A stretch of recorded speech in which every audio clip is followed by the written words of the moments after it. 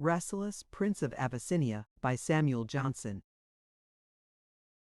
Chapter 1. Dissatisfaction of a Palace in a Valley. Y.E., who listened with credulity to the whispers of fancy and pursue with eagerness the phantoms of hope, who expect that age will perform the promises of youth, and that the deficiencies of the present day will be supplied by the morrow, attend to the history of Rasselas, Prince of Abyssinia. Rasselas was the fourth son of the mighty emperor, in whose dominions the Father of Waters begins his course, whose bounty pours down the streams of plenty, and scatters over the world the harvests of Egypt.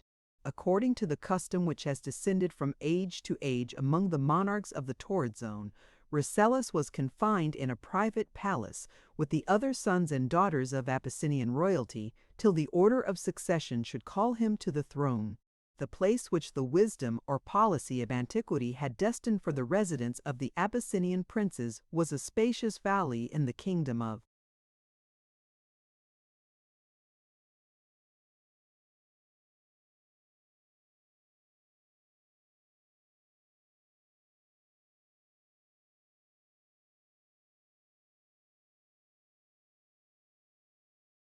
Amhara, surrounded on every side by mountains, of which the summits overhang the middle part.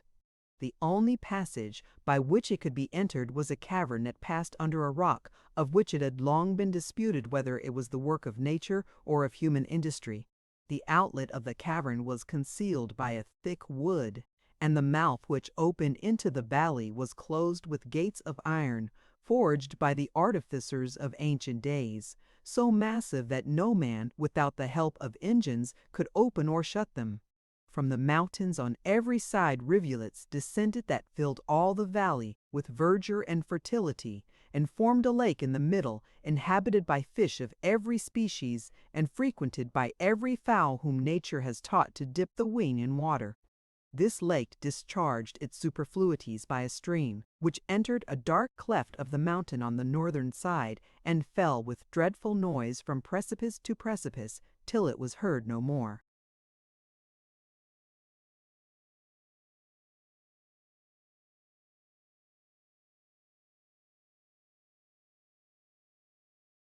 The sides of the mountains were covered with trees. The banks of the brooks were diversified with flowers.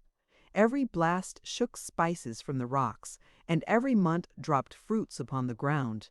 All animals that bite the grass or browse the shrubs, whether wild or tame, wandered in this extensive circuit, secured from beasts of prey by the mountains which confined them. On one part were flocks and herds feeding in the pastures, on another all the beasts of chase frisking in the lawns. The sprightly kid was bounding on the rocks, the subtle monkey frolicking in the trees, and the solemn elephant reposing in the shade. All the diversities of the world were brought together, the blessings of nature were collected, and its evils extracted and excluded. The valley, wide and fruitful, supplied its inhabitants with all the necessaries of life, and all delights and superfluities were added at the annual visit which the emperor paid his children, when the iron gate was opened to the sound of music, and during 8 days everyone that resided in the valley was required to propose whatever might contribute to make seclusion pleasant, to fill up the vacancies of attention, and lessen the tediousness of time. Every desire was immediately granted. All the artifices of pleasure were called to gladden the festivity. The musicians exerted the power of harmony, and the dancers showed their activity before the princes in hopes that they should pass their lives in blissful captivity, to which those only were admitted whose performance was thought able to add novelty to luxury. Such was the appearance of security and delight which this retirement afforded, that they to whom it was new always desired that it might be perpetual. And as those on whom the iron gate had once closed were never suffered to return, the effect of longer experience could not be known. Thus every year produced new scenes of delight and new competitors for imprisonment. The palace stood on an eminence raised about 30 paces above the surface of the lake. It was divided into many squares or courts, built with greater or less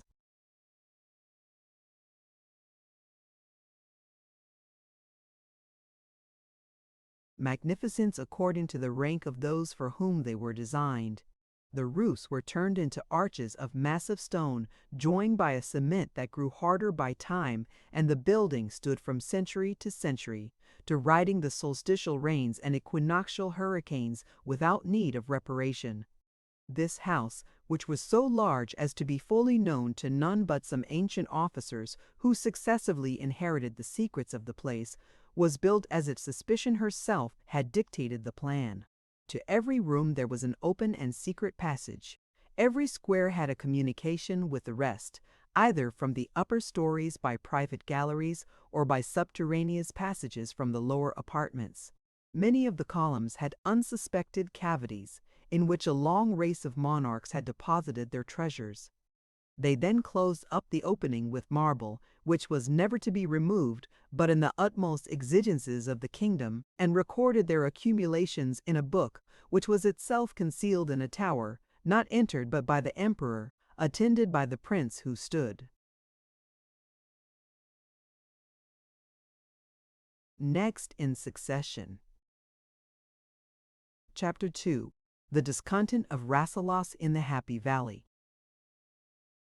Here, the sons and daughters of Abyssinia lived only to know the soft vicissitudes of pleasure and repose, attended by all that were skillful to delight, and gratified with whatever the senses can enjoy.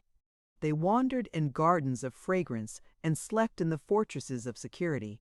Every art was practiced to make them pleased with their own condition. The sages who instructed them told them of nothing but the miseries of public life, and described all beyond the mountains as regions of calamity, where discord was always racing, and where man preyed upon man. To heighten their opinion of their own felicity, they were daily entertained with songs, the subject of which was the Happy Valley. Their appetites were excited by frequent enumerations of different enjoyments, and revelry and merriment were the business of every hour, from the dawn of morning to the close of the evening. These methods were generally successful. Few of the princes had ever wished to enlarge their bounds, but passed their lives in full conviction that they had all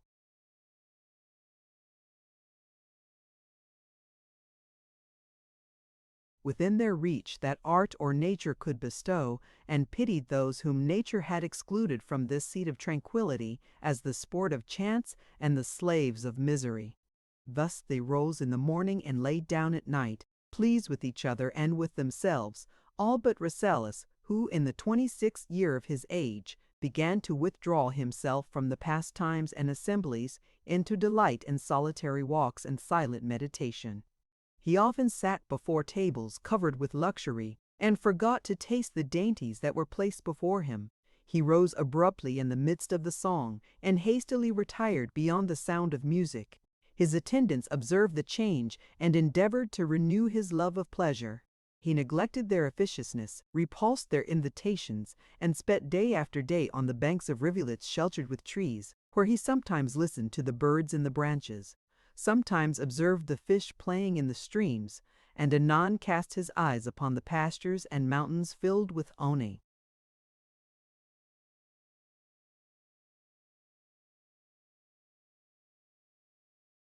animals, of which some were biting the herbage and some sleeping among the bushes. The singularity of his humor made him much observed. One of the sages, in whose conversation he had formerly delighted, followed him secretly in hope of discovering the cause of his disquiet. Rasselas, who knew not that anyone was near him, having for some time fixed his eyes upon the goats that were browsing among the rocks, began to compare their condition with his own. "What," said he, "makes the difference between man and all the rest of the animal creation? Every beast that strays beside me has the same corporal necessities with myself. He is hungry and crops the grass. He is thirsty and drinks the stream. His thirst and hunger are appeased. He is satisfied and sleeps. He rises again and is hungry. He is again fed and is at rest. I am hungry and thirsty like him, but when thirst and hunger cease, I am not at rest. I am, like him, pained with want, but am not, like him, satisfied with fullness. The intermediate hours are tedious and gloomy. I long again to be hungry, that I may again quicken thee."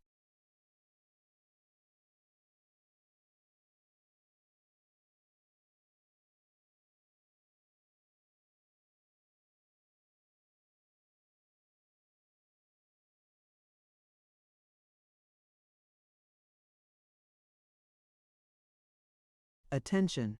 The birds peck the berries or the corn and fly away to the groves, where they sit in seeming happiness on the branches and waste their lives in tuning one unvaried series of sounds. I likewise can call the lutist and the singer, but the sounds that pleased me yesterday weary me today, and will grow yet more wearisome tomorrow. I can discover in me no power of perception which is not glutted with its proper pleasure, yet I do not feel myself delighted. Man surely has some latent sense for which this place affords no gratification, or he has some desire distinct from sense which must be satisfied before he can be happy. After this, he lifted up his head, and seeing the moon rising, walked towards the palace. As he passed through the fields and saw the animals around him, "Ye," said he, "are happy, and need not envy me that walk thus among you, burdened with myself, nor do I, ye gentle beings, envy your felicity, for it is not the felicity of man. I have many distresses from which you are free. I fear pain when I do not."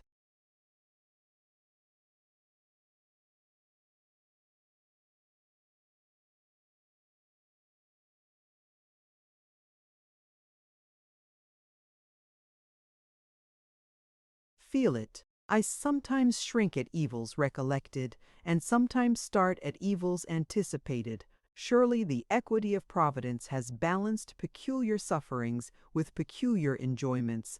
With observations like these, the prince amused himself as he returned, uttering them with a plaintive voice, yet with a look that discovered him to feel some complacence in his own perspicacity, and to receive some solace of the miseries of life from consciousness of the delicacy with which he felt and the eloquence with which he bewailed them. He mingled cheerfully in the diversions of the evening, and all rejoiced to find that his heart was lightened.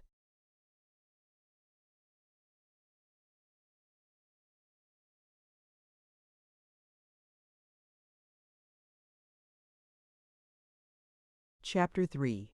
The Wants of Him That Wants Nothing. On the next day, his old instructor, imagining that he had now made himself acquainted with his disease of mind, with an hope of curing it by counsel, and officiously sought an opportunity of conference, which the prince, having long considered him as one whose intellects were exhausted, was not very willing to afford. "Why," said he, "does this man thus intrude upon me? Shall I never be suffered to forget these lectures, which pleased only while they were new, and to become new again must be forgotten?"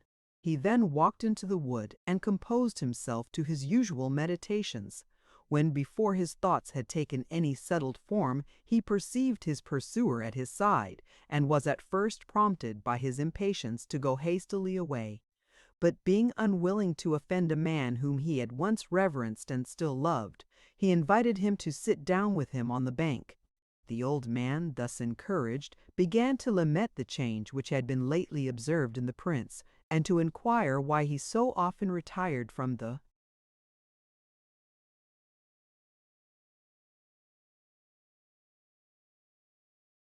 pleasures of the palace to loneliness and silence. "I fly from pleasure," said the prince, "because pleasure has ceased to please. I am lonely because I am miserable, and am unwilling to cloud with my presence the happiness of others." "You, sir," said the sage, "are the first who has complained of misery in the Happy Valley. I hope to convince you that your complaints have no real cause. You are here in full possession of all the Emperor of Abyssinia can bestow. Here is neither labor to be endured nor danger to be dreaded, yet here is all that labor or danger can procure or purchase. Look round and tell me which of your wants is without supply. If you want nothing, how are you unhappy?" "That I want nothing," said the prince, "or that I know not what I want, is the cause of my complaint. If I had any known want, I should have a certain wish. That wish would excite endeavor, and I should not then repine to see the sun move so slowly towards the western mountains, or to lament when the day breaks and sleep will no longer hide me from myself. When I see the kids and the lambs chasing one another, I fancy that I should be happy if I had something to pursue. but possessing all that I can want, I find one day and 1 hour exactly like another, except that the latter is still more tedious than the former. Let your experience inform me how the day may now seem as short as in my childhood, while nature was yet fresh, and every moment showed me what I never had observed before. I have already enjoyed too much. Give me something to desire. The old man was surprised at this new species of affliction, and knew not what to reply, yet was unwilling to be silent. "Sir," said he, "if you had seen the miseries of the world, you would know how to value your present state." "Now," said the prince, "you have given me something to desire. I shall long to see the miseries of the world, since the sight of them is necessary to happiness."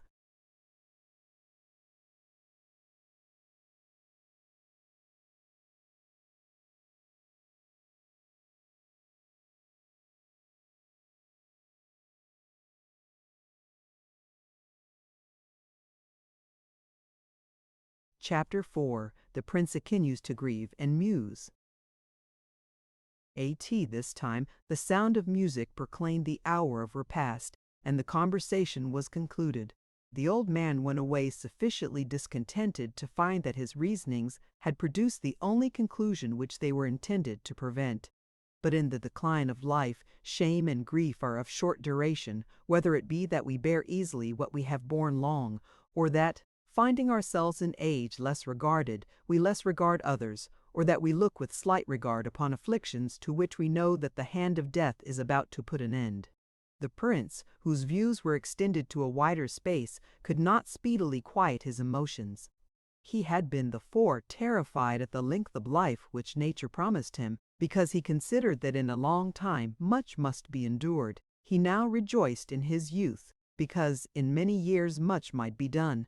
The first beam of hope that had been ever darted into his mind rekindled youth in his cheeks and doubled the luster of his eyes. He was fired with the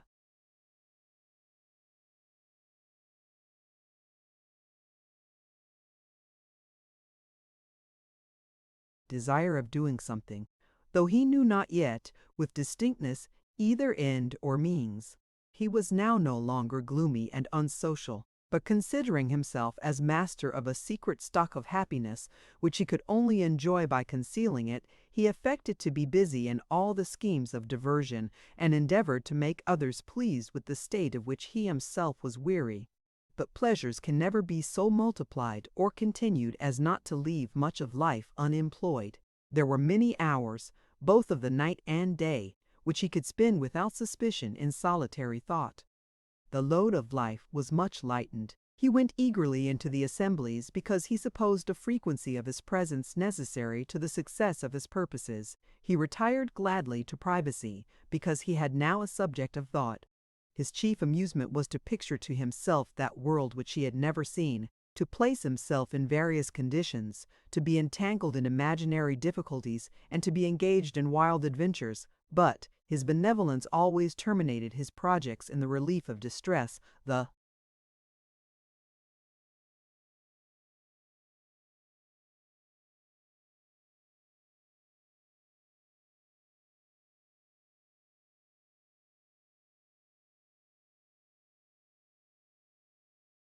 detection of fraud, the defeat of oppression, and the diffusion of happiness.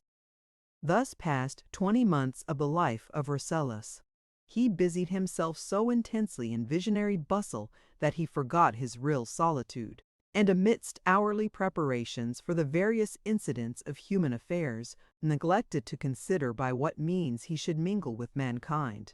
One day, as he was sitting on a bank, he feigned to himself an orphaned virgin robbed of her little portion by a treacherous lover and crying after him for restitution.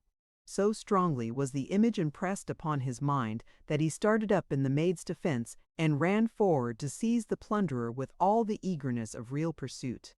Fear naturally quickens the flight of guilt. Rasselas could not catch the fugitive with his utmost efforts, but, resolving to weary by perseverance him whom he could not surpass in speed, he pressed on till the foot of the mountain stopped his course.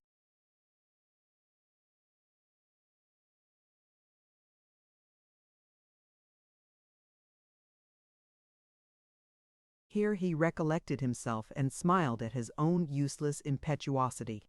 Then raising his eyes to the mountain, "This," said he, "is the fatal obstacle that hinders at once the enjoyment of pleasure and the exercise of virtue. How long is it that my hopes and wishes have flown beyond this boundary of my life, which yet I never have attempted to surmount?" Struck with this reflection, he sat down to muse, and remembered that since he first resolved to escape from his confinement, the sun had passed twice over him in his annual course. He now felt a degree of regret with which he had never been before acquainted.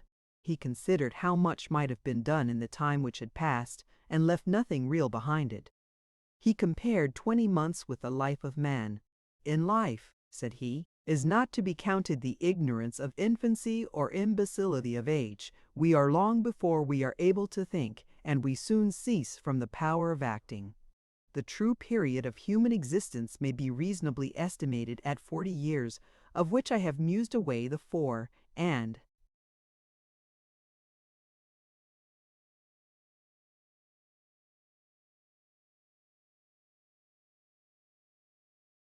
20th part. What I have lost was certain, for I have certainly possessed it, but of 20 months to come, who can assure me?" The consciousness of his own folly pierced him deeply, and he was long before he could be reconciled to himself. "The rest of my time," said he, "has been lost by the crime or folly of my ancestors, and the absurd institutions of my country. I remember it with disgust, yet without remorse. But the months that have passed, since new light darted into my soul, since I formed a scheme of reasonable felicity, have been squandered by my own fault. I have lost that which can never be restored. I have seen the sun rise and set for 20 months, an idle gazer on the light of heaven. In this time the birds have left the nest of their mother and committed themselves to the woods and to the skies. The kid has forsaken the teat, and learned by degrees to climb the rocks in quest of independent sustenance. I only have made no advances, but am still helpless and ignorant. The moon by more than 20 changes admonished me of the flux of life. The stream that rolled before my feet upbraided my inactivity. I sat feasting on intellectual luxury, regardless alike of the examples of the earth and the instructions of the planets. 20 months are past, who shall restore them? These sorrowful meditations fastened upon his mind. He passed 4 months in resolving to lose no more time in idle resolves, and was awakened to more vigorous exertion by hearing a maid, who had broken a porcelain cup, remark that what cannot be repaired is not to be regretted. This was obvious, and Rasselas reproached himself that he had not discovered it, having not known, or not considered, how many useful hints are obtained by chance, and how often the mind, hurried by her own ardor to distant views, neglects the truths that lie open before her. He for a few hours regretted his regret, and from that time bent his whole mind upon the means of escaping from the valley of happiness.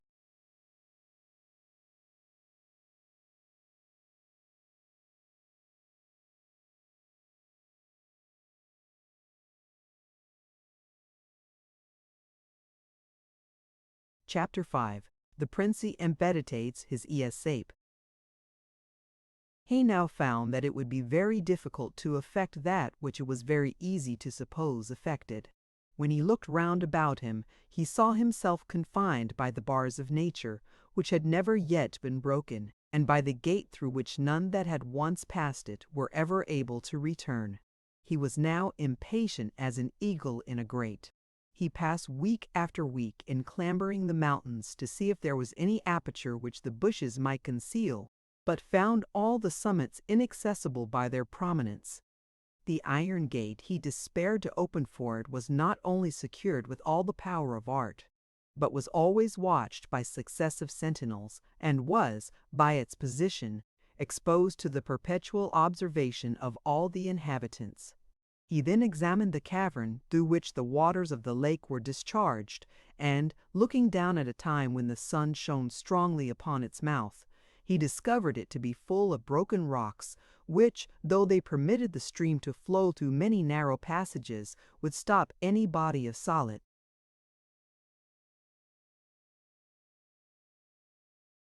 bulk, he returned discouraged and dejected. But having now known the blessing of hope, resolved never to despair. In these fruitless researches he spent 10 months.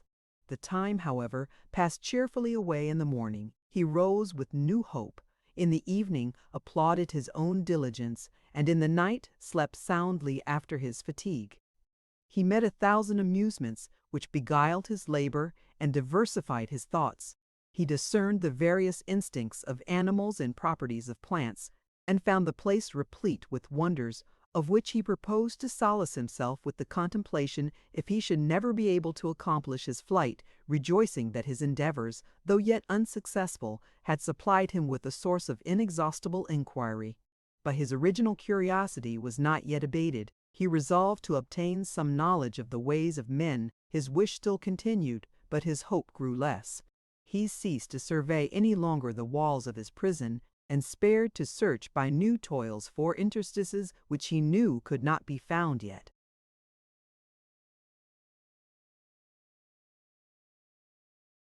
Determined to keep his design always in view and lay hold on any expedient that time should offer. Chapter 6. A dissertation on the art of flying.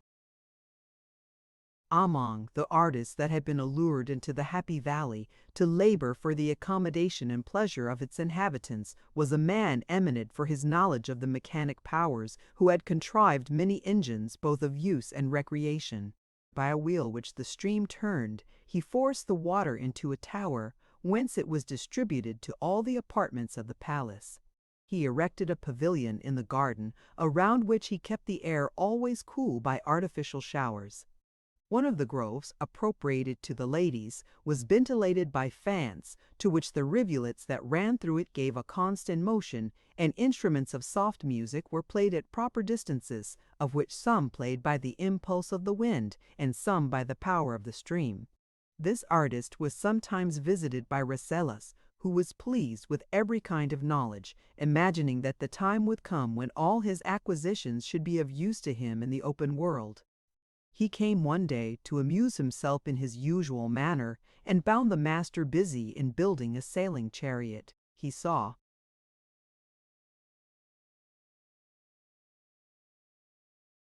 that the design was practicable upon a level surface, and with expressions of great esteem solicited its completion. The workman was pleased to find himself so much regarded by the prince, and resolved to gain yet higher honors. "Sir," said he, "you have seen but a small part of what the mechanic sciences can perform. I have been long of opinion that, instead of the tardy conveyance of ships and chariots, man might use the swifter migration of wings, that the fields of air are open to knowledge, and that only ignorance and idleness need crawl upon the ground." This hint rekindled the prince's desire of passing the mountains. Having seen what the mechanist had already performed, he was willing to fancy that he could do more, yet resolved to inquire further before he suffered hope to afflict him by disappointment. "I am afraid," said he to the artist, "that your imagination prevails over your skill, and that you now tell me rather what you wish than what you know. Every animal has his element assigned him. The birds have the D.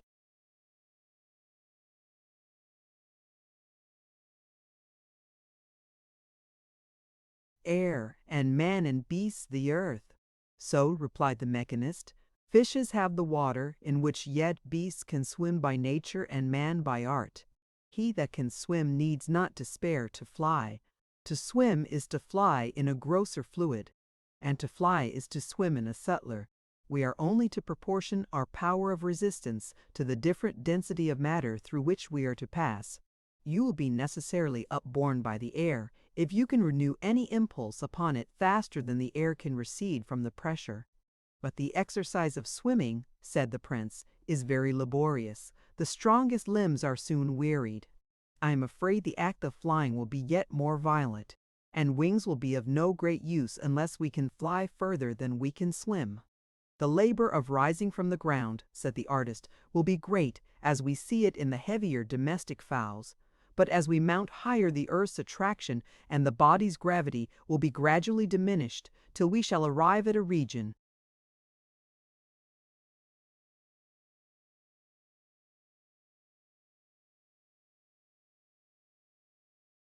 where the man shall float in the air without any tendency to fall. No care will then be necessary, but to move forward, which the gentlest impulse will effect. You, sir, whose curiosity is so extensive, will easily conceive with what pleasure a philosopher, furnished with wings and hovering in the sky, would see the earth and all its inhabitants rolling beneath him, and presenting to him successively, by its diurnal motion, all the countries within the same parallel. How must it amuse the pendent spectator to see the moving scene of land and ocean, cities and deserts, to survey with equal security the marts of trade and the fields of battle, mountains infested by barbarians, and fruitful regions gladdened by plenty and lulled by peace. How easily shall we then trace the Nile through all his passages, pass over to distant regions, and examine the face of nature from one extremity of the earth to the other. All this, said the prince, is much to be desired, but I am afraid that no man will be able to breathe in these regions of speculation and tranquillity. I have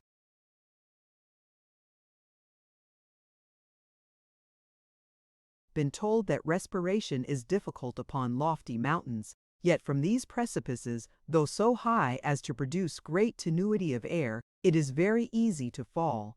Therefore I suspect that from any height where life can be supported, there may be danger of too quick descent. Nothing, replied the artist, will ever be attempted if all possible objections must be first overcome. If you will favor my project, I will try the first flight at my own hazard. I have considered the structure of all volant animals, and find the folding continuity of the bat's wings most easily accommodated to the human form. Upon this model I shall begin my task tomorrow, and in a year expect to tower into the air beyond the malice and pursuit of man. But I will work only on this condition, that the art shall not be divulged, and that you shall not require me to make wings for any but ourselves. Why, said Rasselas, should you envy others so great an advantage, all skill?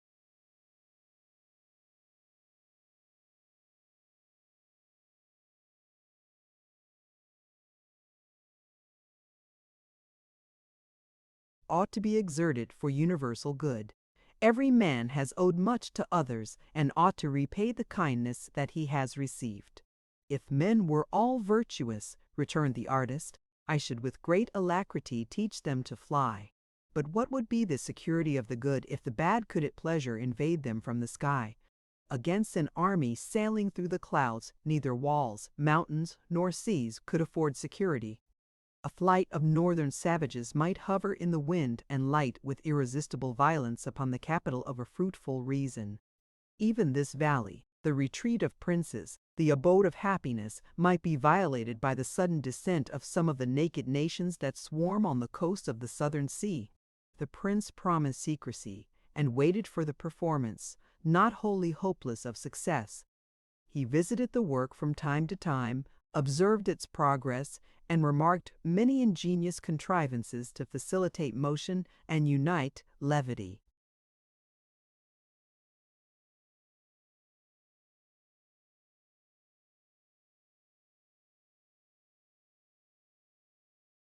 With strength, the artist was every day more certain that he should leave vultures and eagles behind him, and the contagion of his confidence seized upon the prince. In a year the wings were finished, and on a morning appointed the maker appeared, furnished for flight. On a little promontory he waved his pinions awhile to gather air, then leaped from his stand, and in an instant dropped into the lake.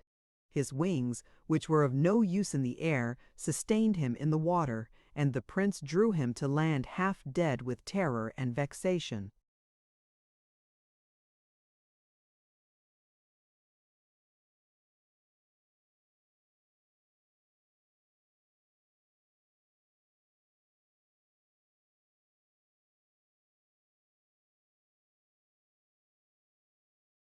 Chapter 7.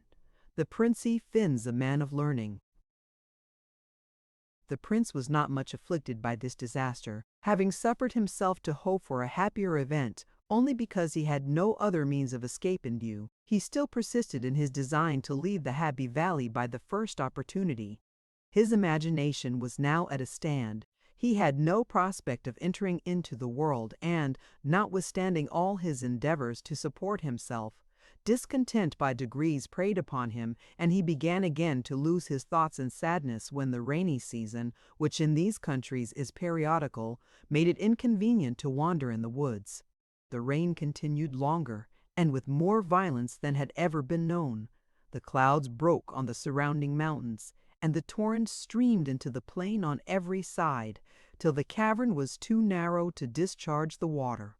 The lake overflowed its banks, and all the level of the valley was covered with the inundation. The eminence on which the palace was built, and some other spots of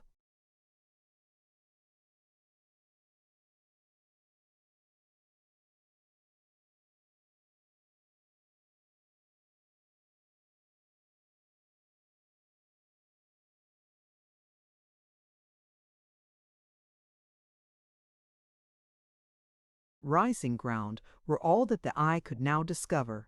The herds and flocks left the pasture, and both the wild beasts and the tame retreated to the mountains. This inundation confined all the princes to domestic amusements, and the attention of Rasselas was particularly seized by a poem which Imlac rehearsed upon the various conditions of humanity. He commanded the poet to attend him in his apartment and recite his verses a second time. Then, entering into familiar talk, he thought himself happy in having found a man who knew the world so well and could so skillfully paint the scenes of life. He asked 1,000 questions about things to which, though common to all other mortals, his confinement from childhood had kept him a stranger. The poet pitied his ignorance and loved his curiosity, and entertained him from day to day with novelty and instruction, so that the prince regretted the necessity of sleep, and longed till the morning should renew his pleasure.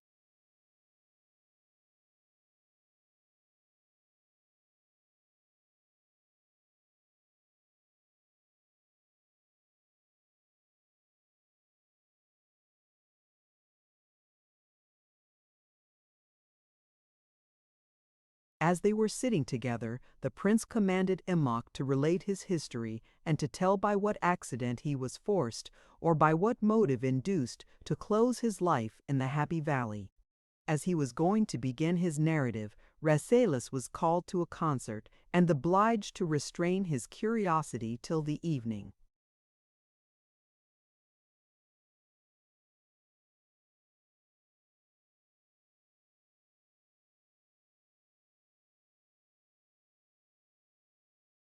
Chapter 8. The History of Imlac. The close of the day is, in the regions of the torrid zone, the only season of diversion and entertainment, and it was therefore midnight before the music ceased and the princesses retired. Rasselas then called for his companion and required him to begin the story of his life. "Sir," said Imlac, "my history will not be long. The life that is devoted to knowledge passes silently away, and is very little diversified by events. To talk in public, to think in solitude, to read and to hear, to inquire and answer inquiries, is the business of a scholar. He wanders about the world without pomp or terror, and is neither known nor valued but by men like himself. I was born in the kingdom of Guayama, at no great distance from the fountain of the Nile. My father was a wealthy merchant who traded between the inland countries of Africa and the ports of the Red Sea. He was honest, frugal, and diligent, but of mean sentiments and narrow comprehension. He desired only to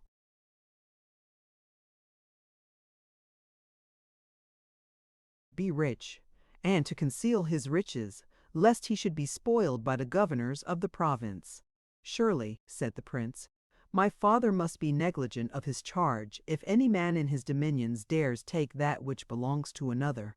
Does he not know that kings are accountable for injustice permitted as well as done?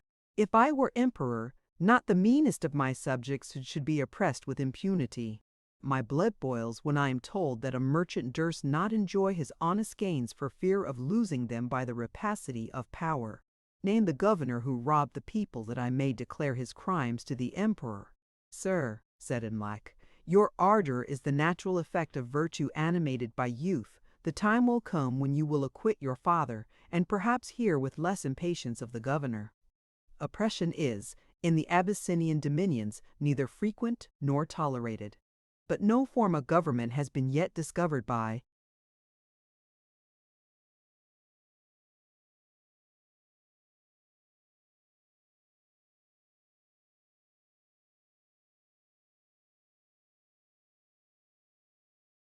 which cruelty can be wholly prevented. Subordination supposes power on one part and subjection on the other, and if power be in the hands of men, it will sometimes be abused.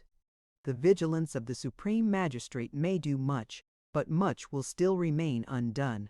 He can never know all the crimes that are committed, and can seldom punish all that he knows. This, said the prince, I do not understand, but I had rather hear thee than dispute. Continue thy narration. My father, proceeded Imlac, originally intended that I should have no other education than such as might qualify me for commerce, and discovering in me great strength of memory and quickness of apprehension, often declared his hope that I should be sometime the richest man in Abyssinia. Why, said the prince, did thy father desire the increase of his wealth when it was already greater than he durst discover or enjoy? I am unwilling to doubt thy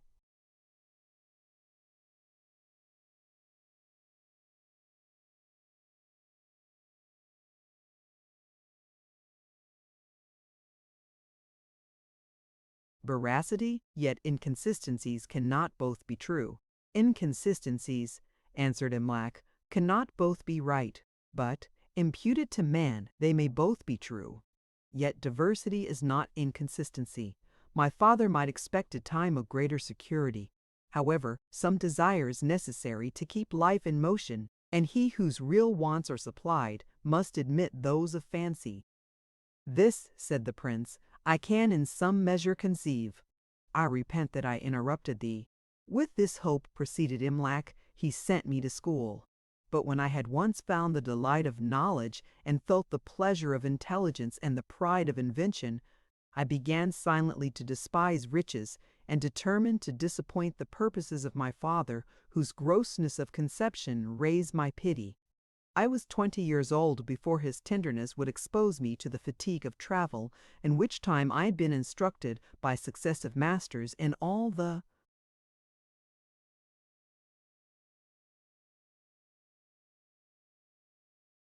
literature of my native country. As every hour taught me something new, I lived in a continual course of gratification, but as I advanced towards manhood, I lost much of the reverence with which I had been used to look on my instructors, because when the lessons were ended, I did not find them wiser or better than common men. At length my father resolved to initiate me in commerce, and, opening one of his subterranean treasuries, counted out 10,000 pieces of gold. This, young man, said he, is the stock with which you must negotiate. I began with less than a fifth part, and you see how diligence and parsimony have increased it. This is your own, to waste or improve. If you squander it by negligence or caprice, you must wait for my death before you will be rich.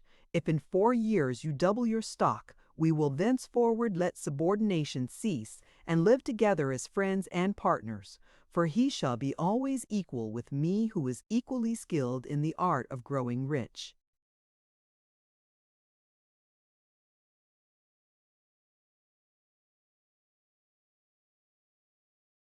We laid out our money upon camels, concealed in bales of cheap goods, and traveled to the shore of the Red Sea. When I cast my eye on the expansive waters, my heart bounded, like that of a prisoner escaped. I felt an inextinguishable curiosity kindle in my mind, and resolved to snatch this opportunity of seeing the manners of other nations and of learning sciences unknown in Abyssinia. I remembered that my father had obliged me to the improvement of my stock, not by a promise, which I ought not to violate, but by a penalty, which I was at liberty to incur, and therefore determined to gratify my predominant desire, and, by drinking at the fountain of knowledge, to quench the thirst of curiosity. As I was supposed to trade without connection with my father, it was easy for me to become acquainted with the master of a ship and procure a passage to some other country. I had no motives of choice to regulate my voyage. It was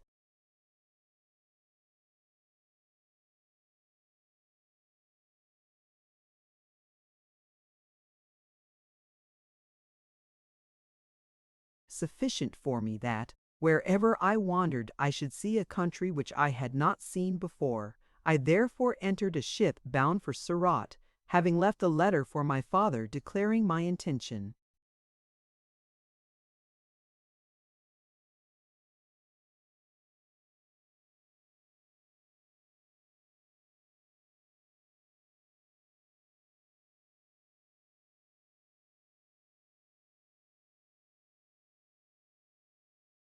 Chapter 9. The History of Imelak, continued.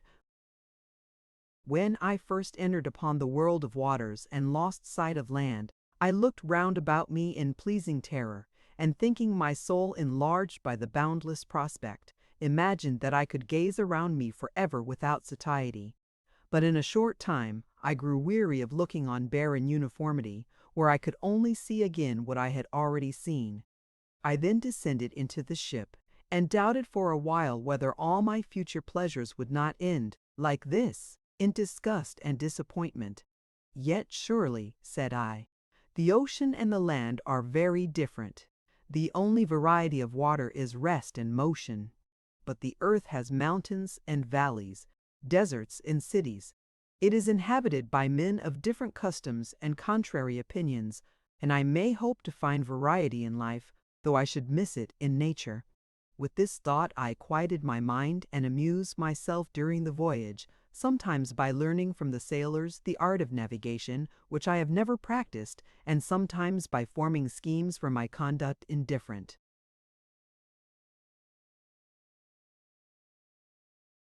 Situations, in not one of which I have been ever placed.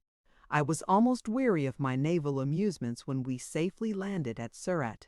I secured my money and, purchasing some commodities for show, joined myself to a caravan that was passing into the inland country. My companions, for some reason or other, conjecturing that I was rich, and, by my inquiries and admiration, finding that I was ignorant, considered me as a novice whom they had a right to cheat, and who was to learn, at the usual expense, the art of fraud. They exposed me to the theft of servants and the exaction of officers, and saw me plundered upon false pretenses, without any advantage to themselves, but that of rejoicing in the superiority of their own knowledge.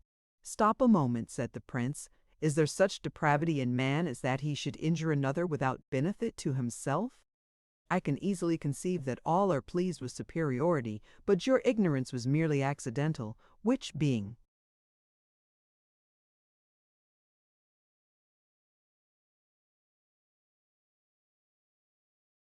neither your crime nor your folly could afford them no reason to applaud themselves, and the knowledge which they had and which you wanted, they might as effectually have shown by warning as betraying you. Pride, said Imlac, is seldom delicate.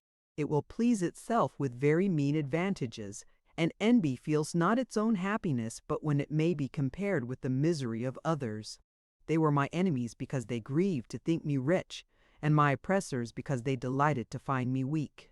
Proceed, said the prince. I doubt not of the facts which you relate, but imagine that you impute them to mistaken motives.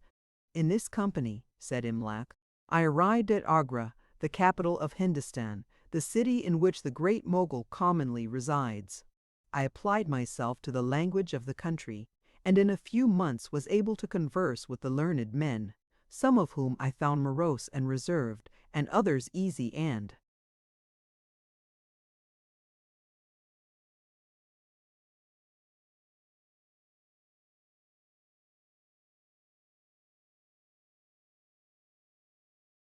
communicative. Some were unwilling to teach another what they had with difficulty learned themselves, and some showed that the end of their studies was to gain the dignity of instructing.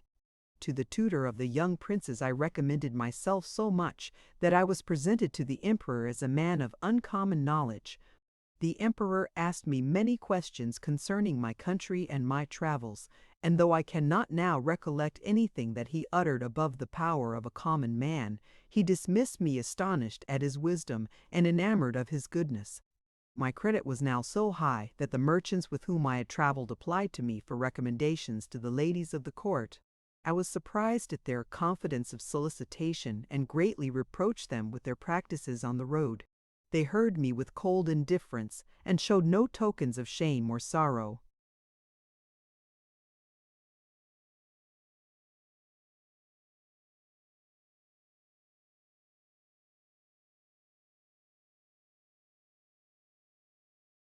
They then urged their request with the offer of a bribe, but what I would not do for kindness, I would not do for money, and refused them, not because they had injured me, but because I would not enable them to injure others, for I knew they would have made use of my credit to cheat those who should buy their wares. Having resided at Agra till there was no more to be learned, I traveled into Persia, where I saw many remains of ancient magnificence and observed many new accommodations of life. The Persians are a nation eminently social, and their assemblies afforded me daily opportunities of remarking characters and manners and of tracing human nature through all its variations. From Persia I passed into Arabia, where I saw a nation pastoral and warlike, who lived without any settled habitation, whose wealth is their flocks and herds, and who have carried on through ages an hereditary war with mankind, though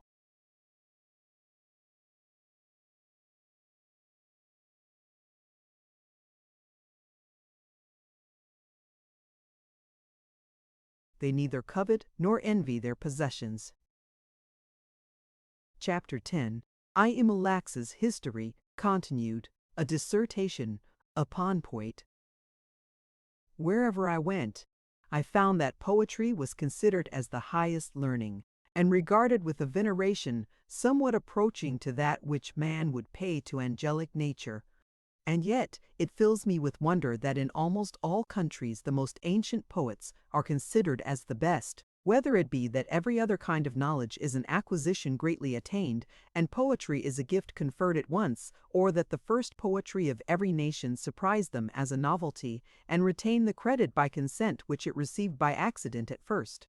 Or whether, as the province of poetry is to describe nature and passion, which are always the same, the first writers of proets from Albages, after the tweaks. Whatever be the reason, it is commonly observed that the early writers are in possession of nature, and their followers of art, that the first excel in strength and invention, and the latter in elegance, and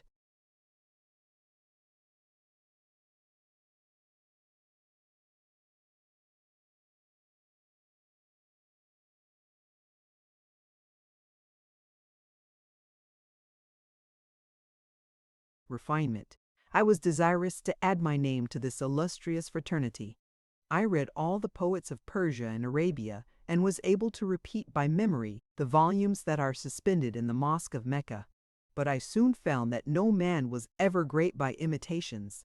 My desire of excellence impelled me to transfer my attention to nature and to life. Nature was to be my subject, and men to be my auditors.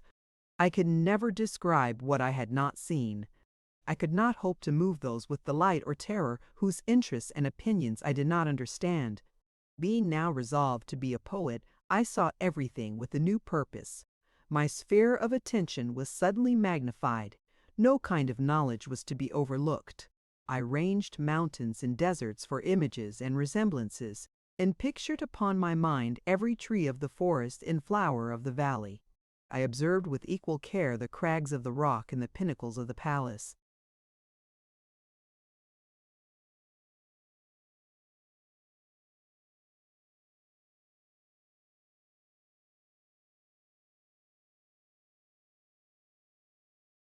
Sometimes I wandered along the mazes of the rivulet, and sometimes watched the changes of the summer clouds. To a poet, nothing can be useless.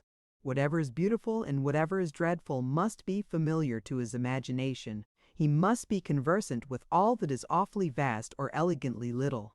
The plants of the garden, the animals of the wood, the minerals of the earth, and meteors of the sky, must all concur to store his mind with inexhaustible variety, for every idea is useful for the enforcement or decoration of moral or religious truth, and he who knows most will have most power of diversifying his scenes and of gratifying his reader with remote allusions and unexpected instruction.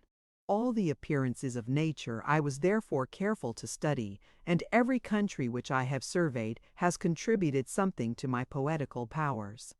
In so wide a survey, said the prince, you must surely have left much.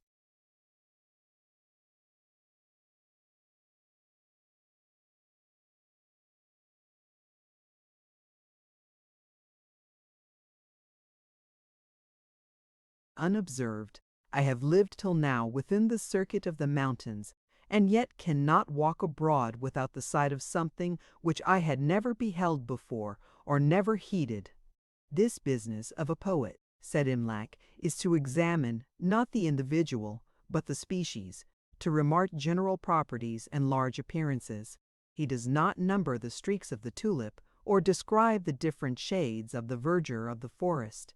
He is to exhibit in his portraits of nature such prominent and striking features as recall the original to every mind, and must neglect the minuter discriminations which one may have remarked and another have neglected, for those characteristics which are alike obvious to vigilance and carelessness. But the knowledge of nature is only half the task of a poet. He must be acquainted likewise with all the modes of life. His character requires that he estimate the happiness and misery of every condition, observe the power of all.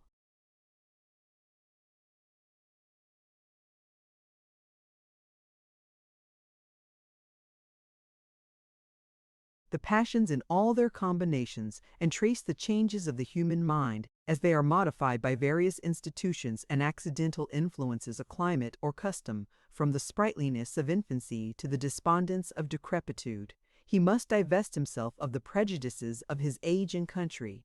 He must consider right and wrong in their abstracted and invariable state. He must disregard present laws and opinions, and rise to general and transcendental truths which will always be the same.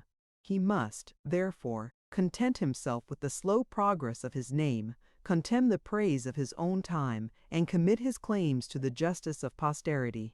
He must write as the interpreter of nature and the legislator of mankind, and consider himself as presiding over the thoughts and manners of future generations, as a being superior to time and place. His labor is not yet at an end.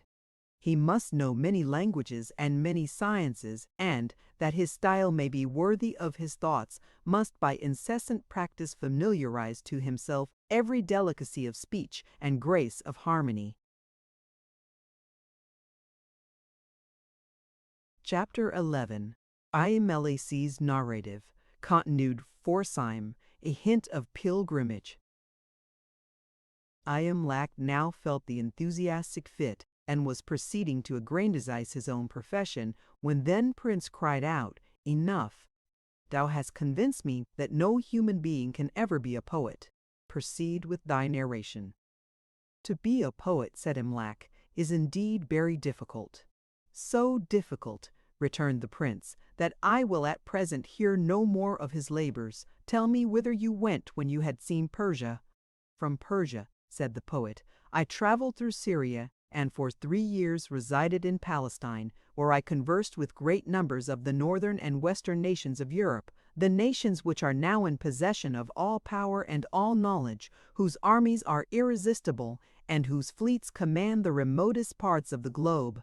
When I compared these men with the natives of our own kingdom and those that surround us, they appeared almost another order of beings. In their countries it is difficult to wish for anything that may not be.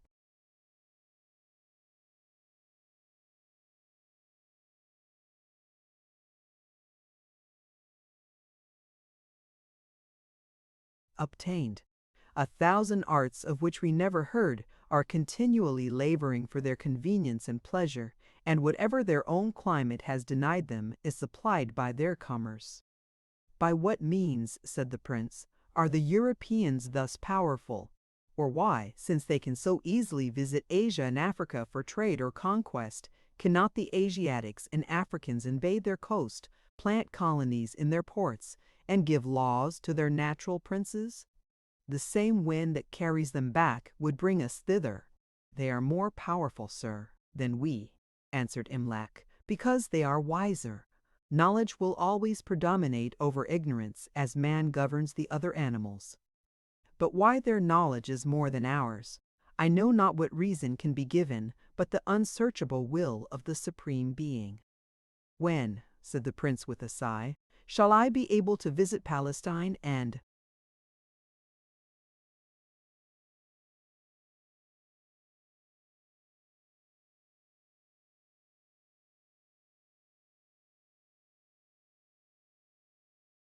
mingle with this mighty confluence of nations?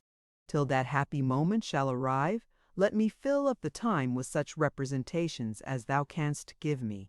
I am not ignorant of the motive that assembles such numbers in that place, and cannot but consider it as the center of wisdom and piety, to which the best and wisest men of every land must be continually resorting. There are some nations, said Imlac, that send few visitants to Palestine, for many numerous and learned sects in Europe concur to censure pilgrimage as superstitious, or deride it as ridiculous. You know, said the prince, how little my life has made me acquainted with diversity of opinions. It will be too long to hear the arguments on both sides. You, that have considered them, tell me the result.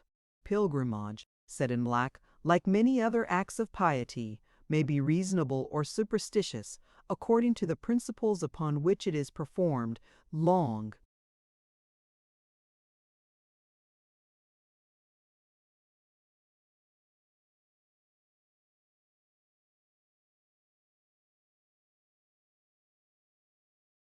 journeys in search of truth are not commanded.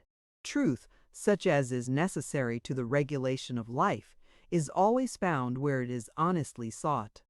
Change of place is no natural cause of the increase of piety, for it inevitably produces dissipation of mind.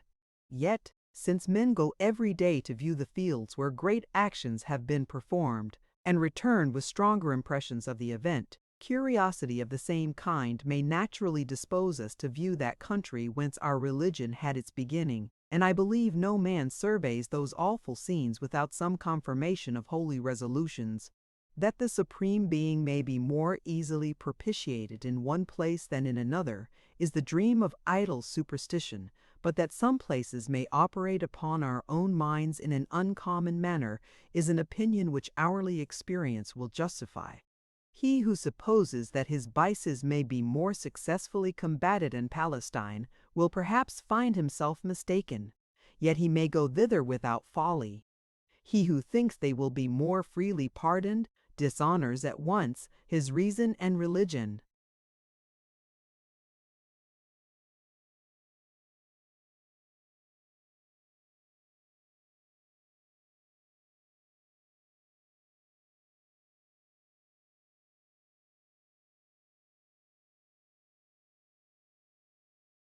These, said the prince, are European distinctions.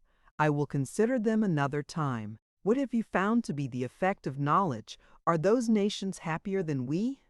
There is so much infelicity, said the poet, in the world, that scarce any man has leisure from his own distresses to estimate the comparative happiness of others. Knowledge is certainly one of the means of pleasure, as is confessed by the natural desire which every mind feels of increasing its ideas. Ignorance is mere privation by which nothing can be produced. It is a vacuity in which the soul sits motionless and torpid for want of attraction, and, without knowing why, we always rejoice when we learn and grieve when we forget. I am therefore inclined to conclude that if nothing counteracts the natural consequence of learning, we grow more happy as our minds take a wider range. In enumerating the particular comforts of life, we shall find many advantages.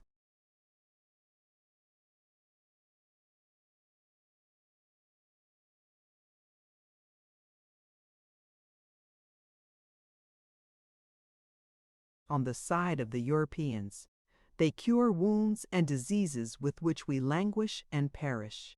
We suffer inclemencies of weather which they can obviate. They have engines for the dispatch of many laborious works, which we must perform by manual industry. There is such communication between distant places that one friend can hardly be said to be absent from another. Their policy removes all public inconveniences. They have roads cut through the mountains and bridges laid over their rivers. And, if we descend to the privacies of life, their habitations are more commodious, and their possessions are more secure.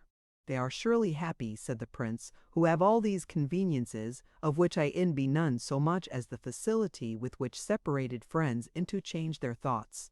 The Europeans, answered Imlac, are less unhappy than we, but they are not happy. Human life is everywhere a state in which much is to be endured and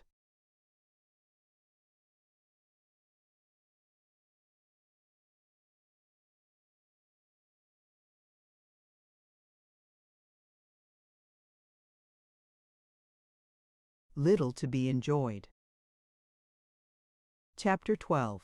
The Story of Imlac Knighted. I am not willing, said the prince, to suppose that happiness is so parsimoniously distributed to mortals, nor can I believe but that if I had the choice of life, I should be able to fill every day with pleasure.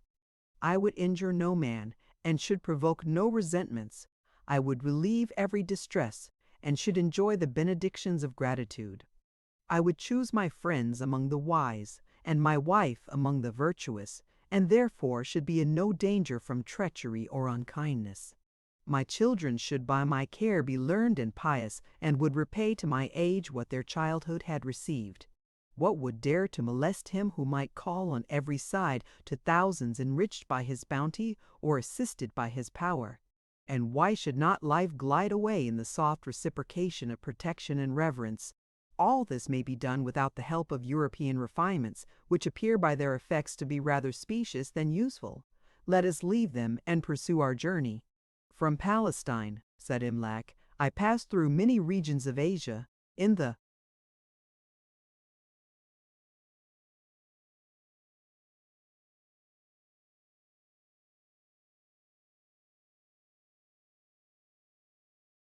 more civilized kingdoms as a trader, and among the barbarians of the mountains as a pilgrim. At last I began to long for my native country, that I might repose after my travels and fatigues in the places where I had spent my earliest years, and gladden my old companions with the recital of my adventures. Often did I figure to myself those with whom I had sported away the gay hours of dawning life, sitting round me in its evening wondering at my tales and listening to my counsels. When this thought had taken possession of my mind, I considered every moment as wasted which did not bring me nearer to Abyssinia. I hastened into Egypt, and notwithstanding my impatience, was detained 10 months in the contemplation of its ancient magnificence and in inquiries after the remains of its ancient learning. I found in Cairo a mixture of all nations, some brought thither by the love of knowledge, some by the hope of gain, many by the desire of living after their own manner without observation and of lying hid in the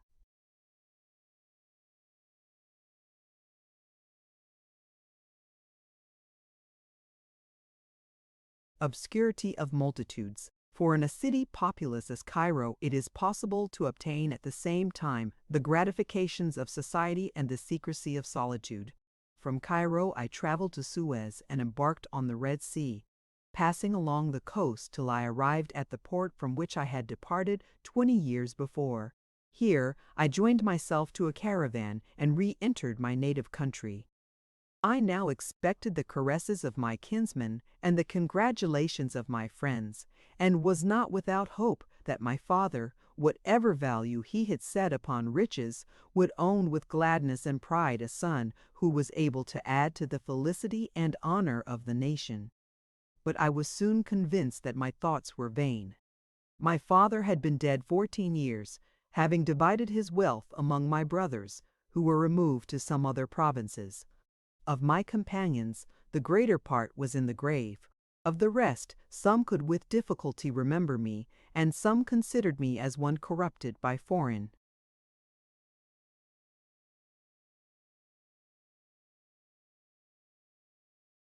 manners. A man used to vicissitudes is not easily dejected. I forgot after a time my disappointment and endeavored to recommend myself to the nobles of the kingdom. They admitted me to their tables, heard my story, and dismissed me. I opened a school and was prohibited to teach. I then resolved to sit down in the quiet of domestic life, and addressed a lady that was fond of my conversation but rejected my suit because my father was a merchant.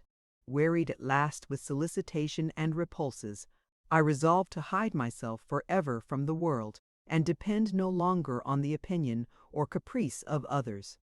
I waited for the time when the gate of the happy valley should open, that I might bid farewell to hope and fear. The day came, my performance was distinguished with favor, and I resigned myself with joy to perpetual confinement. "Hast thou here found happiness at last?" said Rasselas. "Tell me without."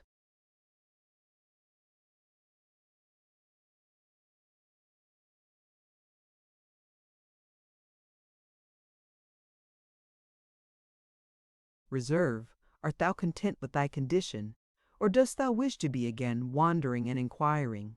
All the inhabitants of this valley celebrate their lot, and at the annual visit of the emperor invite others to partake of their felicity. "Great prince," said Imlac, "I shall speak the truth. I know not one of all your attendants who does not lament the hour when he entered this retreat. I am less unhappy than the rest, because I have a mind replete with images which I can vary and combine at pleasure. I can amuse my solitude by the renovation of the knowledge which begins to fade from my memory, and by recollection of the accidents of my past life. Yet all this ends in the sorrowful consideration that my acquirements are now useless, and that none of my pleasures can be again enjoyed. The rest, whose minds have no impression but of the present moment, are either corroded by malignant passions or sit stupid in the gloom of perpetual vacancy."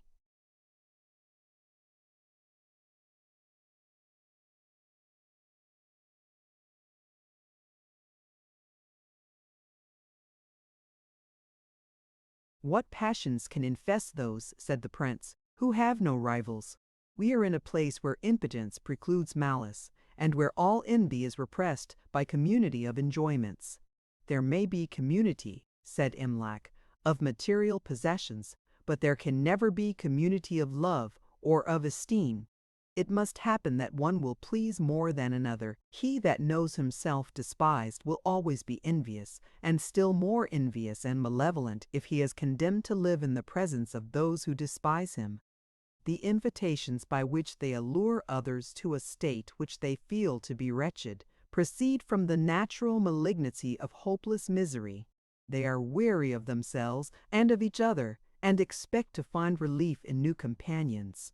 They envy the liberty which their folly has forfeited, and would gladly see all mankind imprisoned like themselves. From this crime, however, I am wholly free. No man can say that he is.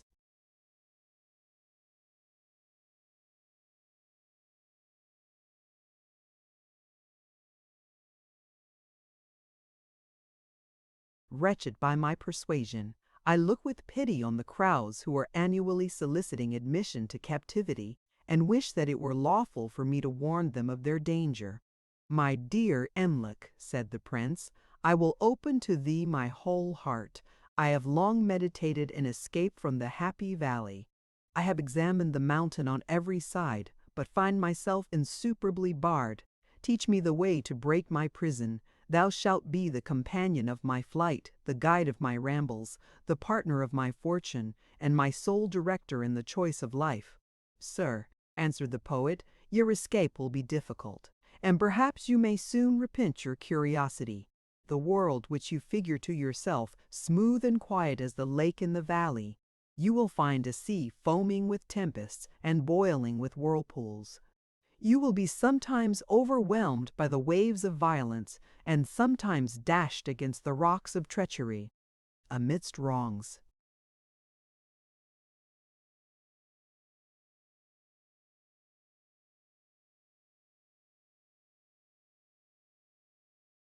and frauds, competitions, and anxieties, you will wish 1,000 times for these seats of quiet and willingly quit hope to be free from fear. Do not seek to deter me from my purpose, said the prince. I am impatient to see what thou hast seen, and since thou art thyself weary of the valley, it is evident that thy former state was better than this. Whatever be the consequence of my experiment, I am resolved to judge with mine own eyes of the various conditions of men, and then to make deliberately my choice of life.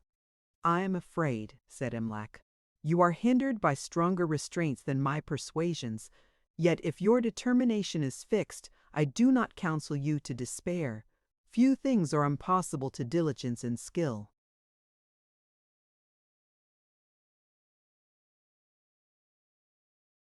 Chapter 13. Rasselas discovers the means of escape. The prince now dismissed his favorite to rest, but the narrative of wonders and novelties filled his mind with perturbation. He revolved all that he had heard, and prepared innumerable questions for the morning. Much of his uneasiness was now removed. He had a friend to whom he could impart his thoughts, and whose experience could assist him in his designs. His heart was no longer condemned to swell with silent vexation. He thought that even the happy valley might be endured with such a companion, and that if they could range the world together, he should have nothing further to desire. In a few days the water was discharged and the ground dried. The prince and Imlac then walked out together, to converse without the notice of the rest. The prince, whose thoughts were always on the wing as he passed by the gate, said, with a countenance of sorrow, "Why art thou so strong, and why is man so weak?"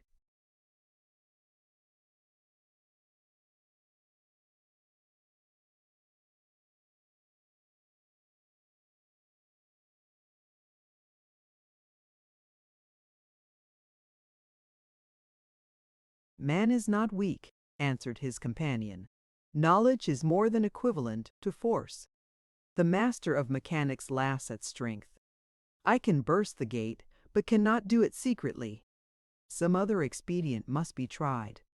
As they were walking on the side of the mountain, they observed that the conies, which the rain had driven from their burrows, had taken shelter among the bushes and formed holes behind them tending upwards in an oblique line. "It has been the opinion of antiquity," said Imlac, "that human reason borrowed many arts from the instinct of animals. Let us, therefore, not think ourselves degraded by learning from the coney. We may escape by piercing the mountain in the same direction. We will begin where the summit hangs over the middle part, and labor upward till we shall issue out beyond the prominence." The eyes of the prince, when he heard this proposal, sparkled with joy. The execution was easy, and the success certain.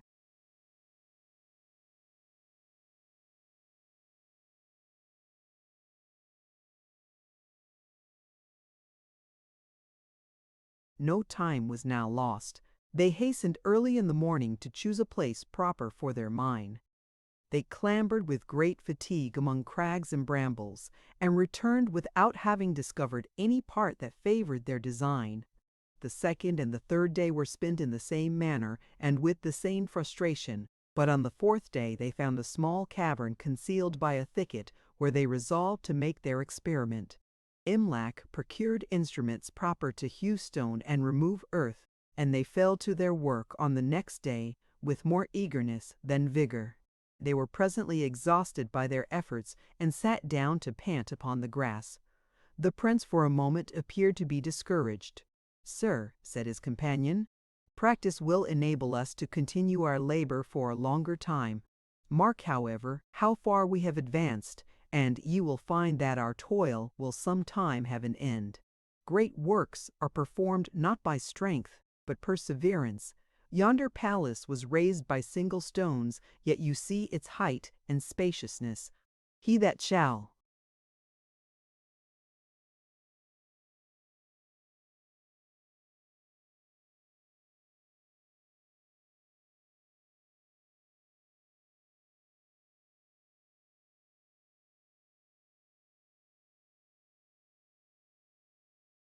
Walk with vigor 3 hours a day will pass in 7 years a space equal to the circumference of the globe. They returned to their work day after day, and in a short time found a fissure in the rock, which enabled them to pass far with very little obstruction. This Rasselas considered as a good omen. "Do not disturb your mind," said Imlac, "with other hopes or fears than reason may suggest. If you are pleased with the prognostics of good, you will be terrified likewise with tokens of evil, and your whole life will be a prey to superstition.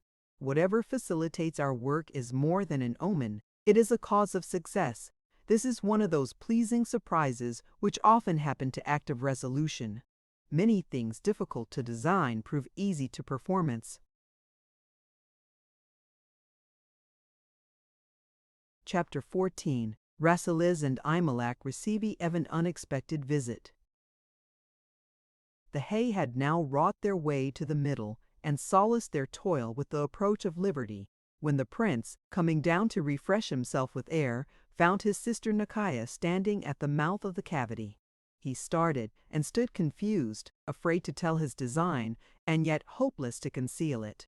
A few moments determined him to repose on her fidelity and secure her secrecy by a declaration without reserve. "Do not imagine," said the princess, "that I came hither as a spy. I had long observed from my window that you and Imlac directed your walk every day towards the same point. But I did not suppose you had any better reason for the preference than a cooler shade or more fragrant bank, nor followed you with any other design than to partake of your conversation. Since then, not suspicion but fondness has detected you. Let me not lose the advantage of my discovery. I am equally weary of confinement with yourself, and not less desirous of knowing what is done or suffered in the world. Permit me to fly with you from this."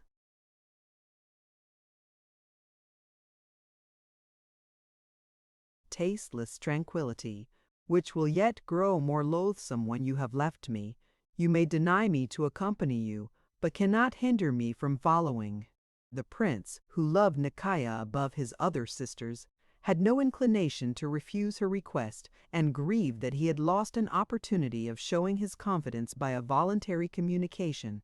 It was therefore agreed that she should leave the valley with them, and that in the meantime she should watch, lest any other straggler should, by chance or curiosity, follow them to the mountain. At length their labor was at an end. They saw light beyond the prominence, and issuing to the top of the mountain, beheld the Nile, yet a narrow current wandering beneath them. The prince looked round with rapture, anticipated all the pleasures of travel, and in thought was already transported beyond his father's dominions. Imlac,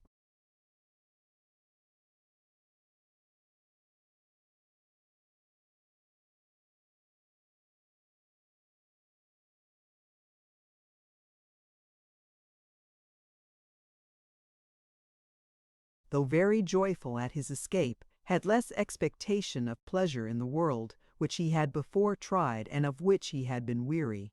Rasselas was so much delighted with a wider horizon that he could not soon be persuaded to return into the valley.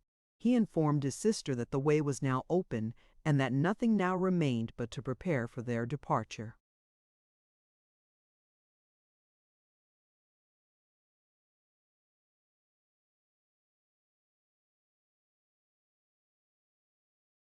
Chapter 15. The Princey and Princess leave the valley and see many wonders.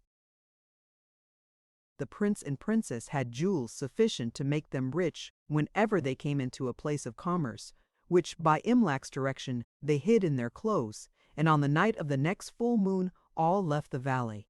The princess was followed only by a single favorite who did not know whither she was going. They clambered through the cavity and began to go down on the other side. The princess and her maid turned their eyes toward every part, and seeing nothing to bound their prospect, considered themselves in danger of being lost in a dreary vacuity. They stopped and trembled. "I am almost afraid," said the princess, "to begin a journey of which I cannot perceive an end, and to venture into this immense plain where I may be approached on every side by men whom I never saw." The prince felt nearly the same emotions, though he thought it more manly to conceal them.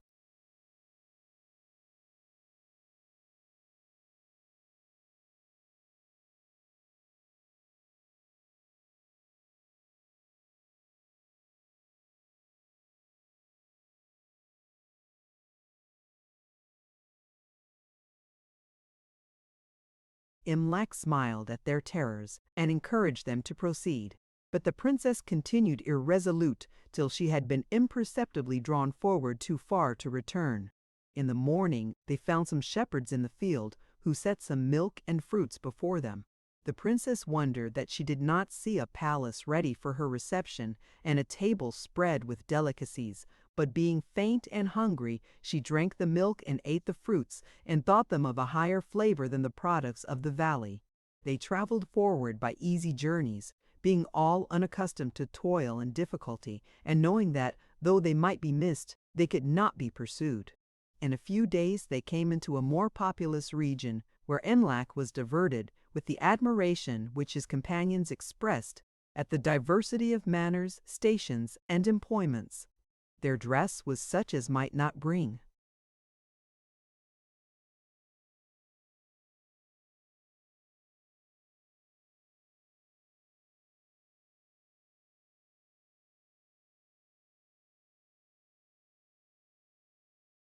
upon them the suspicion of having anything to conceal. Yet the prince, wherever he came, expected to be obeyed, and the princess was frighted, because those who came into her presence did not prostrate themselves. Imlac was forced to observe them with great vigilance, lest they should betray their rank by their unusual behavior, and detained them several weeks in the first village to accustom them to the sight of common mortals. By degrees the royal wanderers were taught to understand that they had for a time laid aside their dignity, and were to expect only such regard as liberality and courtesy could procure. And Imlac, having by many admonitions prepared them to endure the tumults of a port and the ruggedness of the commercial race, brought them down to the sea coast.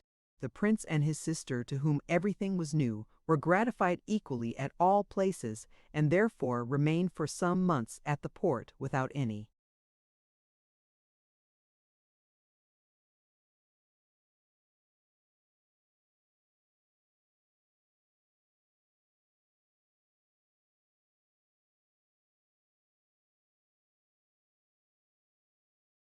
inclination to pass further. Imlac was content with their stay, because he did not think it safe to expose them, unpractised in the world, to the hazards of a foreign country. At last he began to fear lest they should be discovered, and proposed to fix a day for their departure. They had no pretensions to judge for themselves, and referred the whole scheme to his direction. He therefore took passage in a ship to Suez, and, when the time came, with great difficulty, prevailed on the princess to enter the vessel. They had a quick and prosperous voyage, and from Suez traveled by land to Cairo.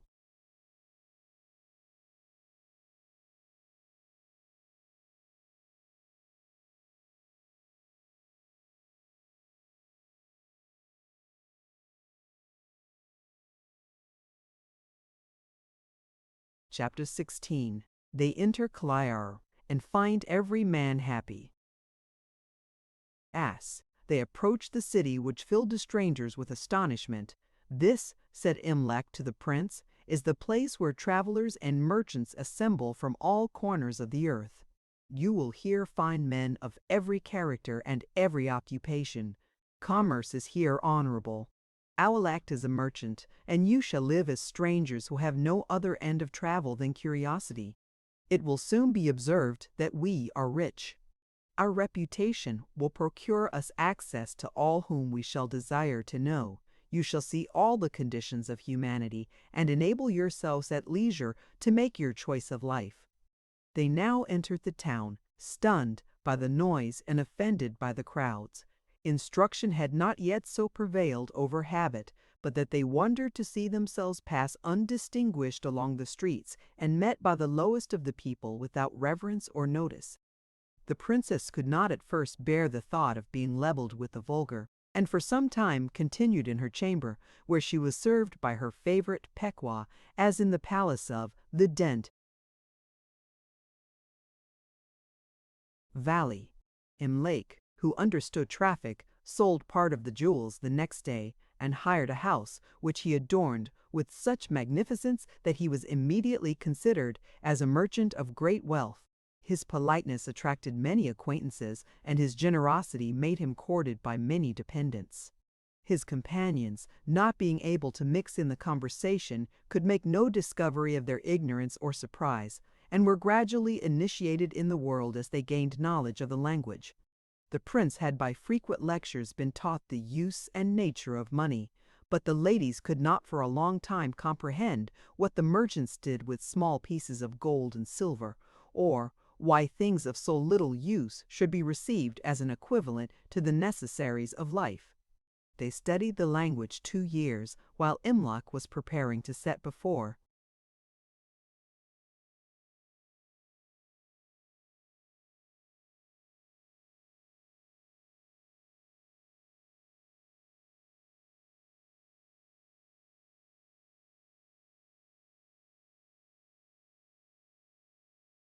them the various ranks and conditions of mankind. He grew acquainted with all who had anything uncommon in their fortune or conduct. He frequented the voluptuous and the frugal, the idle and the busy, the merchants and the men of learning. The prince, now being able to converse with fluency, and having learned the caution necessary to be observed in his intercourse with strangers, began to accompany Imlac to places of resort and to enter into all assemblies that he might make his choice of life. For some time he thought choice needless, because all appeared to him really happy. Wherever he went he met gaiety and kindness, and heard the song of joy or the laugh of carelessness. He began to believe that the world overflowed with universal plenty, and that nothing was withheld either from want or merit, that every hand showered liberality and every heart melted with benevolence, and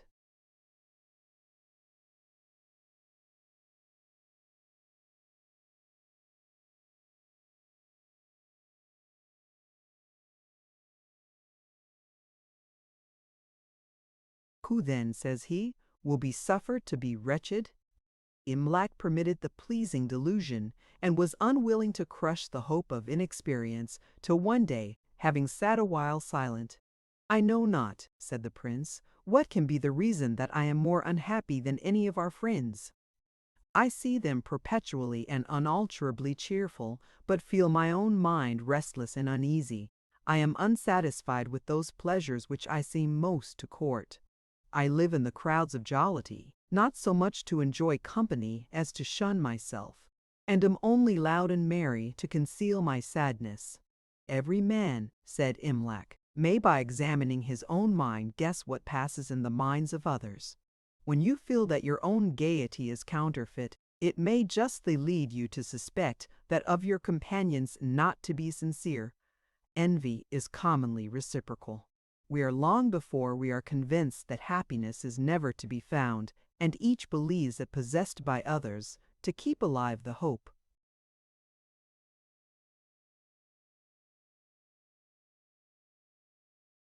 of obtaining it for himself. In the assembly where you passed the last night there appeared such sprightliness of air and volatility of fancy as might have suited beings of a higher order, formed to inhabit serener regions, inaccessible to care or sorrow. Yet, believe me, Prince, was there not one who did not dread the moment when solitude should deliver him to the tyranny of reflection? This, said the prince, may be true of others, since it is true of me. Yet, whatever be the general infelicity of man, one condition is more happy than another, and wisdom surely directs us to take the least evil in the choice of life. The causes of good and evil, answered Imlac, are so various and uncertain, so often entangled with each other, so diversified by various relations, and so much subject to accidents which cannot be foreseen, that he who would fix his condition upon incontestable reasons of preference must live and die inquiring.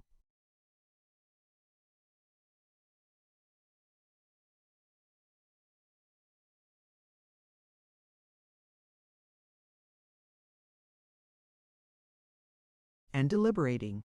But surely, said Rasselas, the wise men to whom we listen with reverence and wonder chose that mode of life for themselves which they thought most likely to make them happy. Very few, said the poet, live by choice. Every man is placed in the present condition by causes which acted without his foresight. and with which he did not always willingly cooperate, and therefore you will rarely meet one who does not think the lot of his neighbor better than his own. I am pleased to think, said the prince, that my birth has given me at least one advantage over others by enabling me to determine for myself. I have here the world before me. I will review it at leisure. Surely happiness is somewhere to be found.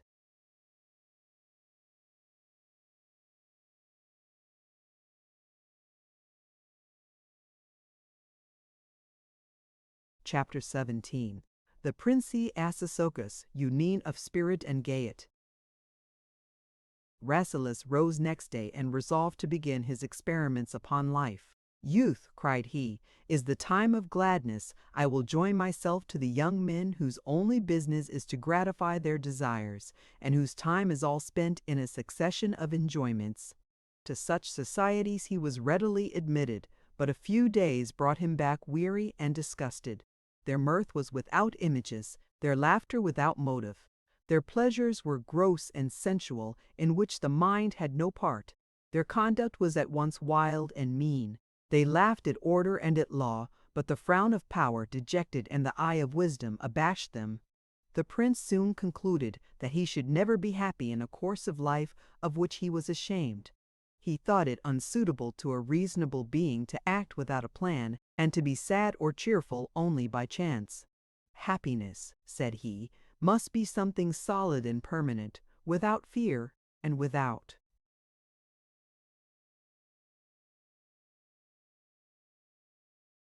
uncertainty. But his young companions had gained so much of his regard by their frankness and courtesy, that he could not leave them without warning and remonstrance. My friends, said he, I have seriously considered our manners and our prospects, and find that we have mistaken our own interest. The first years of man must make provision for the last. He that never thinks never can be wise. Perpetual levity must end in ignorance, and intemperance, though it may fire the spirits for an hour, will make life short or miserable. Let us consider that youth is of no long duration, and that a mature age, when the enchantments of fancy shall cease, and phantoms of delight dance no more about us, we shall have no comforts but the esteem of wise men and the means of doing good.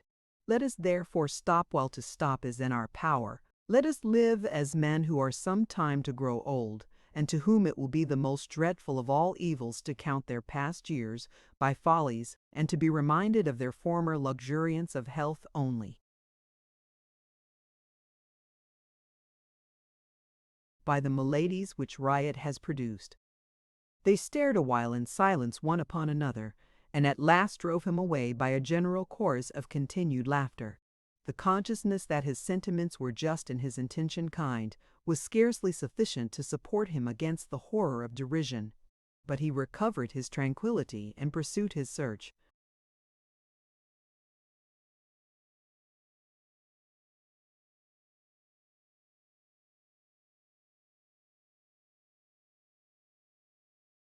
Chapter 18. The Prince finds a wise and happy man. As he was one day walking in the street, he saw a spacious building which all were by the open doors invited to enter. He followed the stream of people, and found it a hall or school of declamation, in which professors read lectures to their auditory. He fixed his eye upon a sage raised above the rest, who discoursed with great energy on the government of the passions. His look was venerable, his action graceful, his pronunciation clear, and his diction elegant. He showed with great strength of sentiment and variety of illustration that human nature is degraded and debased when the lower faculties predominate over the higher, that when fancy, the parent of passion, usurps the dominion of the mind, nothing ensues but the natural effect of unlawful government, perturbation, and confusion, that she betrays the fortresses of the intellect to rebels and excites her children to sedition against their lawful sovereign. He compared reason to the sun, of which the light is constant, uniform, and lasting, and fancy to a meteor of bright but transitory luster, irregular in its motion and delusive in its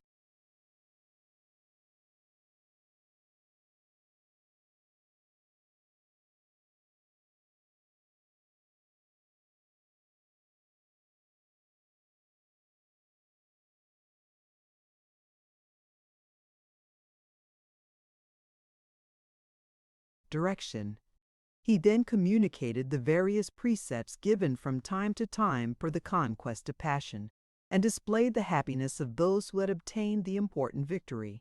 After which man is no longer the slave of fear, nor the fool of hope, is no more emaciated by envy, inflamed by anger, emasculated by tenderness, or depressed by grief, but walks on calmly through the tumults or privacies of life, as the sun pursues alike his course through the calm or the stormy sky.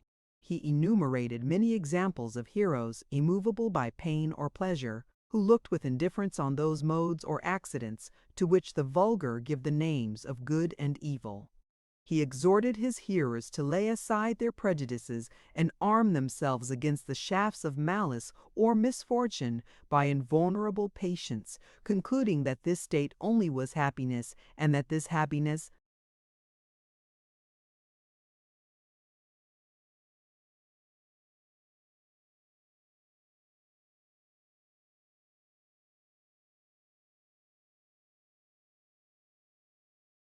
was in everyone's power. Rasselas listened to him with the veneration due to the instructions of a superior being, and waiting for him at the door, humbly implored the liberty of visiting so great a master of true wisdom. The lecturer hesitated a moment, when Rasselas put a purse of gold into his hand, which he received with a mixture of joy and wonder. "I have found," said the prince at his return to Emlak, "a man who can teach all that is necessary to be known, who, from the unshaken throne of rational fortitude, looks down on the scenes of life changing beneath him. He speaks, and attention watches his lips. He reasons, and conviction closes his periods. This man shall be my future guide. I will learn his doctrines and imitate his life." "Be not too hasty," said Emlak, "to trust or to admire the teachers of morality. They discourse like angels, but they live like men."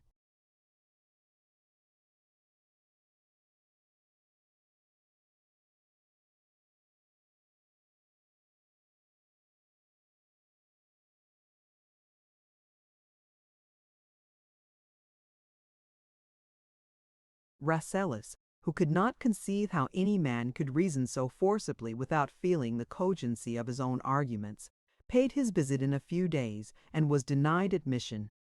He had now learned the power of money, and made his way by a piece of gold to the inner apartment, where he found the philosopher in a room half darkened, with his eyes misty and his face pale. "Sir," said he, "you are come at a time when all human friendship is useless. What I suffer cannot be remedied. What I have lost cannot be supplied. My daughter, my only daughter, from whose tenderness I expected all the comforts of my age, died last night of a fever. My views, my purposes, my hopes are at an end. I am now a lonely being, disunited from society." "Sir," said the prince, "mortality is an event by which a wise man can never be surprised. We know that death is always near, and it should therefore always be expected." "Young man," answered the philosopher, "you speak like one that has never felt the pangs of separation. Have you then forgot the precepts said,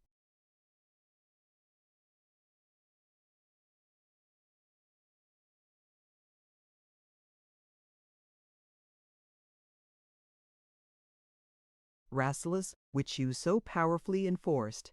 Has wisdom no strength to arm the heart against calamity? Consider that external things are naturally variable, but truth and reason are always the same.'" "What comfort," said the mourner, "can truth and reason afford me? Of what effect are they now but to tell me that my daughter will not be restored?" The prince, whose humanity would not suffer him to insult misery with reproof, went away, convinced of the emptiness of rhetorical sounds and the inefficacy of polished periods and studied sentences.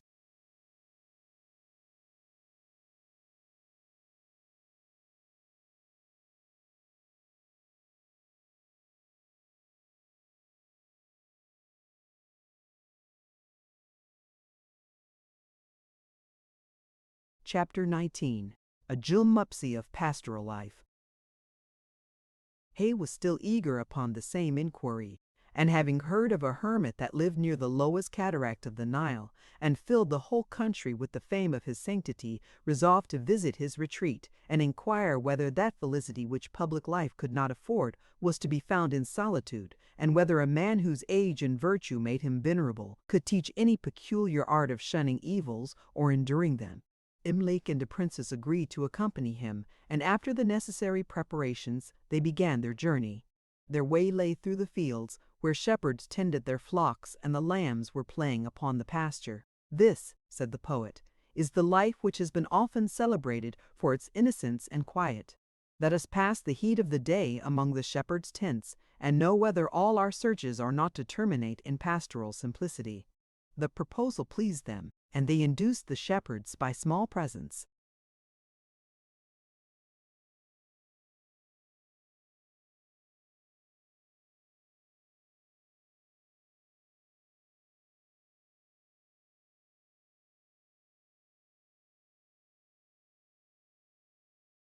And familiar questions, to tell the opinion of their own state.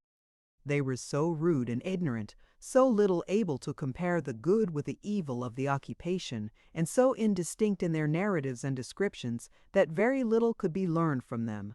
But it was evident that their hearts were cankered with discontent, that they considered themselves as condemned to labor for the luxury of the rich, and looked up with stupid malevolence towards those that were placed above them.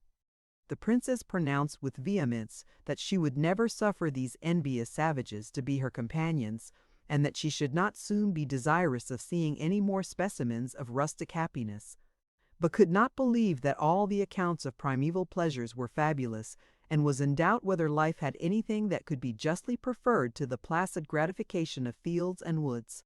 She hoped that the time would come when, with a few virtuous and elegant companions, she should gather flowers planted by her own hands, fondle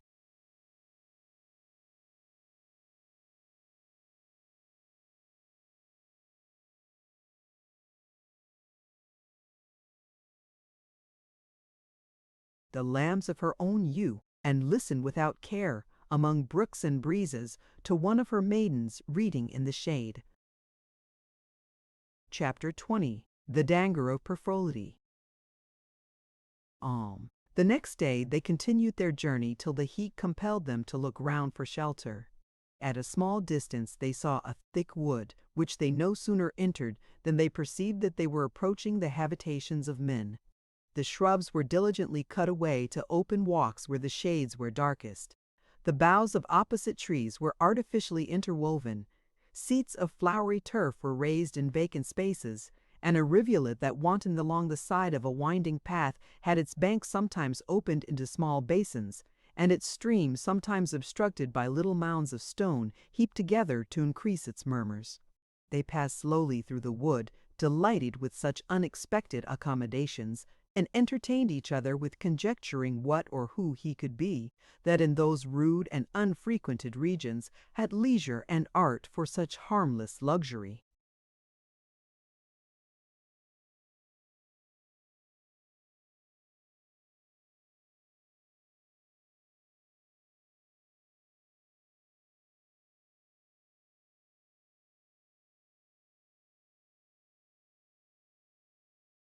As they advanced, they heard the sound of music and saw youths and virgins dancing in the grove, and going still farther, beheld a stately palace built upon a hill surrounded by woods.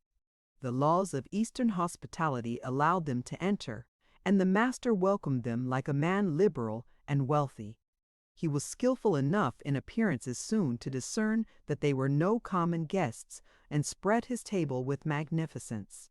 The eloquence of Imlac caught his attention, and the lofty courtesy of the princess excited his respect.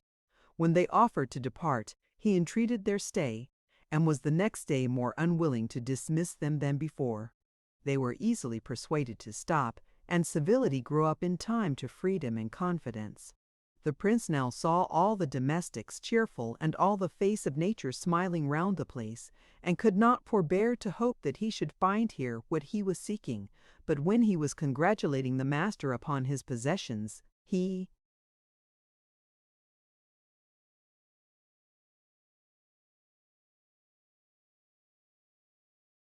answered with a sigh. My condition has indeed the appearance of happiness, but appearances are delusive.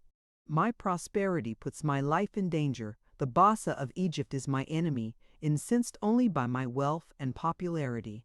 I have been hitherto protected against him by the princes of the country. But as the favor of the great is uncertain, I know not how soon my defenders may be persuaded to share the plunder with the Bassa. I have sent my treasures into a distant country, and upon the first alarm am prepared to follow them. Then will my enemies riot in my mansion and enjoy the gardens which I have planted. They all joined in lamenting his danger and deprecating his exile, and the princess was so much disturbed with the tumult of grief and indignation that she retired to her apartment. They continued with their kind inviter a few days longer, and then went to find the hermit.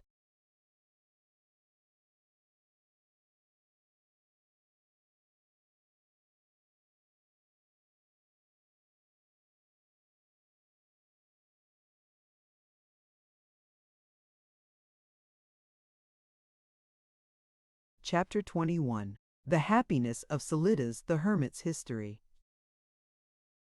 They came on the third day, by the direction of the peasants, to the hermit's cell. It was a cavern in the side of a mountain, overshadowed with palm trees, at such a distance from the cataract that nothing more was heard than a gentle uniform murmur, such as compasses the mind to pensive meditation, especially when it was assisted by the wind whistling among the branches. The first rude essay of nature had been so much improved by human labor that the cave contained several apartments appropriated to different uses, and often afforded lodging to travelers whom darkness or tempests happened to overtake. The hermit sat on a bench at the door to enjoy the coolness of the evening. On one side lay a book with pens and paper, on the other mechanical instruments of various kinds. As they approached him unregarded, the princess observed that he had not the countenance of a man that had found or could teach the way to happiness.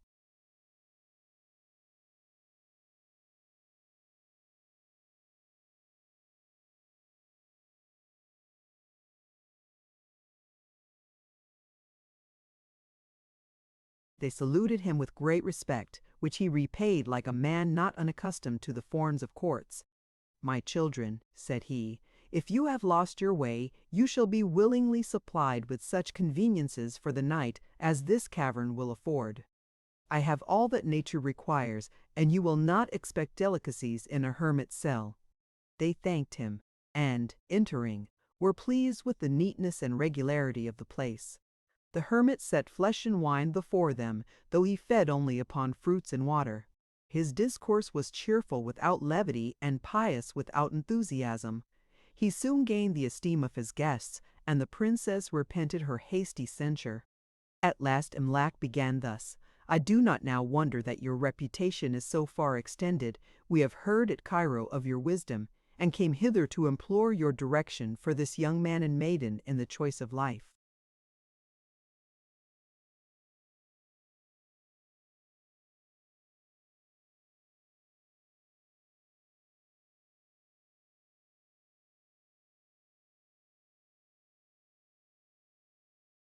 "To him that lives well," answered the hermit, "every form of life is good, nor can I give any other rule for choice than to remove all apparent evil."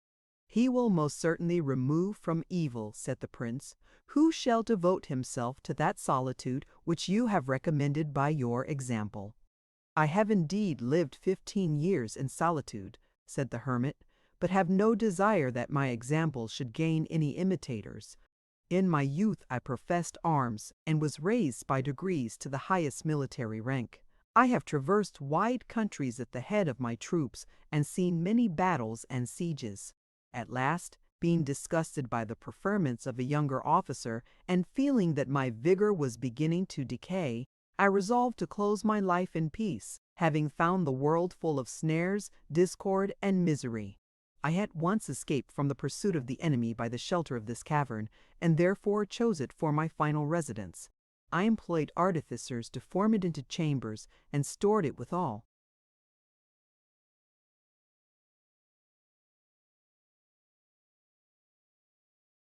that I was likely to want. For some time after my retreat, I rejoiced like a tempest-beaten sailor at his entrance into the harbor, being delighted with the sudden change of the noise and hurry of war to stillness and repose. When the pleasure of novelty went away, I employed my hours in examining the plants which grow in the valley and the minerals which I collected from the rocks. But that inquiry is now grown tasteless and irksome. I have been for some time unsettled and distracted. My mind is disturbed with 1,000 perplexities of doubt and vanities of imagination which hourly prevail upon me because I have no opportunities of relaxation or diversion. I am sometimes ashamed to think that I could not secure myself from vice, but by retiring from the exercise of virtue, and begin to suspect that I was rather impelled by resentment than led by devotion into solitude. My fancy riots in scenes of folly, and I lament that I have lost so much and have gained so little. In solitude, if I escape the example of bad men, I want likewise.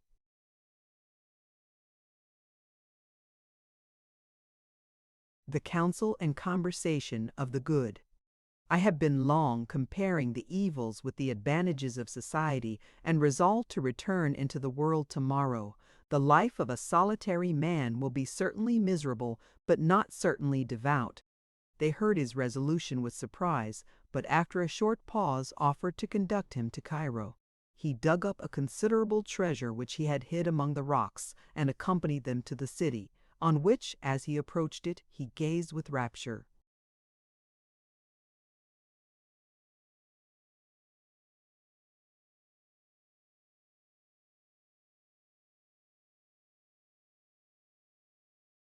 Chapter 22. The Happiness of a Life Elitist According to Nature.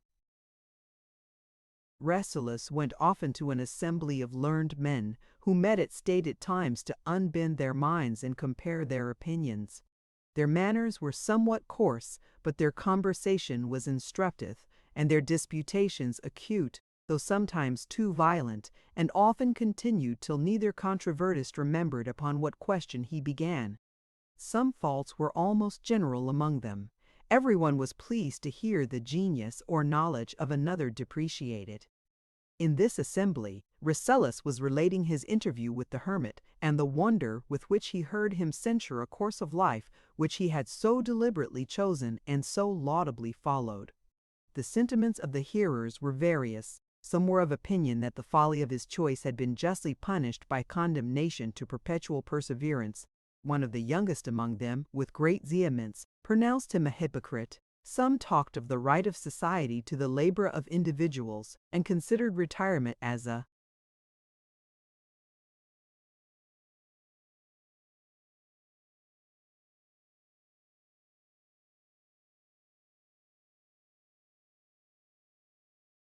desertion of duty. Others readily allowed that there was a time when the claims of the public were satisfied, and when a man might properly sequester himself to review his life and purify his heart. One who appeared more affected with the narrative than the rest thought it likely that the hermit would in a few years go back to his retreat, and perhaps, if shame did not restrain or death intercept him, return once more from his retreat into the world. For the hope of happiness, said he, is so strongly impressed that the longest experience is not able to efface it. Of the present state, whatever it be, we feel and are forced to confess the misery. Yet, when the same state is again at a distance, imagination paints it as desirable. But the time will surely come when desire will no longer be our torment, and no man shall be wretched but by his own fault. This, said a philosopher who had heard him with tokens of great impatience,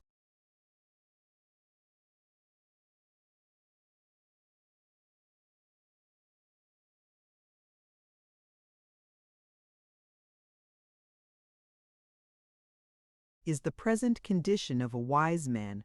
The time is already come when none are wretched but by their own fault. Nothing is more idle than to inquire after happiness which nature has kindly placed within our reach. The way to be happy is to live according to nature, in obedience to that universal and unalterable law with which every heart is originally impressed, which is not written on it by precept, but engraven by destiny. not instilled by education, but infused at our nativity. He that lives according to nature will suffer nothing from the delusions of hope or importunities of desire. He will receive and reject with equability of temper, and act or suffer as the reason of things shall alternately prescribe. Other men may amuse themselves with subtle definitions or intricate ratiocination. Let them learn to be wise by easier means. Let them observe the hind of the forest and the linnet of the grove. Let them consider the life of animals whose motions are regulated by instinct. They obey their guide and are happy. Let us therefore at length cease to dispute and learn to live through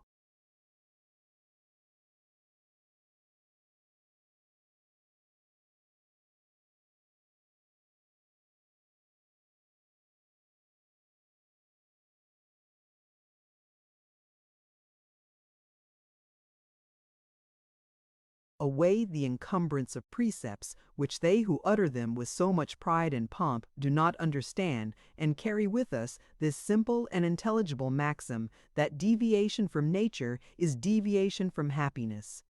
When he had spoken, he looked round him with a placid air, and enjoyed the consciousness of his own beneficence. "Sir," said the prince with great modesty, "as I, like all the rest of mankind, am desirous of felicity, my closest attention has been fixed upon your discourse. I doubt not the truth of a position which a man so learned has so competently advanced. Let me only know what it is to live according to nature." "When I find young men so humble and so docile," said the philosopher, "I can deny them no information which my studies have enabled me to afford. To live according to nature is to act always with due regard to the fitness arising from the relations and qualities of causes and effects, to concur with the great and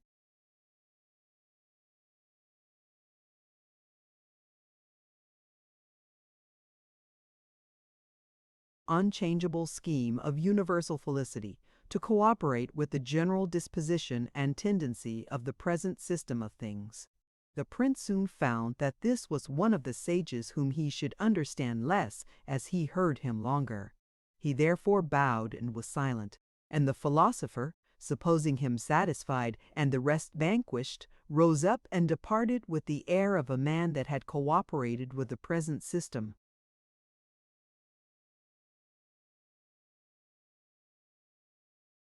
Chapter 23. The prince and his sister divide by when them the work of a when them the work of observation. Rasselas returned home full of reflections, doubting how to direct his future steps. Of the way to happiness he found the learned and simple equally ignorant, but as he was yet young he flattered himself that he had time remaining for more experiments and further inquiries. He communicated to Imlac his observations and his doubts, but was answered by him with new doubts and remarks that gave him no comfort. He therefore discoursed more frequently and freely with his sister, who had yet the same hope with himself, and always assisted him to give some reason why, though he had been hitherto frustrated, he might succeed at last. "We have hitherto," said she, "known but little of the world. We have never yet been either great or mean. In our own country, though we had royalty, we had no power, and in this we have not yet seen the private recesses of domestic peace. Imlake favors not our search, lest we should in time find him mistaken. We will divide the task between us. You shall try what is to be found in the splendor of courts, and I will range the shades of humbler life. Perhaps command and authority may be the supreme blessings, as they afford the most opportunities of doing good. Or perhaps what this world could give may be found in the modest habitations of middle fortune, too low for great designs, and too high for penury and distress.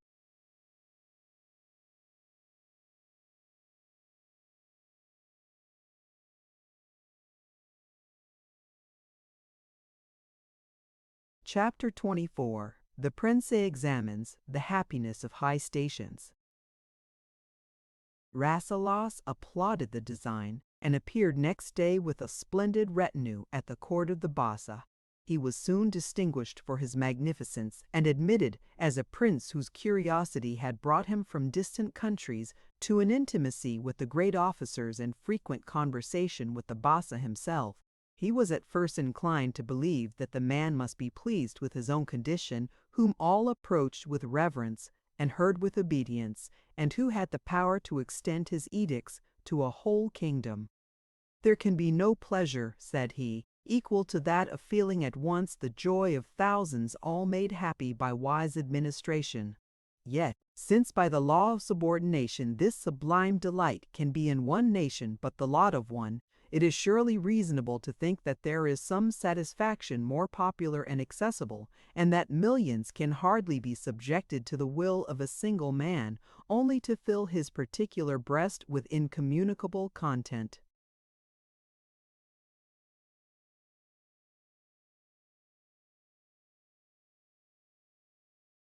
These thoughts were often in his mind, and he found no solution of the difficulty. But as presents and civilities gained him more familiarity, he found that almost every man who stood high in his employment hated all the rest, and was hated by them, and that their lives were a continual succession of plots and detections, stratagems and escapes, faction and treachery. Many of those who surrounded the Bassa were sent only to watch and report his conduct. Every tongue was muttering censure, and every eye was searching for a fault. At last the letters of revocation arrived. The Bassa was carried in chains to Constantinople, and his name was mentioned no more. "What are we now to think of the prerogatives of power?" said Rasselas to his sister. "Is it without efficacy to good, or is the subordinate degree only dangerous and the supreme safe and glorious? Is the Sultan the only happy man in his dominions, or is the Sultan himself subject to the torments of suspicion?"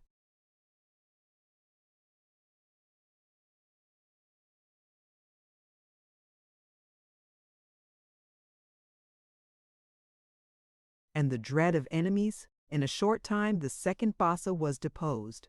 The Sultan that had advanced him was murdered by the Janissaries, and his successor had other views, or different favorites.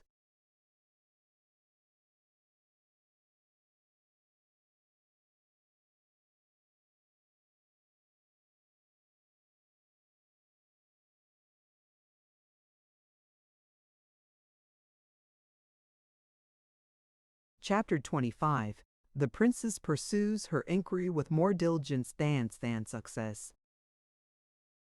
The princess in the meantime insinuated herself into many families, for there are few doors through which liberality, joined with good humor, cannot find its way. The daughters of many houses were airy and cheerful, but Nakaya had been too long accustomed to the conversation of Imlac and her brother to be much pleased with childish levity and prattle which had no meaning. She found their thoughts narrow, their wishes low, and their merriment often artificial. Their pleasures, poor as they were, could not be preserved pure, but were embittered by petty competitions and worthless emulation. They were always jealous of the beauty of each other, of a quality to which solicitude can add nothing, and from which detraction can take nothing away. Many were in love with triflers like themselves, and many fancied that they were in love when in truth they were only idle. Their affection was not fixed on sense or virtue, and therefore seldom ended but in vexation. Their grief, however, like their joy, was transient. Everything floated in their mind unconnected with the past or future.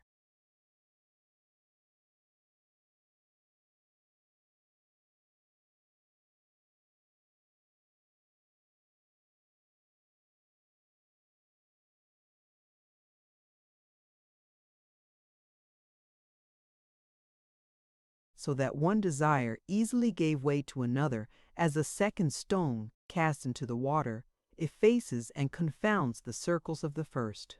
With these girls she played as with inoffensive animals, and found them proud of her countenance and weary of her company. But her purpose was to examine more deeply, and her affability easily persuaded the hearts that were swelling with sorrow to discharge their secrets in her ear, and those whom hope flattered or prosperity delighted often courted her to partake their pleasure. The princess and her brother commonly met in the evening in a private summer house on the banks of the Nile, and related to each other the occurrences of the day. As they were sitting together, the princess cast her eyes upon the river that flowed before her. "Answer," said she, "great Father of waters, thou that rollest thy goods through 80 nations, to the invocations of the daughter of."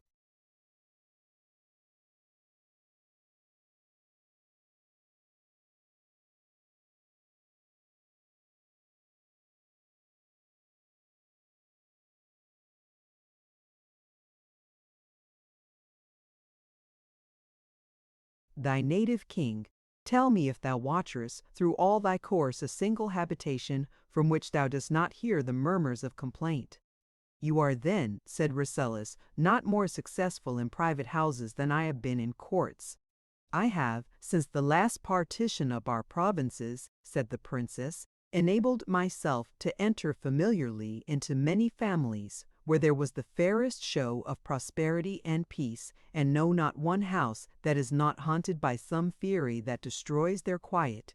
I did not seek ease among the poor, because I concluded that there it could not be found, but I saw many poor whom I had supposed to live in affluence.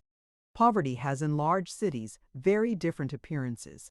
It is often concealed in splendor and often in extravagance. It is the care of a very great part of mankind to conceal their indigence from the rest. They support themselves by temporary expedients, and every day is lost in contriving for the morrow.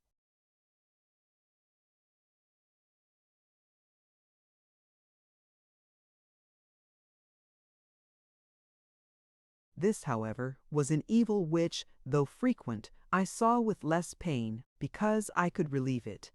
Yet some have refused my bounties, more offended with my quickness to detect their wants than pleased with my readiness to succor them, and others, whose exigencies compelled them to admit my kindness, have never been able to forgive their benefactress. Many, however, have been sincerely grateful without the ostentation of gratitude or the hope of other favors. Chapter 26. The princess continues her remarks upon life. Nicaise, perceiving her brother's attention fixed, proceeded in her narrative. In families where there is or is not poverty, there is commonly discord. If the kingdom be, as Imlay tells us, a great family, a family likewise is a little kingdom, torn with factions and exposed to revolutions. An unpracticed observer expects the love of parents and children to be constant and equal.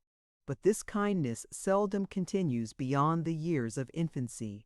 In a short time, the children become rivals to their parents. Benefits are allowed by reproaches and gratitude debased by envy. Parents and children seldom act in concert. Each child endeavors to appropriate the esteem or the fondness of the parents, and the parents, with yet less temptation, betray each other to their children. Thus some place their confidence in the father, and some in the mother, and by degrees the house is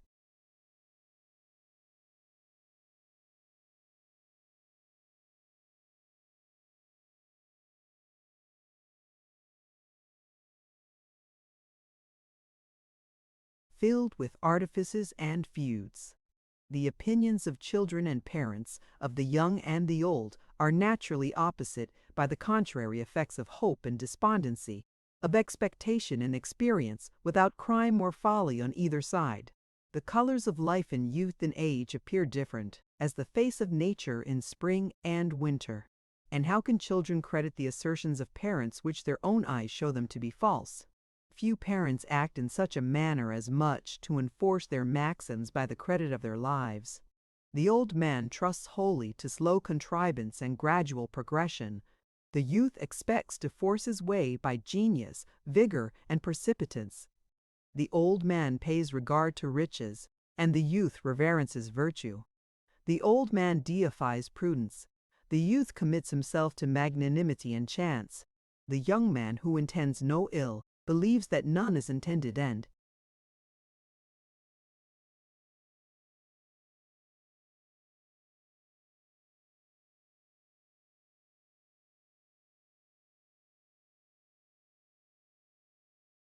therefore acts with openness and candor, but his father, having suffered the injuries of fraud, is impelled to suspect and too often allured to practice it.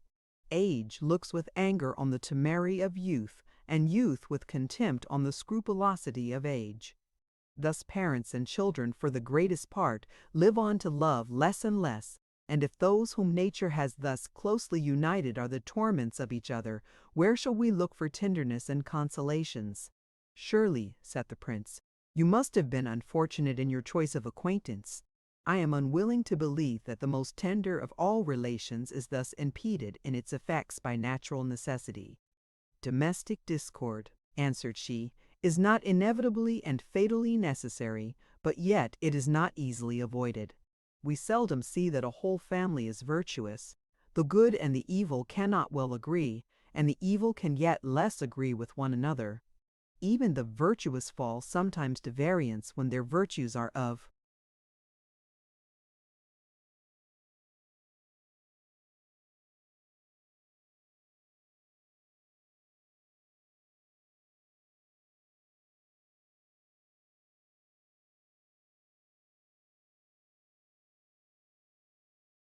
different kinds and tending to extremes. In general, those parents have most reverence who most deserve it, for he that lives well cannot be despised. Many other evils infest private life. Some are the slaves of servants whom they have trusted with their affairs. Some are kept in continual anxiety by the caprice of rich relations whom they cannot please and dare not offend. Some husbands are imperious, and some wives perverse, and, as it is always more easy to do evil than good, though the wisdom or virtue of one can very rarely make many happy, the folly or vice of one makes many miserable. If such be the general effect of marriage, said the prince, I shall for the future think it dangerous to connect my interest with that of another, lest I should be unhappy by my partner's fault.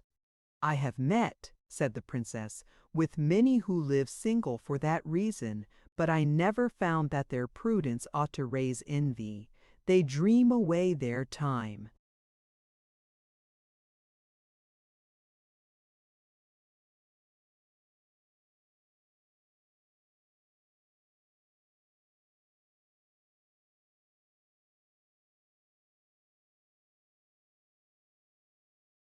Without friendship, without fondness, and are driven to rid themselves of the day, for which they have no use, by childish amusements or vicious delights. They act as beings under the constant sense of some known inferiority that fills their minds with rancor and their tongues with censure. They are peevish at home and malevolent abroad, and, as the outlaws of human nature, make it their business and their pleasure to disturb that society which debars them from its privileges, to live without feeling or exciting sympathy, to be fortunate without adding to the felicity of others, or afflicted without tasting the balm of pity, is a state more gloomy than solitude. It is not retreat, but exclusion from mankind. Marriage has many pains, but celibacy has no pleasures. What then is to be done? Said Rasselas. The more we inquire, the less we can resolve. Surely he is most likely to please himself that has no other inclination to regard.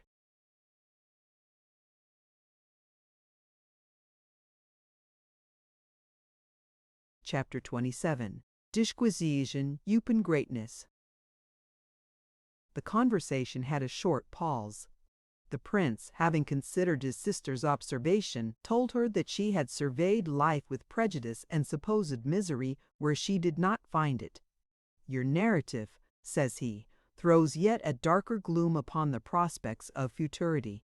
The predictions of Imlac were but faint sketches of the evils painted by Nikaya. I have been lately convinced that quiet is not the daughter of grandeur or of power, that her presence is not to be bought by wealth nor enforced by conquest. It is evident that as any man acts in a wider compass, he must be more exposed to opposition from enmity or miscarriage from chance.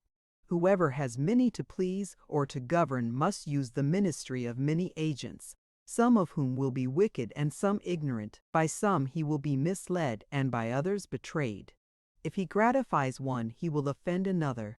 Those that are not favored will think themselves injured, and since favors can be conferred but upon few, the greater number will be always discontented.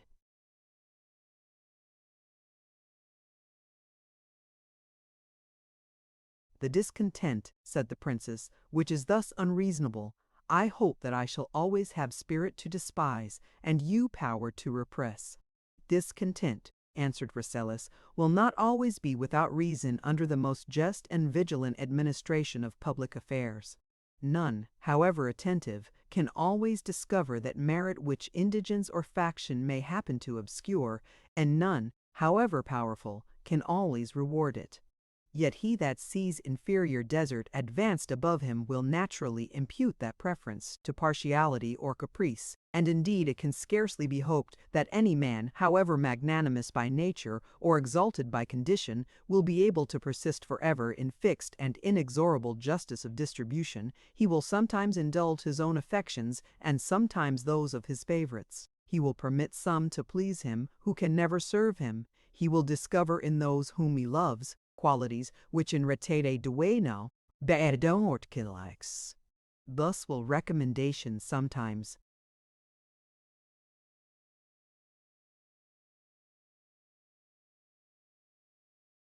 prevail which were purchased by money or by the more destructive bribery of flattery and servility.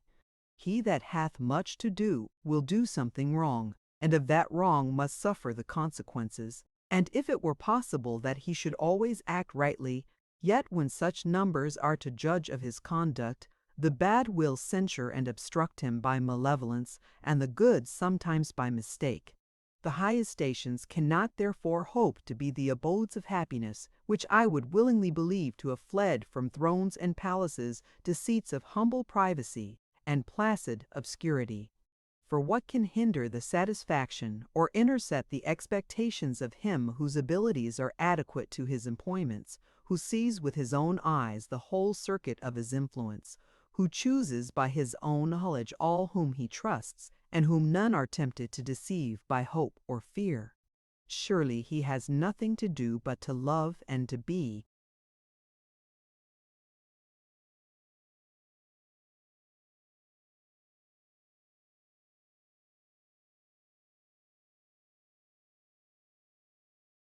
Loved, to be virtuous, and to be happy. Whether perfect happiness would be procured by perfect goodness, said Nikaya, this world will never afford an opportunity of deciding. But this at least may be maintained, that we do not always find visible happiness in proportion to visible virtue. All natural and almost all political evils are incident alike to the bad and good. They are confounded in the misery of a famine, and not much distinguish in the fury of a faction. They sink together in a tempest, and are driven together from their country by invaders. All that virtue can afford is quietness of conscience and a steady prospect of a happier state. This may enable us to endure calamity with patience, but remember that patience must oppose pain.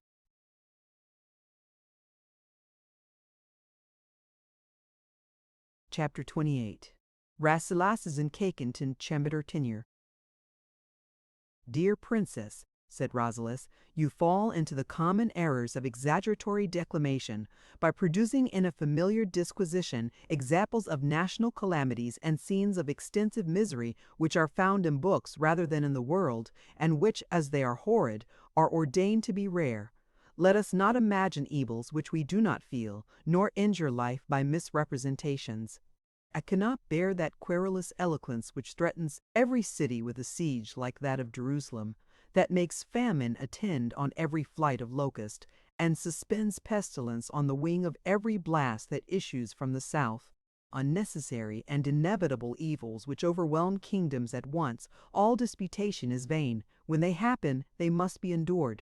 But it is evident that these bursts of universal distress are more dreaded than felt. Thousands and tens of thousands flourish in youth and wither in age, without the knowledge of any other than domestic evils, and share the same pleasures and vexations. Whether their kings are mild or cruel, whether the armies of their country pursue their enemies or retreat before them, while courts are disturbed with intestine competitions and ambassadors are negotiating in foreign countries, the smith still plies his anvil and the husbandman drives his plow forward. The necessaries of life are required and obtained, and the successive business of the season continues to make its wonted revolutions. Let us cease to consider what perhaps may never happen, and what, when it shall happen, will laugh at human speculation. We will not endeavor to modify the motions of the elements or to fix the destiny of kingdoms. It is our business to consider what beings like us may perform, each laboring for his own happiness by promoting within his circle, however narrow, the happiness of others. Marriage is evidently the dictate of nature. Men and women were made to be.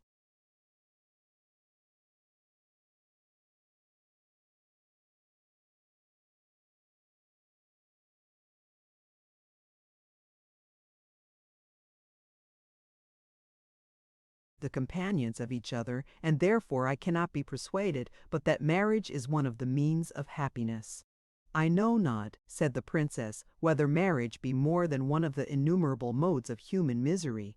When I see and reckon the various forms of connubial infelicity, the unexpected causes of lasting discord, the diversities of temper, the oppositions of opinion, the rude collisions of contrary desire where both are urged by violent impulses, the obstinate contest of disagreeing virtues where both are supported by consciousness of good intention, I am sometimes disposed to think, with the severer casuists of most nations, that marriage is rather permitted than approved, and that none, but by the instapavkoken and the.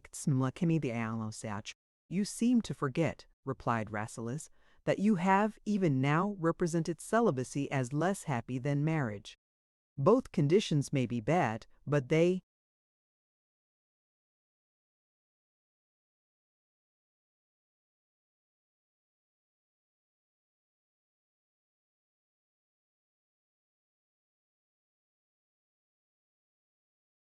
cannot both be worse. Thus it happens, when wrong opinions are entertained, that they mutually destroy each other and leave the mind open to truth.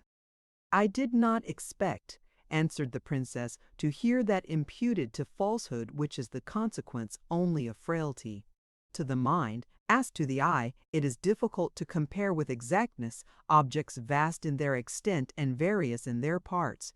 When we see or conceive the whole at once, we readily note the discriminations and decide the preference, but of two systems, of which neither can be surveyed by any human being in its full compass of magnitude and multiplicity of complication, where is the wonder that, judging of the whole by parts, I am alternately affected by one and the other, as either presses anque minat. We differ from ourselves, just as we differ from each other, when we see only part of the question, as in the multifarious relations of politics and morality, but when we perceive the whole at once, as in numerical computations, all agree in one judgment and none ever varies in his opinion.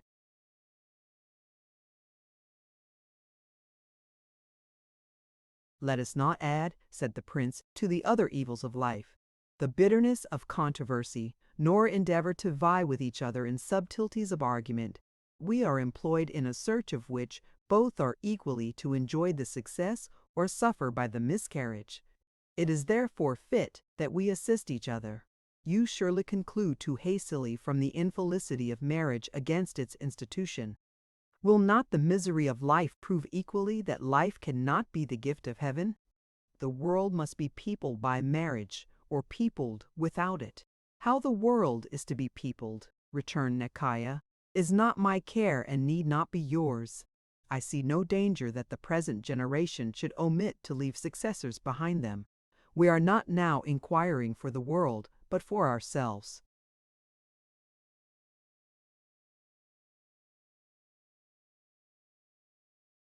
Chapter 29. The Debate on Marriage continued. The good of the whole, says Rasselas, is the same with the good of all its parts. If marriage be best for mankind, it must be evidently best for individuals, or a permanent and necessary duty must be the cause of evil, and some must be inevitably sacrificed to the convenience of others. In the estimate which you have made of the two states, it appears that the incommodities of a single life are in a great measure necessary and certain, but those of the conjugal state accidental and avoidable. I cannot forbear to flatter myself that prudence and benevolence will make marriage happy. The general folly of mankind is the cause of general complaint.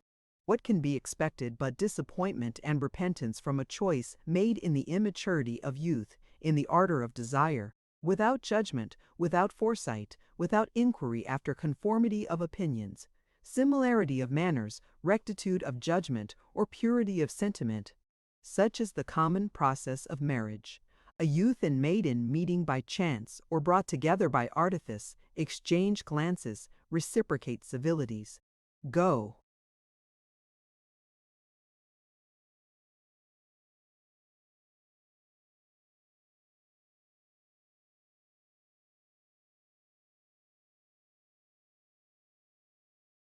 Home, and dream of one another. Having little to divert attention or diversify thought, they find themselves uneasy when they are apart, and therefore conclude that they shall be happy together. They marry and discover what nothing but voluntary blindness before had concealed. They wear out life in altercations and charge nature with cruelty. From those early marriages proceeds likewise the rivalry of parents and children. The son is eager to enjoy the world before the father is willing to forsake it, and there is hardly room at once for two generations. The daughter begins to bloom before the mother can be content to fade, and neither can forbear to wish for the absence of the other. Surely all these evils may be avoided by that deliberation and delay which prudence prescribes to irrevocable choice. In the variety and jollity of youthful pleasures, life may be well enough supported without the help of a partner.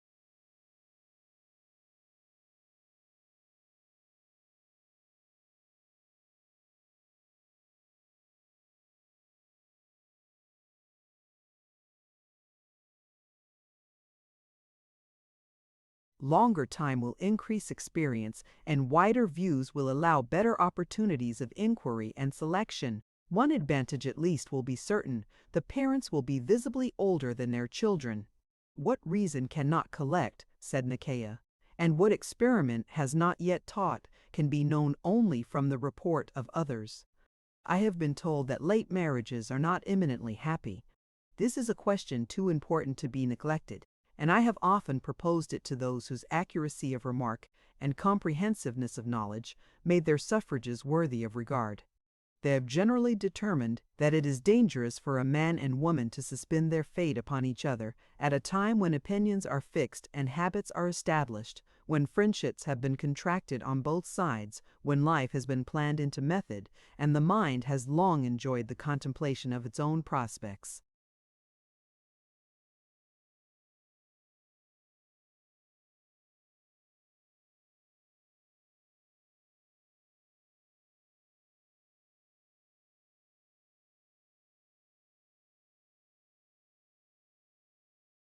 It is scarcely possible that two traveling through the world under the conduct of chance should have been both directed to the same path, and it will not often happen that either will quit the track which custom has made pleasing. When the desultory levity of youth has settled into regularity, it is soon succeeded by pride ashamed to yield, or obstinacy delighting to contend. And even though mutual esteem produces mutual desire to please, time itself, as it modifies unchangeably the external mien, determines likewise the direction of the passions and gives an inflexible rigidity to the manners. Long customs are not easily broken. He that attempts to change the course of his own life very often labors in vain. And how shall we do that for others, which we are seldom able to do for ourselves? But surely, interposed the prince, you suppose the chief motive of choice forgotten or neglected. Whenever I shall seek a wife, it shall be my first question whether she be willing to be led by reason.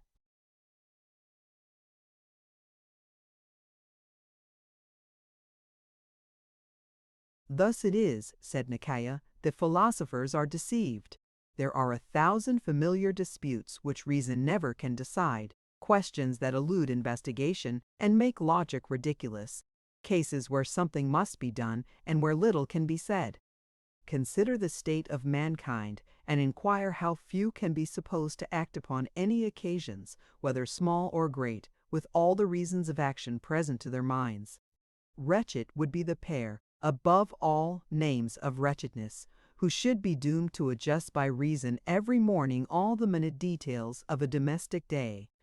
Those who marry at an advanced age will probably escape the encroachments of their children, but in the diminution of this advantage they will be likely to leave them, ignorant and helpless, to a guardian's mercy, or if that should not happen, they must at least go out of the world before they see those whom they love best, either wise or great.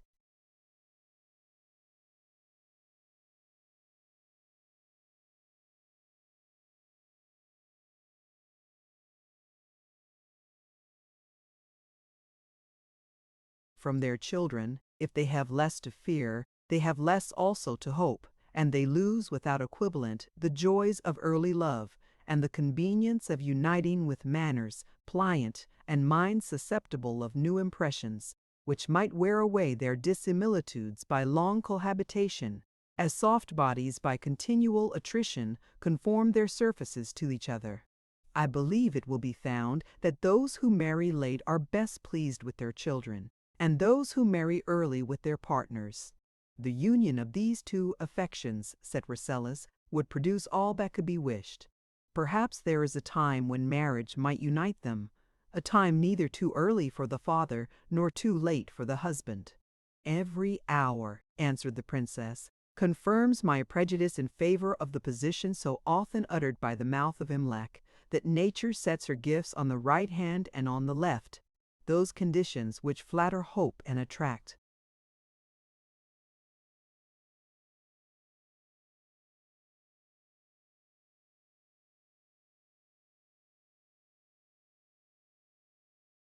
Desire are so constituted that as we approach one, we recede from another.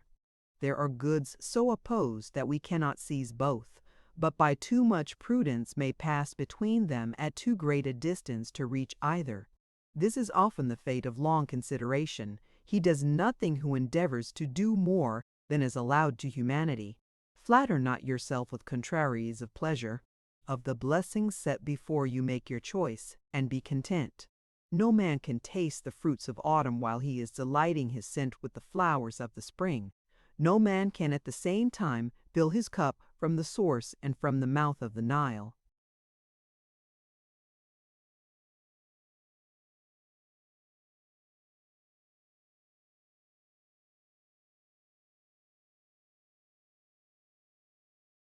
Chapter 30. IMLAC enters and changes the conversation. Herr Imlac entered and interrupted them. Imlac, said Rasselas, I have been taking from the princess the dismal history of private life, and am almost discouraged from further search. It seems to me, said Imlac, that while you are making the choice of life you neglect to live.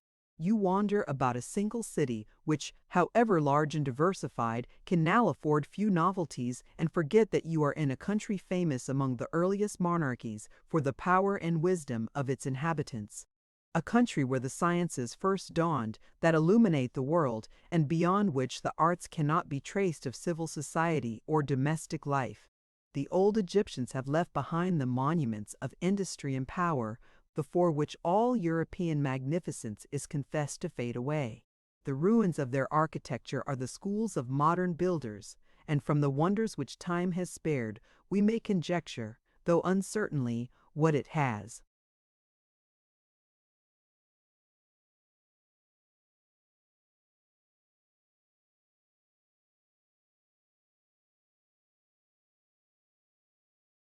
Destroyed. My curiosity, said Rasselas, does not very strongly lead me to survey piles of stone or mounds of earth. My business is with man. I came hither not to measure fragments of temples or trace choked aqueducts, but to look upon the various scenes of the present world.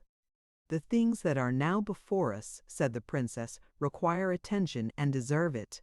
What have I to do with the heroes or the monuments of ancient times, with times which can never return, and heroes whose form of life was different from all that the present condition of mankind requires or allows? To know anything, returned the poet, we must know its effects. To see men, we must see their works, that we may learn what reason has dictated or passion has excited, and find what are the most powerful motives of action. To judge rightly of the present, we must oppose it to the past, for all judgment is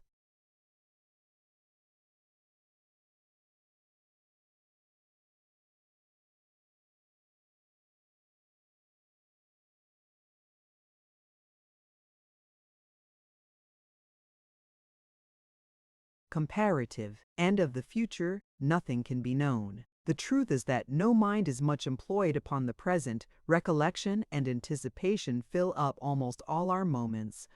Our passions are joy and grief, love and hatred, hope and fear. Of joy and grief, the past is the object, and the future of hope and fear. Even love and hatred respect the past, for the cause must have been before the effect. The present state of things is the consequence of the former, and it is natural to inquire what were the sources of the good that we enjoy, or the evils that we suffer. If we act only for ourselves, to neglect the study of history is not prudent. If we are entrusted with the care of others, it is not just. Ignorance, when it is voluntary, is criminal, and he may properly be charged with evil who refused to learn how he might prevent it.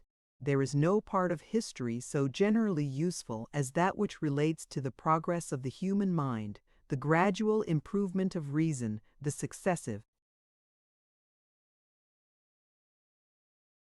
advances of science, the vicissitudes of learning and ignorance which are the light and darkness of thinking beings, the extinction and resuscitation of arts, and the revolutions of the intellectual world.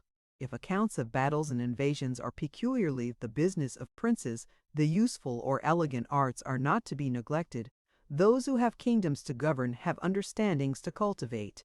Example is always more efficacious than precept. A soldier is formed in war, and a painter must copy pictures. In this, contemplative life has the advantage. Great actions are seldom seen, but the labors of art are always at hand for those who desire to know what art has been able to perform. When the eye or the imagination is struck with any uncommon work, the next transition of an active mind is to the means by which it was performed. Here begins the true use of such contemplation. We enlarge our comprehension by new ideas, and perhaps recover some art lost to mankind, or learn what is less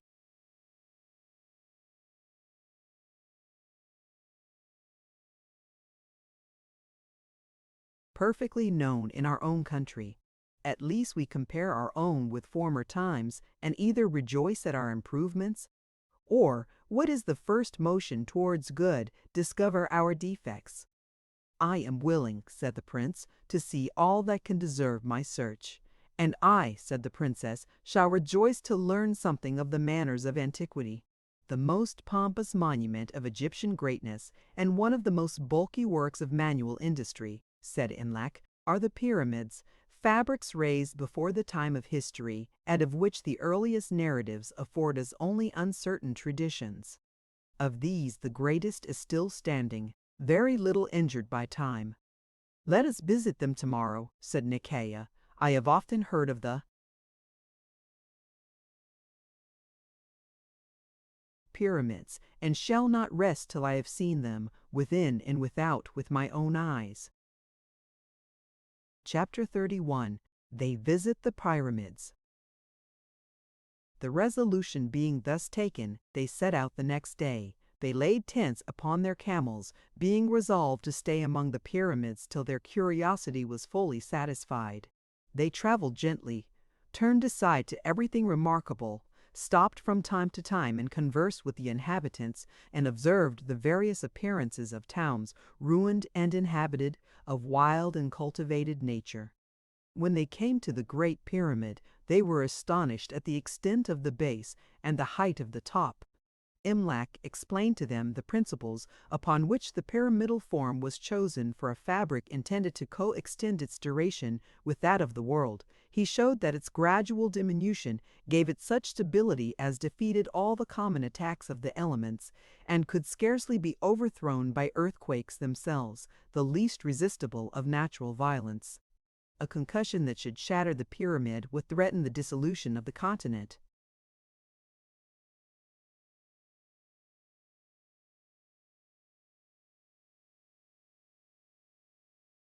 They measured all its dimensions and pitched their tents at its foot. Next day they prepared to enter its interior apartments, and having hired the common guides, climbed up to the first passage, when the favorite of the princess, looking into the cavity, stepped back and trembled. "Pekwa," said the princess, "of what art thou afraid?" "Of the narrow entrance," answered the lady, "and of the dreadful gloom. I dare not enter a place which must surely be inhabited by unquiet souls. The original possessors of these dreadful vaults will start up before us and perhaps shut us in forever." She spoke and threw her arms round the neck of her mistress. "If all your fear be of apparitions," said the prince, "I will promise you safety. There is no danger from the dead. He that is once buried will be seen no more." "That the dead are seen no more," said Imlac, "I will not undertake to maintain against the concurrent and unburied testimony of all ages and of all nations."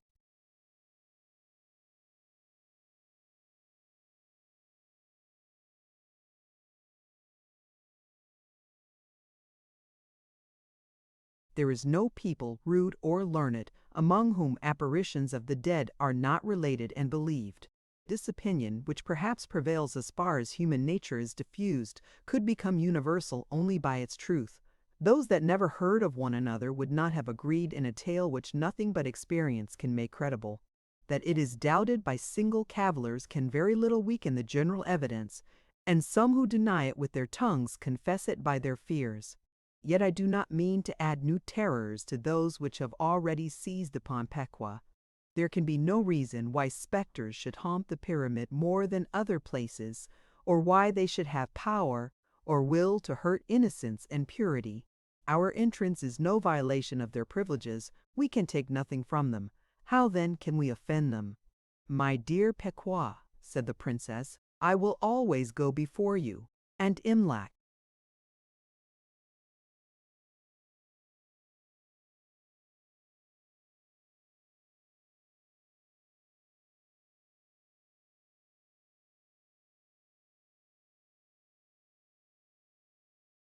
shall follow you. Remember that you are the companion of the Princess of Abyssinia. "If the princess is pleased that her servant should die," returned the lady, "let her command some death less dreadful than enclosure in this horrid cavern. You know I dare not disobey you. I must go if you command me, but if I once enter, I never shall come back." The princess saw that her fear was too strong for expostulation or reproof, and, embracing her, told her that she should stay in the tent till their return. Pekwa was not yet satisfied, but entreated the princess not to pursue so dreadful a purpose as that of entering the recesses of the pyramids. "Though I cannot teach courage," said Nakea, "I must not learn cowardice, nor leave at last undone what I came hither only to do." Chapter 32. They enter the pyramid.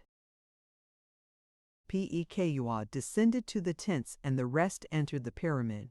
They passed through the galleries, surveyed the vaults of marble, and examined the chest in which the body of the founder is supposed to have been deposited. They then sat down in one of the most spacious chambers to rest a while before they attempted to return. "We have now," said Imlac, "gratified our minds with an exact view of the greatest work of man, except the wall of China. Of the wall it is very easy to assign the motive.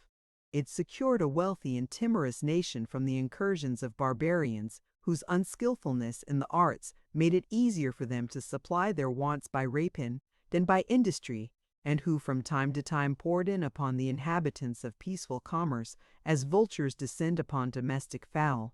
Their celerity and fierceness made the wall necessary, and their ignorance made it efficacious.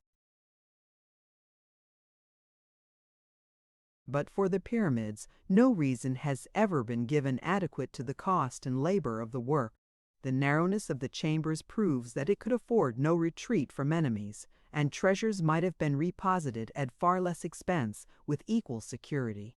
It seems to have been erected only in compliance with that hunger of imagination which preys incessantly upon life and must be always appeased by some employment.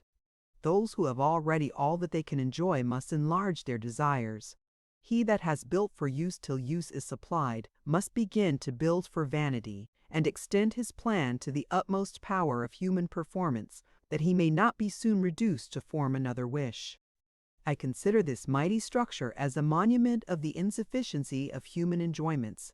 A king whose power is unlimited, and whose treasures surmount all real and imaginary wants, is compelled to solace, by the erection of a pyramid, the satiety of dominion and tastelessness of pleasures, and to amuse the tediousness of declining life by seeing thousands laboring without end, and one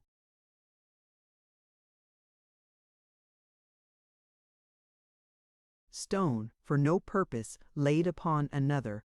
Whoever thou art that, not content with a moderate condition, imaginest happiness in royal magnificence, and dreamest that command or riches can feed the appetite of novelty with perpetual gratifications, survey the pyramids and confess thy folly.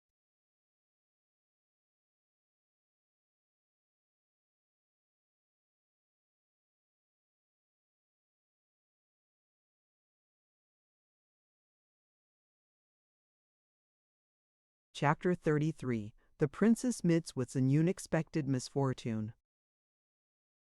The Y rose up and returned through the cavity at which they had entered, and the princess prepared for her favorite a long narrative of dark labyrinths and costly rooms, and of the different impressions which the varieties of the way had made upon her. But when they came to their train, they found every one silent and dejected. The men discovered shame and fear in their countenances, and the women were weeping in their tents. What had happened they did not try to conjecture, but immediately inquired.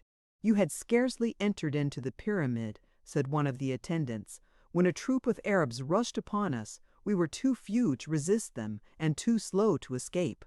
They were about to search the tents, set us on our camels, and drive us along before them, when the approach of some Turkish horsemen put them to flight.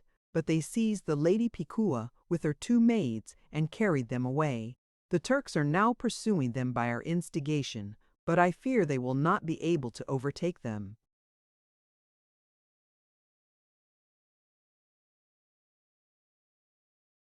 The princess was overpowered with surprise and grief.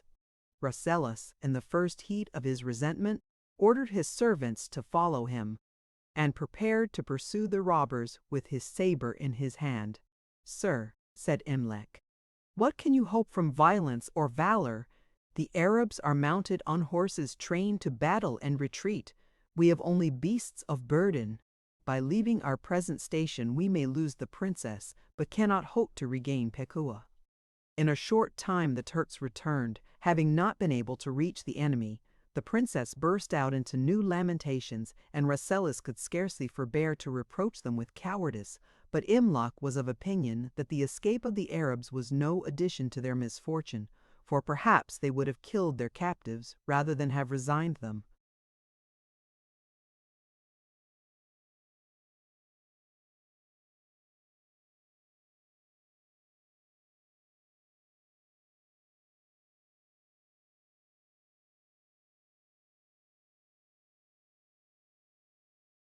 Chapter 34. They returned to Clara without Pika. There was nothing to be hoped from longer stay. They returned to Cairo, repenting of their curiosity, censuring the negligence of the government, lamenting their own rashness, which had neglected to procure a guard, imagining many expedients by which the loss of Pekua might have been prevented, and resolving to do something for her recovery, though none could find anything proper to be done. Nicaea retired to her chamber, where her women attempted to comfort her by telling her that all had their troubles, and that Lady Pekua had enjoyed much happiness in the world for a long time, and might reasonably expect a change of fortune. They hoped that some good would befall her wheresoever she was, and that their mistress would find another friend who might supply her place. The princess made them no answer, and they continued the form of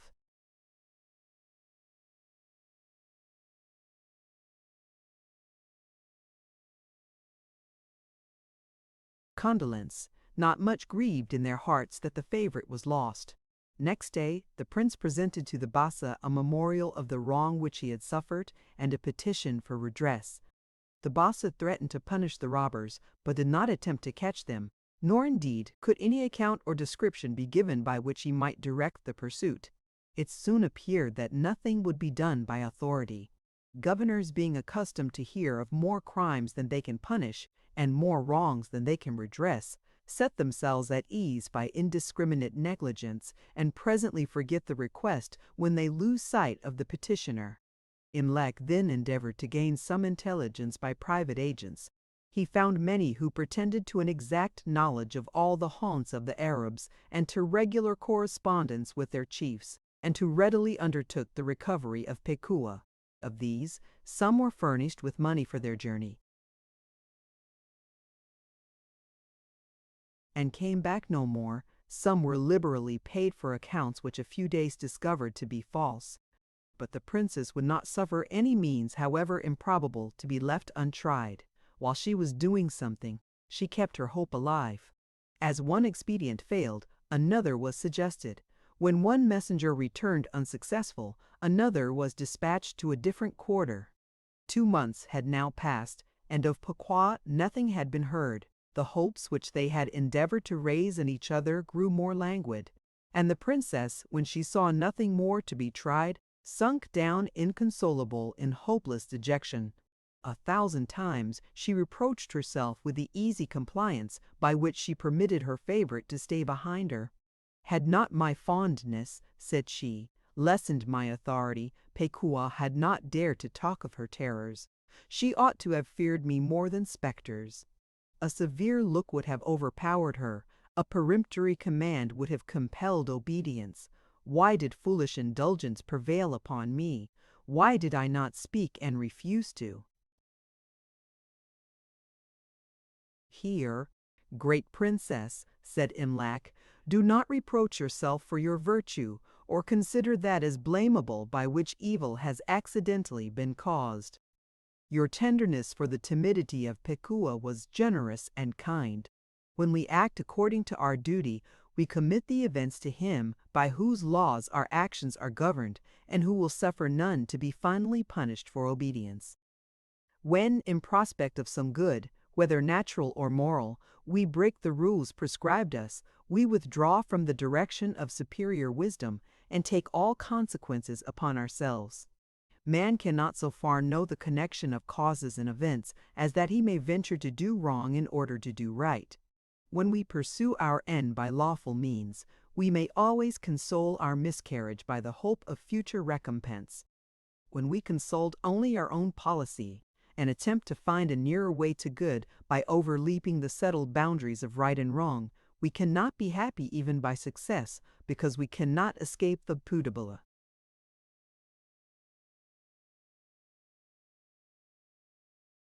Consciousness of our fault. But if we miscarry, the disappointment is irremediably embittered. How comfortless is the sorrow of him who feels at once the pangs of guilt and the vexation of calamity which guilt has brought upon him. Consider, princess, what would have been your condition if the Lady Pekua had entreated to accompany you, and, being compelled to stay in the tents, had been carried away.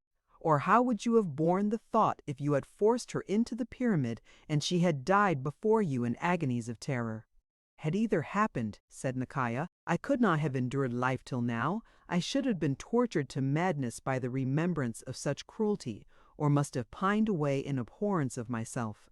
This, at least, said Imlac, is the present reward of virtuous conduct, that no unlucky consequence can oblige us to repent it.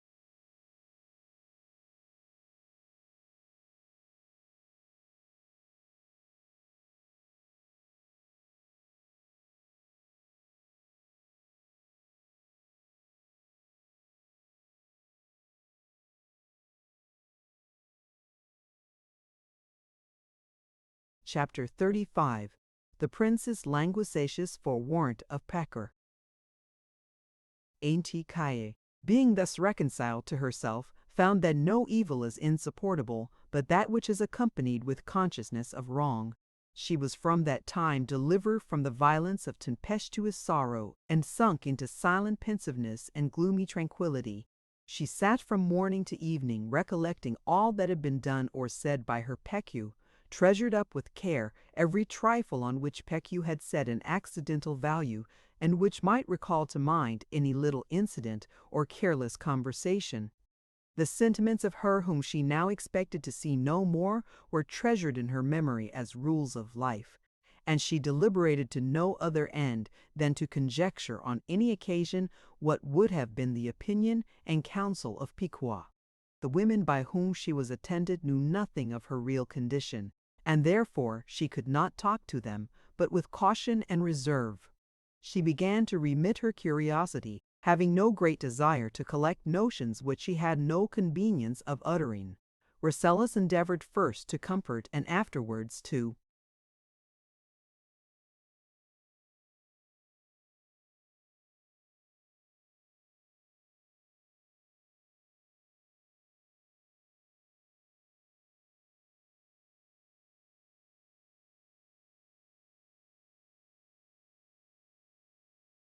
divert her. He hired musicians, to whom she seemed to listen, but did not hear them, and procured masters to instruct her in various arts, whose lectures, when they visited her again, were again to be repeated. She had lost her taste of pleasure and her ambition of excellence, and her mind, though forced into short excursions, always recurred to the image of her friend. Imlac was every morning earnestly enjoined to renew his inquiries, and was asked every night whether he had yet heard of Pequot, till, not being able to return the princess the answer that she desired, he was less and less willing to come into her presence. She observed his backwardness, and commanded him to attend her. "You are not," said she, "to confound impatience with resentment, or to suppose that I charge you with negligence because I repine at your unsuccessfulness. I do not much wonder at your absence. I know that the unhappy are never pleasing, and that all naturally avoid the contagion of misery. To hear complaints is wearisome alike to the wretched and the happy. For who,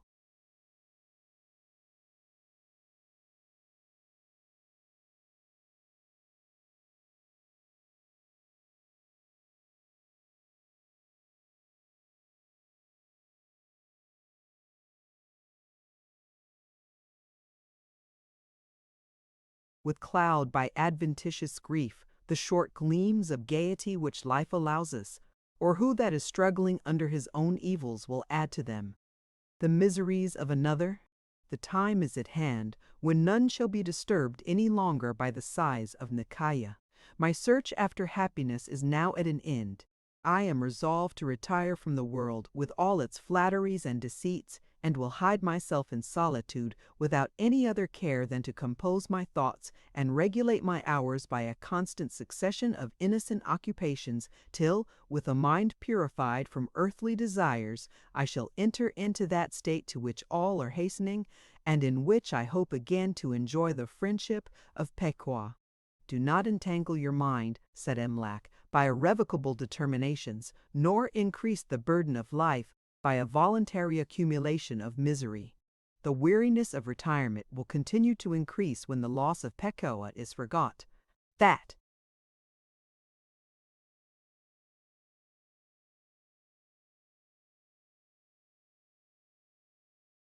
you have been deprived of one pleasure is no very good reason for rejection of the rest." "Since Pequot was taken from me," said the princess, "I have no pleasure to reject or to retain. She that has no one to love or trust has little to hope. She wants the radical principle of happiness. We may perhaps allow that what satisfaction this world can afford must arise from the conjunction of wealth, knowledge, and goodness. Wealth is nothing but as it is bestowed, and knowledge nothing but as it is communicated. They must therefore be imparted to others, and to whom could I now delight to impart them? Goodness affords the only comfort which can be enjoyed without a partner, and goodness may be practiced in retirement. How far solitude may admit goodness or advance it, I shall not, replied Imlac, dispute at present. Remember the confession of the pious hermit. You will wish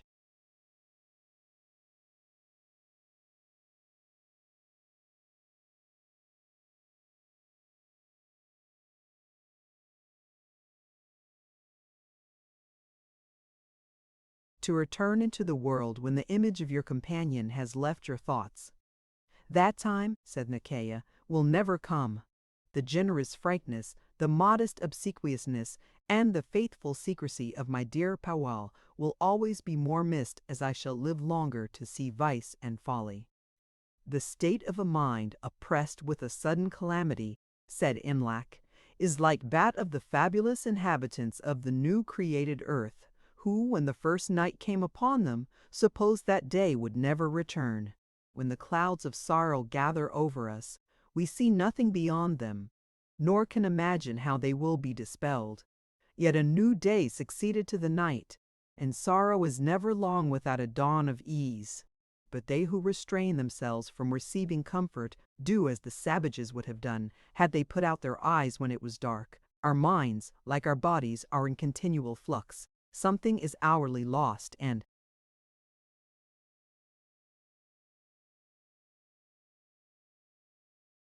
something acquired. To lose much at once is inconvenient to either, but while the vital power remains uninjured, nature will find the means of reparation. Distance has the same effect on the mind as on the eye, and while we glide along the stream of time, whatever we leave behind us is always lessening, and that which we approach increasing in magnitude. Do not suffer life to stagnate, it will grow muddy for want of motion.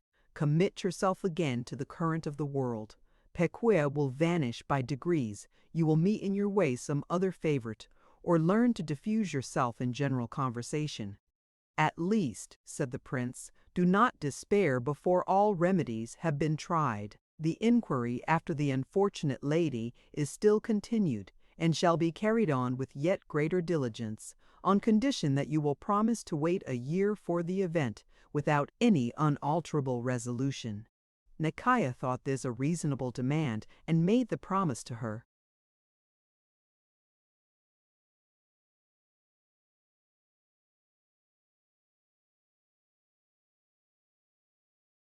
Brother, who had been obliged by Imlac to require it. Imlac had, indeed, no great hope of regaining Pekua, but he supposed that if he could secure the interval of a year, the princess would be then in no danger of a cloister.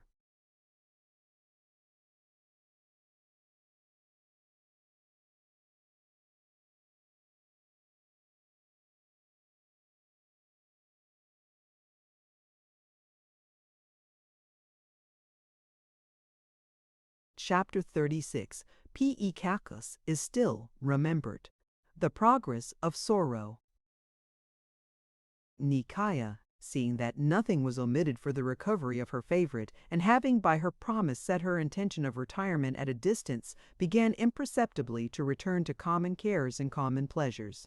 She rejoiced without her own consent at the suspension of her sorrows, and sometimes caught herself with indignation in the act of turning away her mind from the remembrance of her whom yet she resolved never to forget. She then appointed a certain hour of the day for meditation on the merits and fondness of Pekua, and for some weeks retired constantly at the time fixed, and returned with her eyes swollen and her countenance clouded. By degrees she grew less scrupulous, and suffered any important and pressing avocation to delay the tribute of daily tears. She then yielded to less occasions, and sometimes forgot what she was indeed afraid to remember, and at last wholly released herself from the duty of periodical affliction.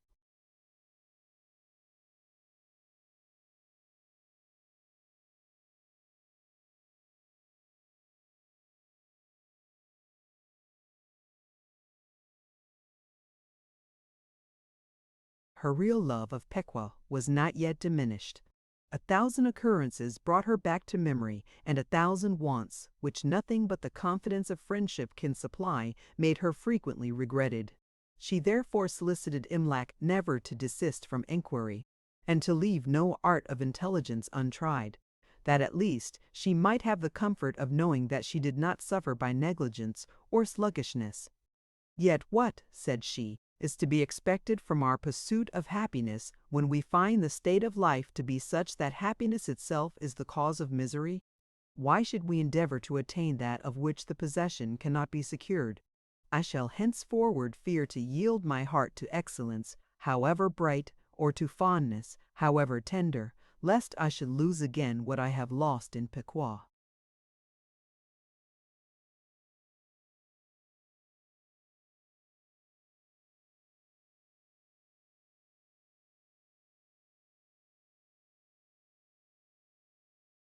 Chapter 37. The Princess Wands Hears News of Pique. In 7 mouths, one of the messengers who had been sent away upon the day when the promise was drawn from the princess returned, after many unsuccessful rambles, from the borders of Nubia, with an account that Pequot was in the hands of an Arab chief who possessed a castle or fortress on the extremity of Egypt. The Arab, whose revenue was plunder, was willing to restore her with her 2 attendants for 200 ounces of gold. The price was no subject of debate. The princess was in ecstasies when she heard that her favorite was alive and might so cheaply be ransomed. She could not think of delaying for a moment Piquo's happiness or her own, but entreated her brother to send back the messenger with the sum required. Imlac, being consulted, was not very confident of the veracity of the relater, and was still more doubtful of the Arab's faith, who might, if he were too liberally trusted, detain at once the money and the captives. He thought it dangerous to put themselves in the power of the Arab by going into his district, and could not expect that the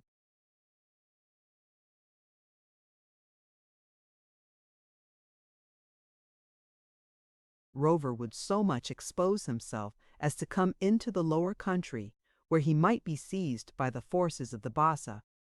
It is difficult to negotiate where neither will trust, but Imlac, after some deliberation, directed the messenger to propose that Pequot should be conducted by 10 horsemen to the monastery of St. Anthony, which is situated in the deserts of Upper Egypt, where she should be met by the same number, and her ransom should be paid. That no time might be lost, as they expected that the proposal would not be refused, they immediately began their journey to the monastery. And when they arrived, Imlac went forward with the former messenger to the Arab's fortress. Rasselas was desirous to go with them, but neither his sister nor Imlac would consent. The Arab, according to the custom of his nation, observed the laws of hospitality with great exactness to those who put themselves into his power, and,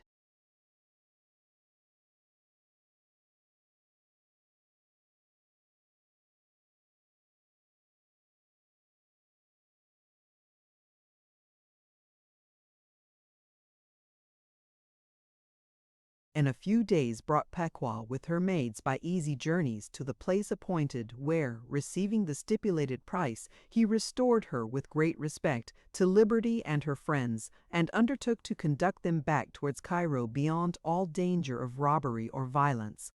The princess and her favorite embraced each other with transport too violent to be expressed, and went out together to pour the tears of tenderness in secret, and exchange professions of kindness and gratitude. After a few hours, they returned into the refectory of the convent, where, in the presence of the prior and his brethren, the prince required of the choir the history of her adventures.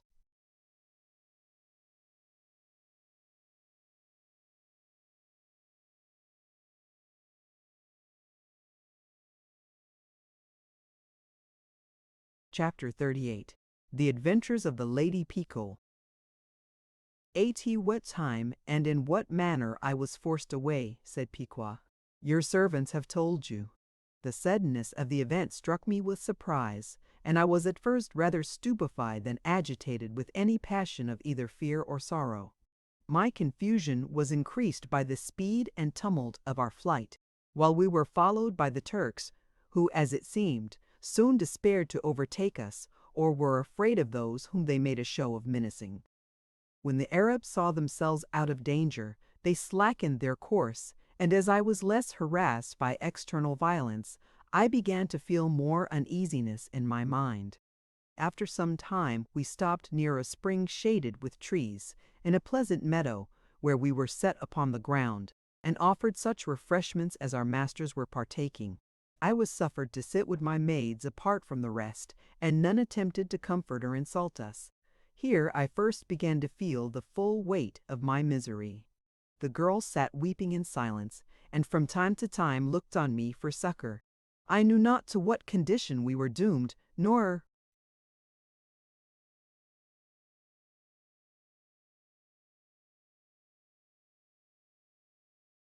could conjecture where would be the place of our captivity, or whence to draw any hope of deliverance.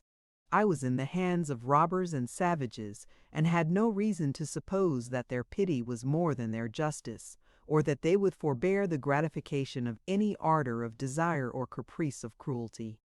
I, however, kissed my maids, and endeavored to pacify them by remarking that we were yet treated with decency, and that since we were now carried beyond pursuit, there was no danger of violence to our lives. When we were to be set again on horseback, my maids clung round me and refused to be parted, but I commanded them not to irritate those who had us in their power. We traveled the remaining part of the day through an unfrequented and pathless country, and came by moonlight to the side of a hill where the rest of the troop was stationed. Their tents were pitched and their fires kindled, and our chief was welcomed as a man much beloved by his dependents.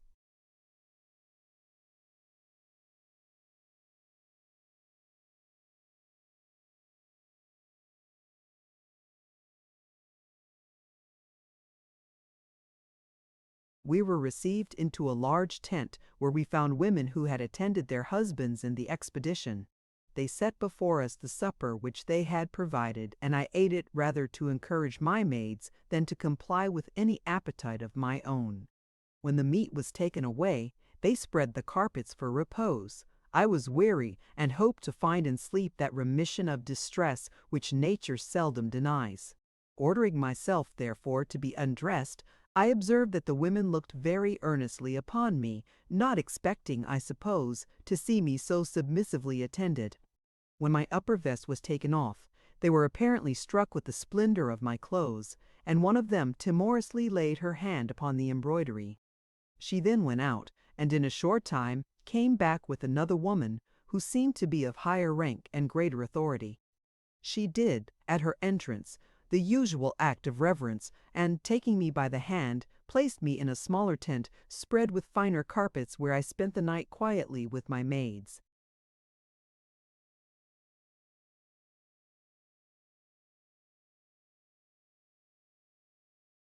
In the morning, as I was sitting on the grass, the chief of the troop came towards me. I rose up to receive him, and he bowed with great respect. "Illustrious lady," said he, "my fortune is better than I had presumed to hope. I am told by my women that I have a princess in my camp." "Sir," answered I, "your women have deceived themselves and you. I am not a princess, but an unhappy stranger who intended soon to have left this country, in which I am now to be imprisoned forever." "Whoever or whencesoever you are," returned the Arab, "your dress and that of your servant show your rank to be high and your wealth to be great. Why should you, who can so easily procure your ransom, think yourself in danger of perpetual captivity? The purpose of my incursions is to increase my riches, or, more properly, to gather tribute. The sons of Ishmael are the natural and hereditary lords of this part of the continent, which is usurped by late invaders and low-born tyrants, from whom we are compelled to take by the sword what is denied to justice. The violence of war admits no distinction.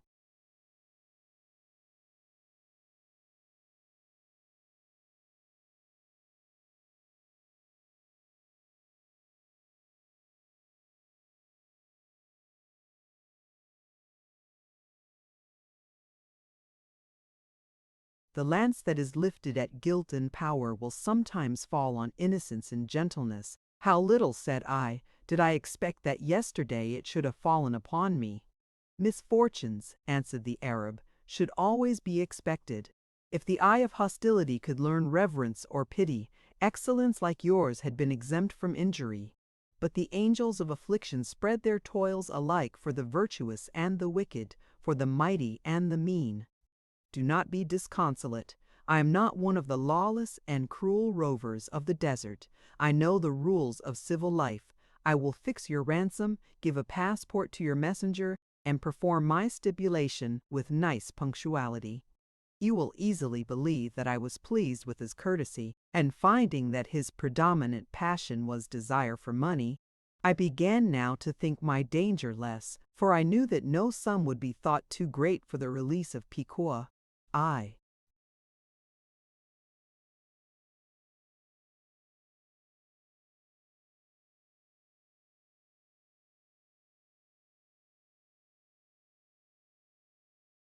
told him that he should have no reason to charge me with ingratitude if I was used with kindness, and that any ransom which could be expected for a maid of common rank would be paid, but that he must not persist to rate me as a princess. He said he would consider what he should demand, and then, smiling, bowed and retired. Soon after the women came about me, each contending to be more officious than the other, and my maids themselves were served with reverence. We traveled onward by short journeys. On the fourth day the chief told me that my ransom must be 200 ounces of gold, which I not only promised him, but told him that I would add 50 more if I and my maids were honorably treated. I never knew the power of gold before. From that time I was the leader of the troop. The march of every day was longer or shorter as I commanded, and the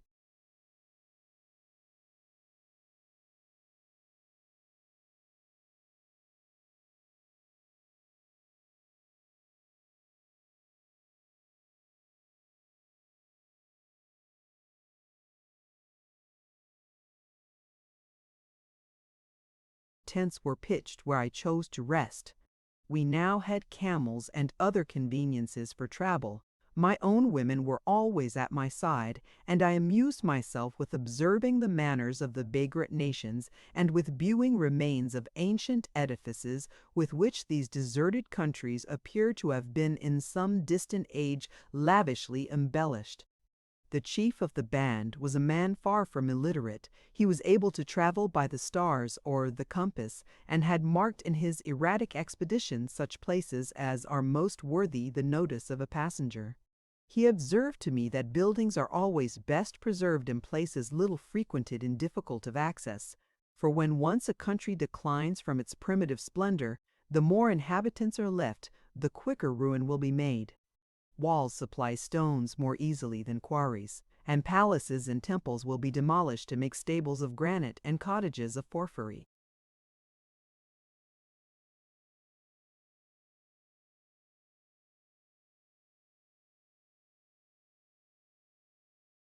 Chapter 39.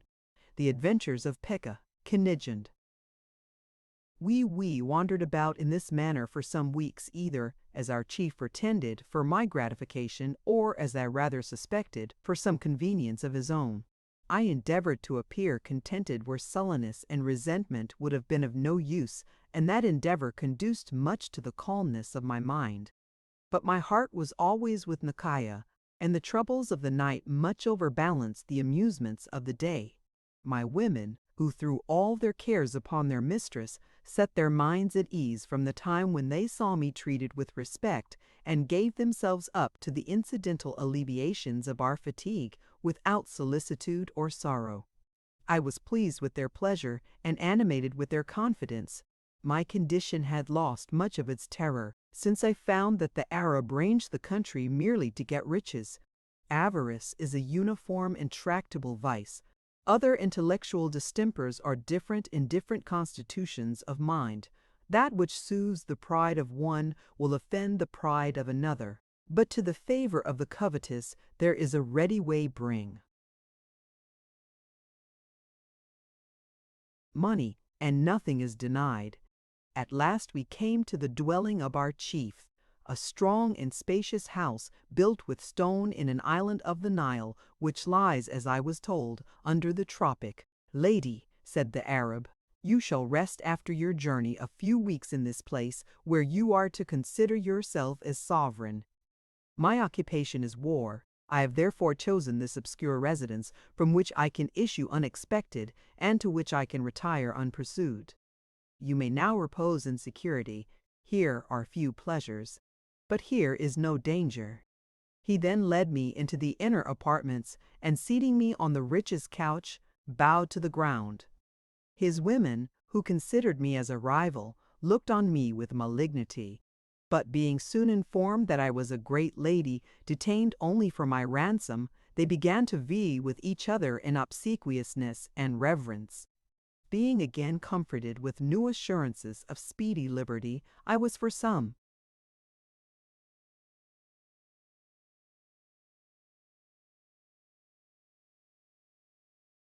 days diverted from impatience by the novelty of the place. The turrets overlooked the country to a great distance, and afforded a view of many windings of the stream. In the day I wandered from one place to another, as the course of the sun varied the splendor of the prospect, and saw many things which I had never seen before. The crocodiles and river horses are common in this unpeopled region, and I often looked upon them with terror, though I knew they could not hurt me. For some time I expected to see mermaids and tritons, which, as Imlac has told me, the European travelers have stationed in the Nile, but no such beings ever appeared, and the Arab, when I inquired after them, laughed at my credulity. At night the Arab always attended me to a tower set apart for celestial observations, where he endeavored to teach me the names and courses of the stars. I had no great inclination to this study, but an appearance of attention was necessary to please my instructor, who valued himself for his skill, and in a little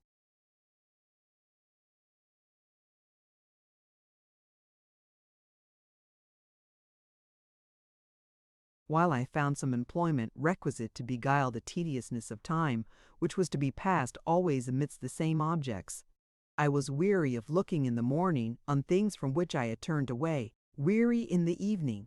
I therefore was at last willing to observe the stars rather than do nothing, but could not always compose my thoughts, and was very often thinking on Nicaea, when others imagined me contemplating the sky. Soon after, the Arab went upon another expedition, and then my only pleasure was to talk with my maids about the accident by which we were carried away, and the happiness we should all enjoy at the end of our captivity. "There were women in your Arab's fortress," said the princess. "Why did you not make them your companions, enjoy their conversation, and partake their diversions? In a place where they found business or amusement, why should you alone sit corroded with idle melancholy? Or why could not you bear for a few months that condition to which they were condemned for life?"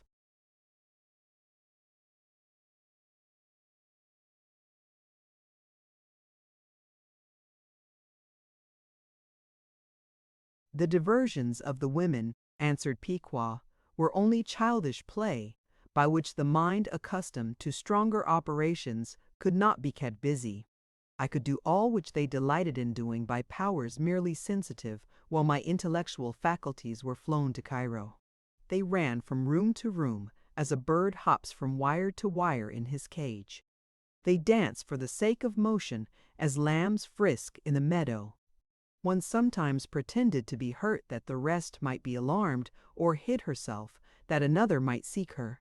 Part of their time passed in watching the progress of light bodies that floated on the river, and part in marking the various forms into which clouds broke in the sky. Their business was only needlework, in which I and my maids sometimes helped them. But you know that the mind will easily straggle from the fingers, nor will you suspect that captivity and absence from Nicaea could receive solace from silken flowers.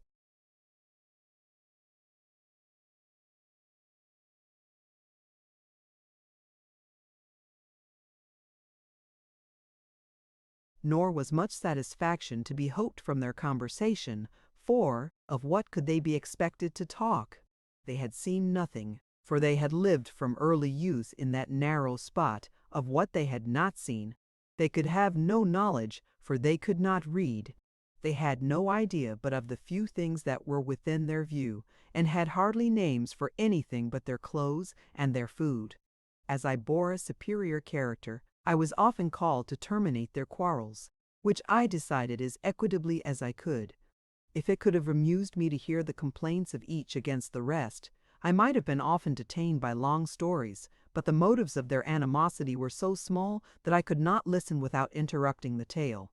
"How," said Rasselas, "can the Arab, whom you represented as a man of more than common accomplishments, take any pleasure in his seraglio when it is filled only with women like these? Are they exquisitely beautiful?"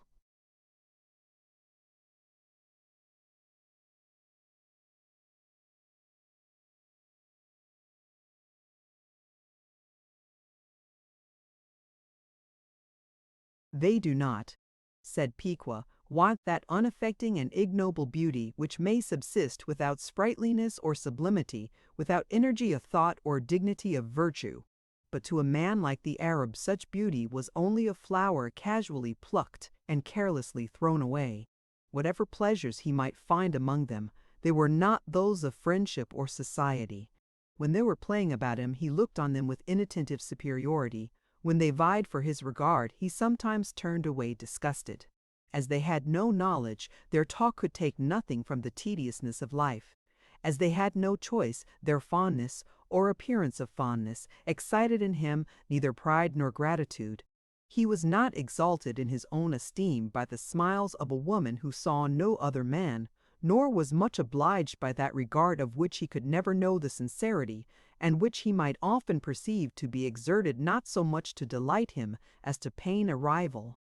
That which he gave and they received, as love, was only a careless distribution of superfluous time, such love as man can bestow upon that which he despises, such as has neither hope nor fear, neither joy nor sorrow.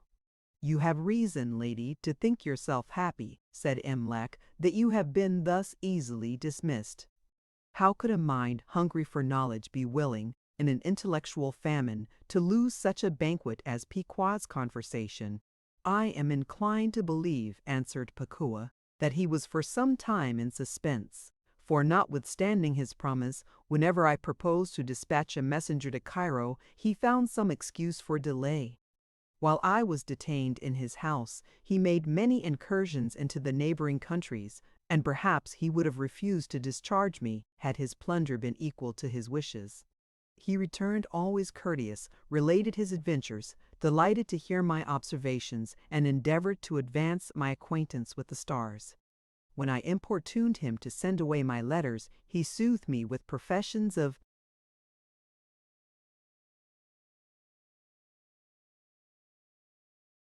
honor and sincerity, and when I could be no longer decently denied, put his troop again in motion, and left me to govern in his absence.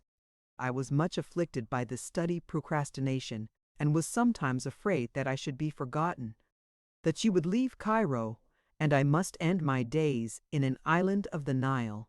I grew at last hopeless and dejected, and cared so little to entertain him that he for a while more frequently talked with my maids. That he should fall in love with them or with me might have been equally fatal, and I was not much pleased with the growing friendship.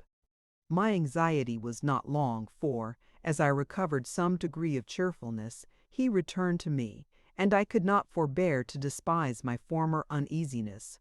He still delayed to send for my ransom, and would perhaps never have determined had not your agent found his way to him, the gold which he would.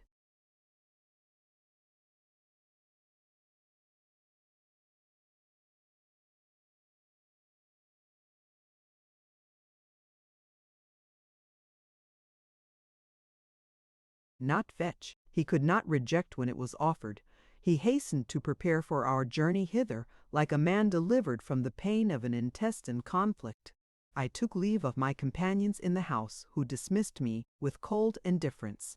Nicaea, having heard her favorite's relation, rose and embraced her, and Rasselas gave her 100 ounces of gold, which she presented to the Arab for the 50 that were promised.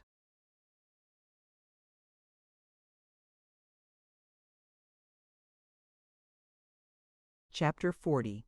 The History of a Man of Learning. The we returned to Cairo, and were so well pleased at finding themselves together, that none of them went much abroad. The prince began to love learning, and one day declared to Amalak that he intended to devote himself to science and pass the rest of his days in literary solitude. "Before you make your final choice," answered Imlac, "you ought to examine its hazards and converse with some of those who are grown old in the company of themselves. I have just left the observatory of one of the most learned astronomers in the world, who has spent 40 years in unwearied attention to the motion and appearances of the celestial bodies, and has drawn out his soul in endless calculations. He admits a few friends once a month to hear his deductions and enjoy his discoveries. I was introduced as a man of knowledge worthy of his notice. Men of various ideas and fluent conversation are commonly welcome to those whose thoughts have been long fixed upon a single point, and who find the images of other things stealing away. I delighted him with my remarks. He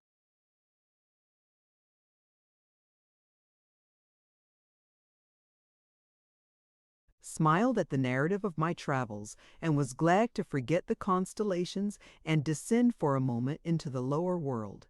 On the next day of vacation, I renewed my visit, and was so fortunate as to please him again. He relaxed from that time the severity of his rule, and permitted me to enter at my own choice. I found him always busy, and always glad to be relieved. As each knew much which the other was desirous of learning, we exchanged our notions with great delight. I perceived that I had every day more of his confidence, and always found new cause of admiration in the profundity of his mind. His comprehension is vast, his memory capacious and retentive, his discourse is methodical, and his expression clear. His integrity and benevolence are equal to his learning. His deepest researches and most favorite studies are willingly interrupted for any opportunity of doing good by his counsel or his riches. To his closest retreat at his most busy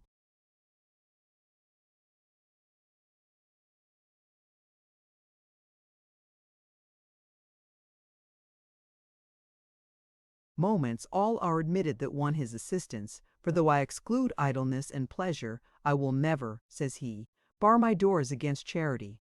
To man is permitted the contemplation of the skies, but the practice of virtue is commanded. Surely, said the princess, this man is happy. I visited him, said Imlac, with more and more frequency, and was every time more enamored of his conversation. He was sublime without haughtiness, courteous without formality, and communicative without ostentation. I was at first, great princess, of your opinion, thought him the happiest of mankind, and often congratulated him on the blessing that he enjoyed. He seemed to hear nothing with indifference but the praises of his condition, to which he always returned a general answer, and diverted the conversation to some other topic. Amidst this willingness to be pleased and labor to please, I had quickly reason.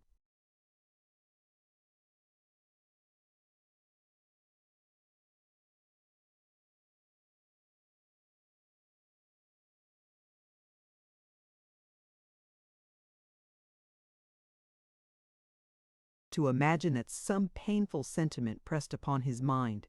He often looked up earnestly towards the sun, and let his voice fall in the midst of his discourse. He would sometimes, when we were alone, gaze upon me in silence with the air of a man who longed to speak what he was yet resolved to suppress. He would often send for me with vehement injunction of haste, though when I came to him he had nothing extraordinary to say, and sometimes, when I was leaving him, would call me back, pause a few moments, and then dismiss me.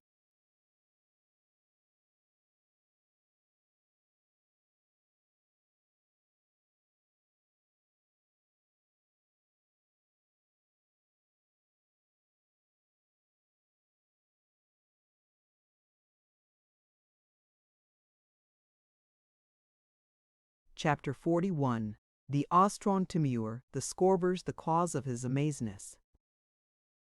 A.T. last the time came when the secret burst his reserve. We were sitting together last night in the turret of his house, watching the immersion of a satellite of Jupiter. A sudden tempest clouded the sky and disappointed our observation. We sat a while silent in the dark, and then he addressed himself to me in these words: Imlac, I have long considered thy friendship as the greatest blessing of my life. Integrity without knowledge is weak and useless, and knowledge without integrity is dangerous and dreadful. I have found in thee all the qualities requisite for trust's benevolence, experience, and fortitude. I have long discharged an office which I must soon quit at the call of nature, and shall rejoice in the hour of imbecility and pain to devolve it upon thee. I thought myself honored by this testimony, and protested that whatever could conduce to his happiness would add likewise to mine. Here am lack what thou wilt not without difficulty credit, I have possessed for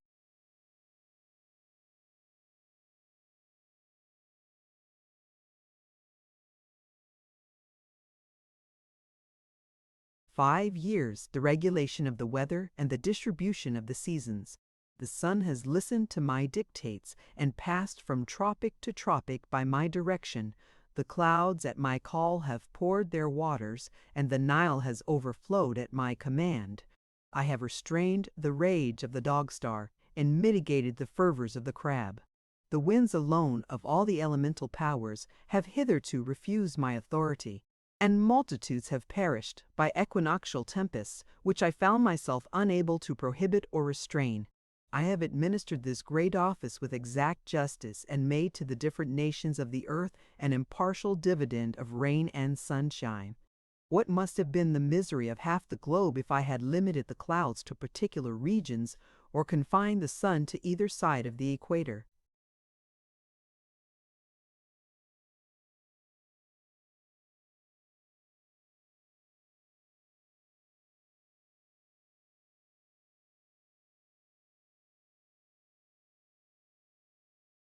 Chapter 42. The opinion of the astronomer is explained and justified. I suppose he discovered in me, through the obscurity of the room, some tokens of amazement and doubt, for after a short pause he proceeded thus: "Not to be easily credited will neither surprise nor offend me, for I am probably the first of human beings to whom this trust has been imparted. Nor do I know whether to deem this distinction a reward or punishment. Since I have possessed it, I have been far less happy than before, and nothing but the consciousness of good intention could have enabled me to support the weariness of unremitted vigilance." "How long, sir," said I, "has this great office been in your hands?"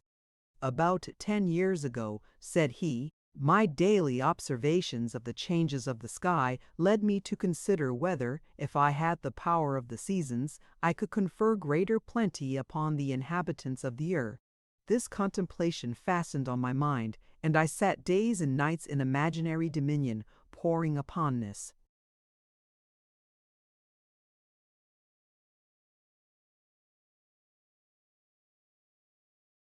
country, and that the showers of fertility, and seconding every fall of rain with a due proportion of sunshine. I had yet only the will to do good, and did not imagine that I should ever have the power. One day, as I was looking on the fields, withering with heat, I felt in my mind a sudden wish that I could send rain on the southern mountains, and raise the Nile to an inundation. In the hurry of my imagination, I commanded rain to fall, and by comparing the time of my command with that of the inundation, I found that the clouds had listened to my lips. "Might not some other cause," said I, "produce this concurrence? The Nile does not always rise on the same day." "Do not believe," said he with impatience, "that such objections could escape me. I reasoned long against my own conviction, and labored against truth with the utmost obstinacy. I sometimes suspected myself of madness, and should not.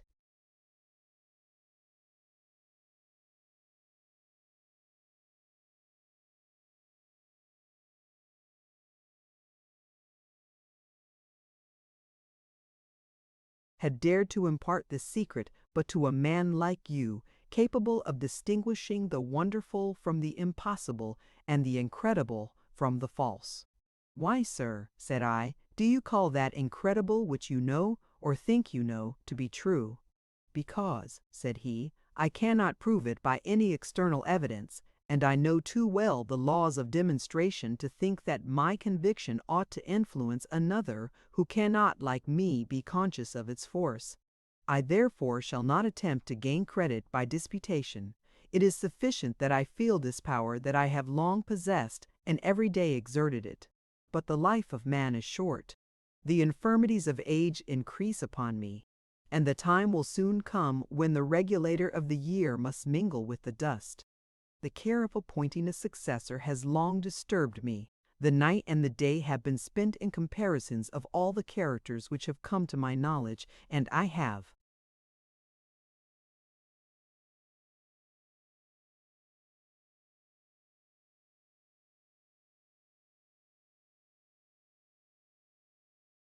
yet found none so worthy as thyself.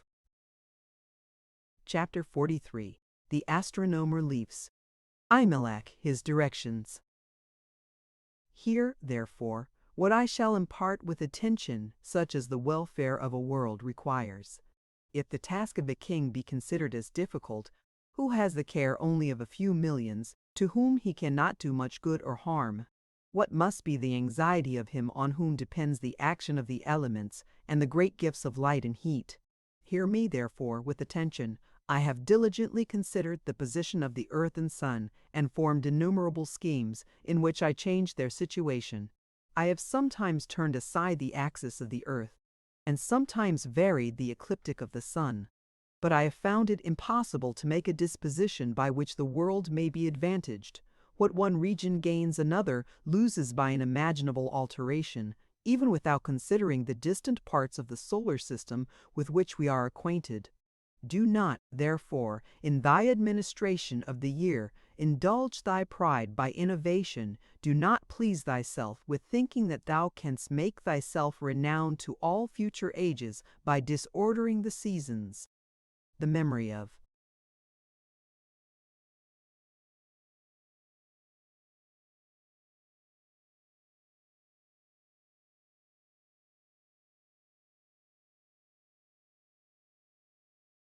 mischief is no desirable fame, much less will it become thee to let kindness or interest prevail.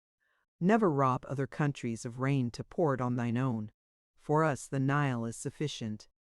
I promised that when I possessed the power I would use it with inflexible integrity, and he dismissed me, pressing my hand. My heart, said he, will be now at rest, and my benevolence will no more destroy my quiet.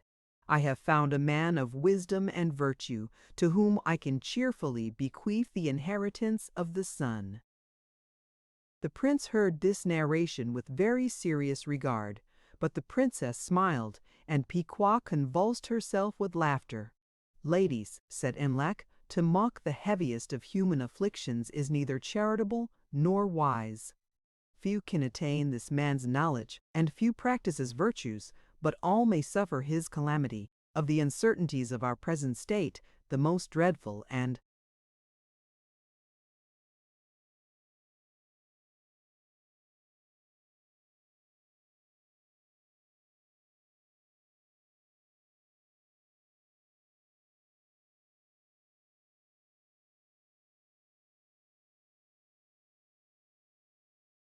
alarming is the uncertain continuance of reason. The princess was recollected, and the favorite was abashed. Rasselas, more deeply affected, inquired of Imlac whether he thought such maladies of the mind frequent, and how they were contracted.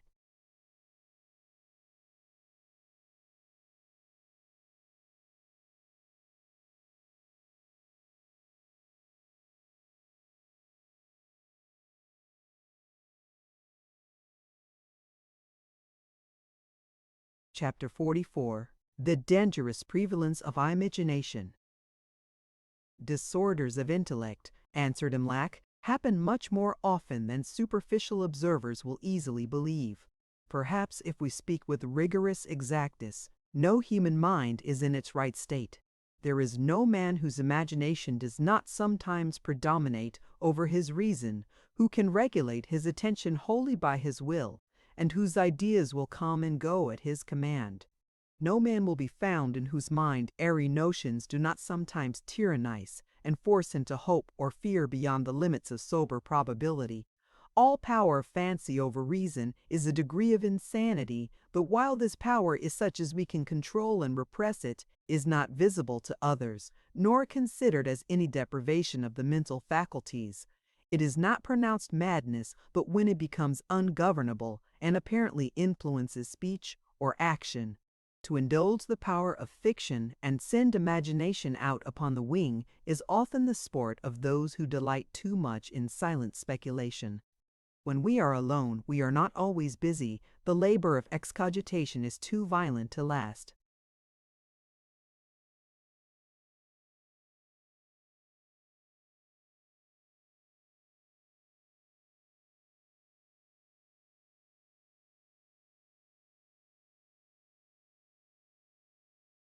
Long, the ardor of inquiry will sometimes give way to idleness or satiety. He who has nothing external that can divert him must find pleasure in his own thoughts, and must conceive himself what he is not. For who is pleased with what he is? He then expatiates in boundless futurity and culls from all imaginable conditions that which for the present moment he should most desire, amuses his desires with impossible enjoyments, and confers upon his pride unattainable dominion. The mind dances from scene to scene, unites all pleasures in all combinations, and riots in delights which nature and fortune, with all their bounty, cannot bestow. In time, some particular train of ideas fixes the attention. All other intellectual gratifications are rejected. The mind, in weariness or leisure, recurs constantly to the favorite conception, and feasts on the luscious falsehood whenever she is offended with the bitterness of truth. By degrees, the reign of fancy is confirmed. She grows first imperious and in time despotic. Then fictions begin to operate as realities. False opinions fasten upon the mind, and life passes in dreams of rapture or of anguish. This, sir, is one of the dangers of solitude, which the hermit has confessed not always to promote goodness, and the astronomer's misery has proved to be not always propitious to wisdom. I will no more, said the favorite, imagine myself the queen of Abyssinia. I have often spent the hours which the princess gave to my own disposal in adjusting ceremonies and regulating the court. I have repressed the pride of the powerful and granted the petitions of the poor. I have built new palaces in more happy situations, planted groves upon the tops of mountains, and have exulted in the beneficence of royalty, till, when the princess entered, I had almost forgotten to bow down before her. And I, said the princess, will not allow myself any more to play the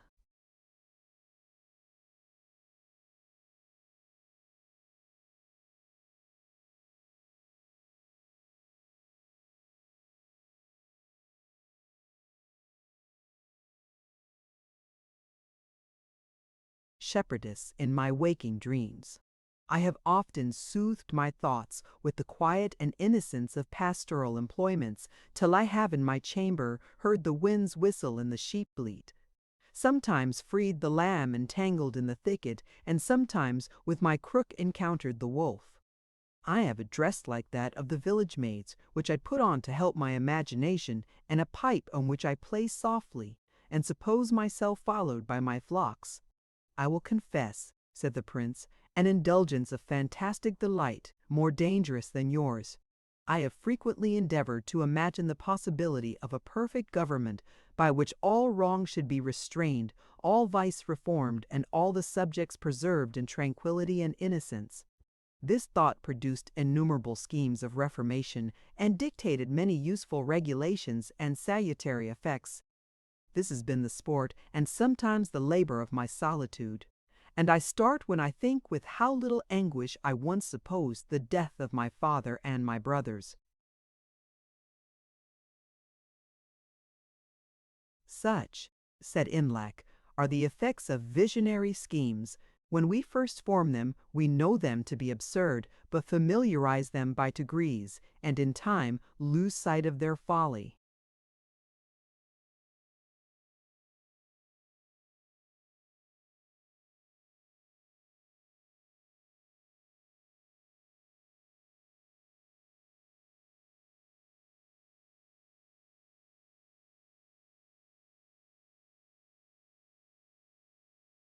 Chapter 45. They discourse with an old man. The evening was now far past, and they rose to return home. As they walked along the banks of the Nile, delighted with the beams of the moon quivering on the water, they saw at a small distance an old man whom the prince had often heard in the assembly of the sages. "Yonder," said he, "is one whose years have calmed his passions but not clouded his reason. Let us close the disquisitions of the night by inquiring what are his sentiments of his own state, that we may know whether youth alone is to struggle with vexation, and whether any better hope remains for the latter part of life." Here the sage approached and saluted them. They invited him to join their walk, and prattled a while as acquaintance that had unexpectedly met one another. The old man was cheerful and talkative, and the way seemed short in his company. He was pleased to find himself not disregarded, accompanied them to their house, and, at the prince's request, entered with them. They placed him in the seat of honor, and set wine and conserves before him.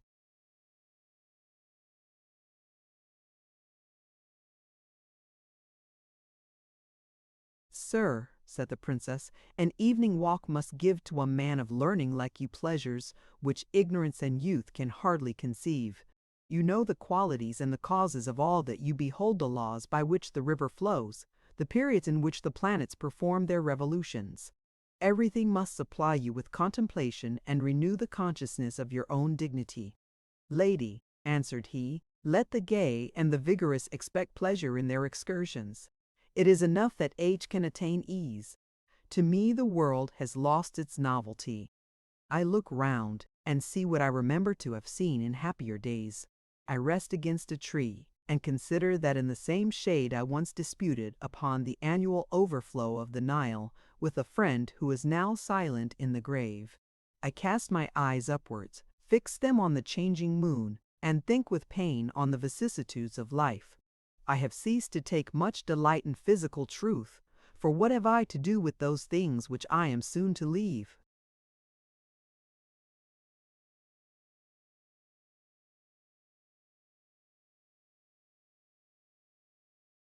"You may at least recreate yourself," said Imlac, "with the recollection of an honorable and useful life, and enjoy the praise which all agree to give you." "Praise," said the sage with a sigh, "is to an old man an empty sound.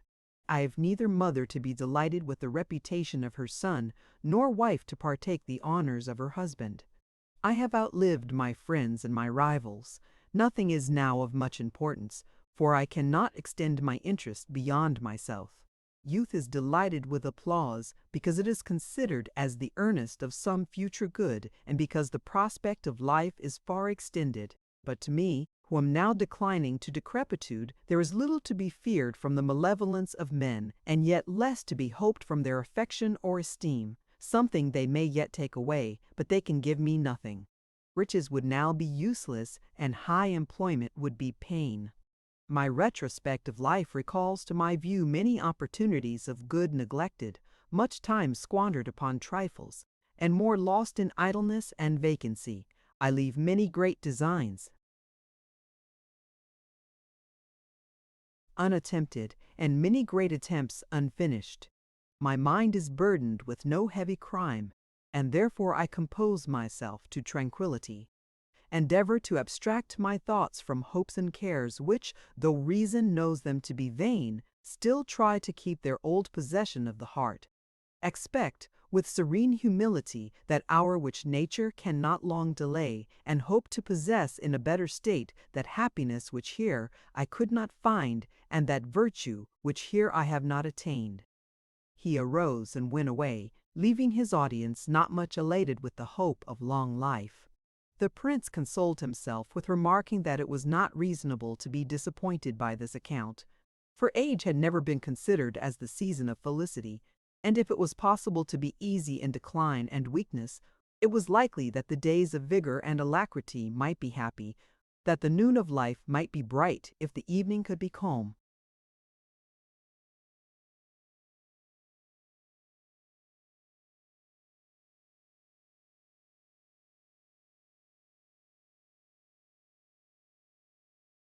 The princess suspected that age was querulous and malignant, and delighted to repress the expectations of those who had newly entered the world.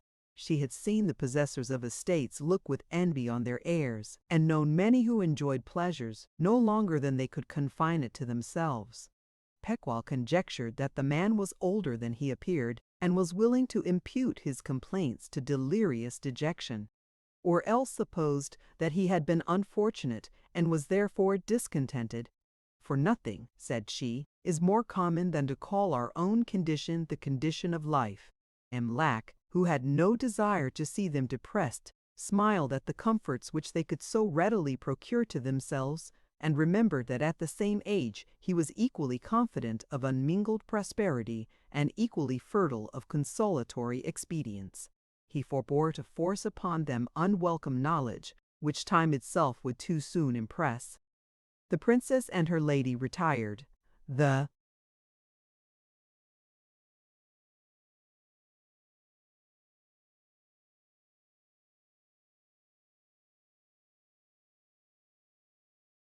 madness of the astronomer hung upon their minds, and they desired Imlac to enter upon his office and delayed next morning the rising of the sun.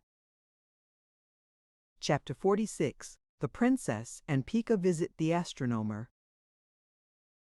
The princess and Pekuah, having talked in private of Imlac's astronomer, thought his character at once so amiable and so strange that they could not be satisfied without a nearer knowledge, and Imlac was requested to find the means of bringing them together. This was somewhat difficult. The philosopher had never received any visits from women, though he lived in a city that had in it many Europeans, who followed the manners of their own countries, and many from other parts of the world, that lived there with European liberty. The ladies would not be refused, and several schemes were proposed for the accomplishment of their design. It was proposed to introduce them as strangers in distress, to whom the sage was always accessible, but after some deliberation, it appeared that by this artifice no acquaintance could be formed, for their conversation would be short, and they could not decently importune him often. This, said Rasselas, is true, but I have yet a stronger objection against the misrepresentation of your state. I have always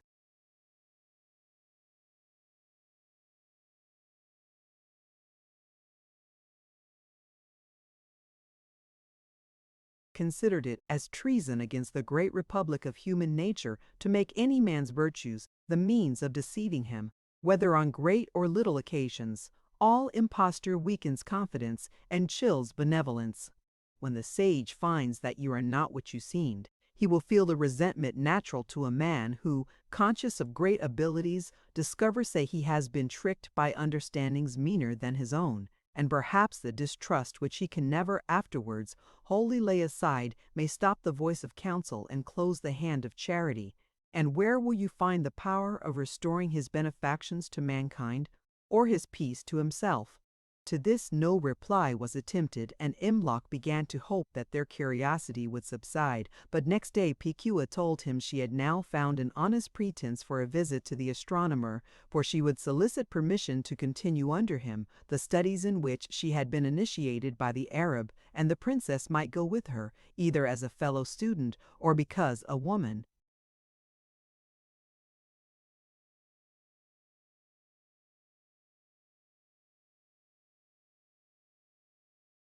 could not decently come alone. I am afraid, said Imlac, that he will soon be weary of your company.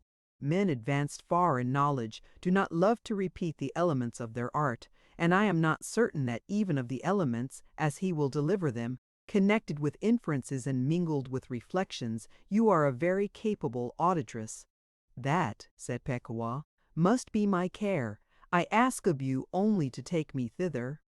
My knowledge is perhaps more than you imagine it, and by concurring always with his opinions I shall make him think it greater than it is. The astronomer, in pursuance of this resolution, was told that a foreign lady, traveling in search of knowledge, had heard of his reputation and was desirous to become his scholar. The uncommonness of the proposal raised at once his surprise and curiosity, and when, after a short deliberation, he consented to admit her, he could not stay without impatience till the next day. The ladies dressed themselves magnificently, and were attended by Imlac to the Jubel.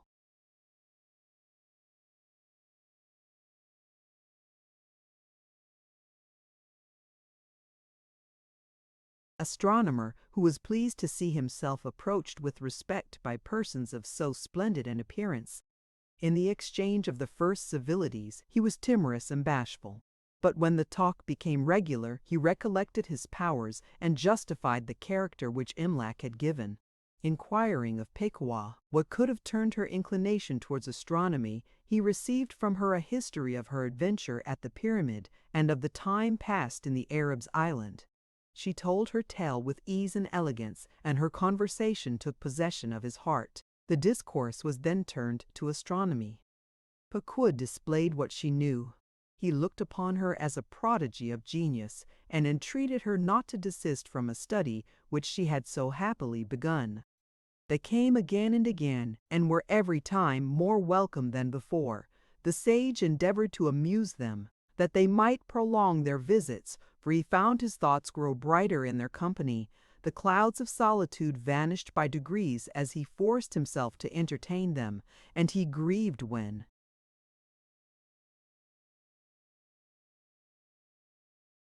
he was left, at their departure, to his old employment of regulating the seasons. The princess and her favorite had now watched his lips for several months, and could not catch a single word from which they could judge whether he continued or not in the opinion of his preternatural commission. They often contrived to bring him to an open declaration, but he easily eluded all their attacks, and on which side soever they pressed him, escaped from them to some other topic. As their familiarity increased, they invited him often to the house of Imlac, where they distinguished him by extraordinary respect. He began gradually to delight in sublunary pleasures. He came early and departed late, labored to recommend himself by assiduity and compliance, excited their curiosity after new arts that they might still want his assistance, and when they made any excursion of pleasure or inquiry, entreated to attend them.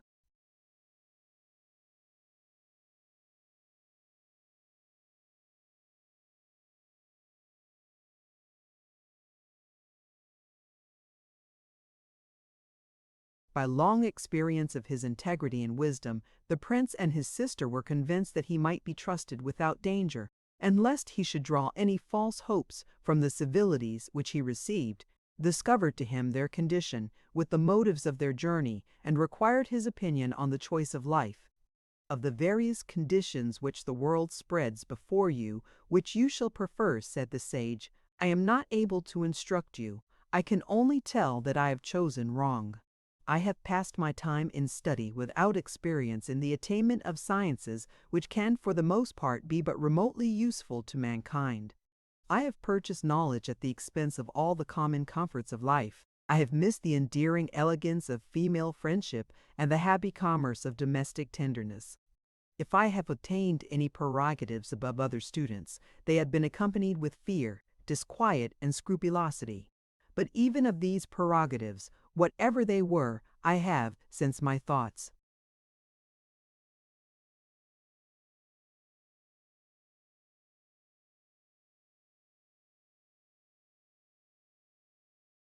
have been diversified by more intercourse with the world, begun to question the reality. When I have been for a few days lost in pleasing dissipation, I am always tempted to think that my inquiries have ended in error, and that I have suffered much and suffered it in vain. Imlac was delighted to find that the sage's understanding was breaking through its mists, and resolved to detain him from the planets till he should forget his task of ruling them, and reason should recover its original influence. From this time the astronomer was received into familiar friendship, and partook of all their projects and pleasures. His respect kept him attentive, and the activity of Rasselas did not leave much time unengaged. Something was always to be done. The day was spent in making observations, which furnished talk for the evening, and the evening was closed with a scheme for the morrow. The sage confessed to Imlac that since he had mingled in the gay tumults of life,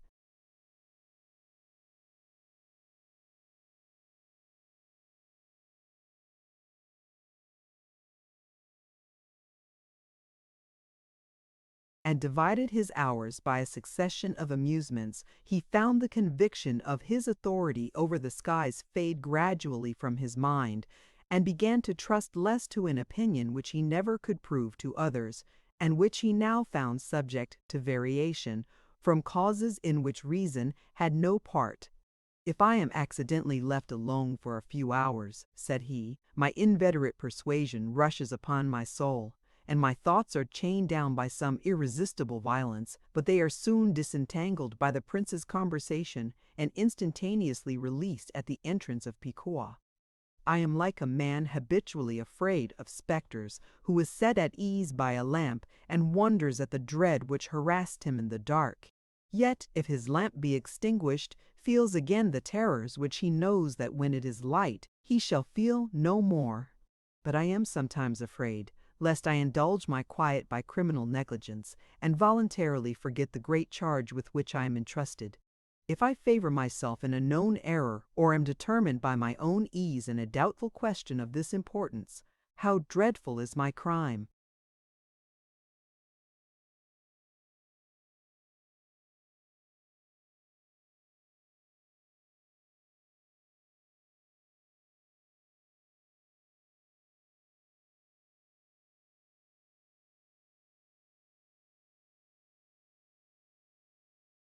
"No disease of the imagination," answered Imlac, "is so difficult of cure as that which is complicated with the dread of guilt.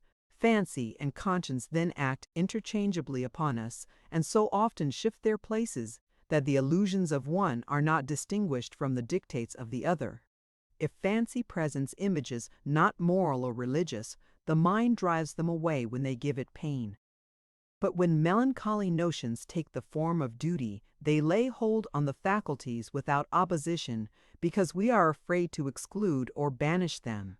For this reason the superstitious are often melancholy, and the melancholy almost always superstitious. But do not let the suggestions of timidity overpower your better reason. The danger of neglect can be but as the probability of the obligation, which, when you consider it with freedom, you find very little, and that little growing every day less. Open your heart to the influence of the light, which from time to time breaks in upon you, when scruples importune you, which you in your lucid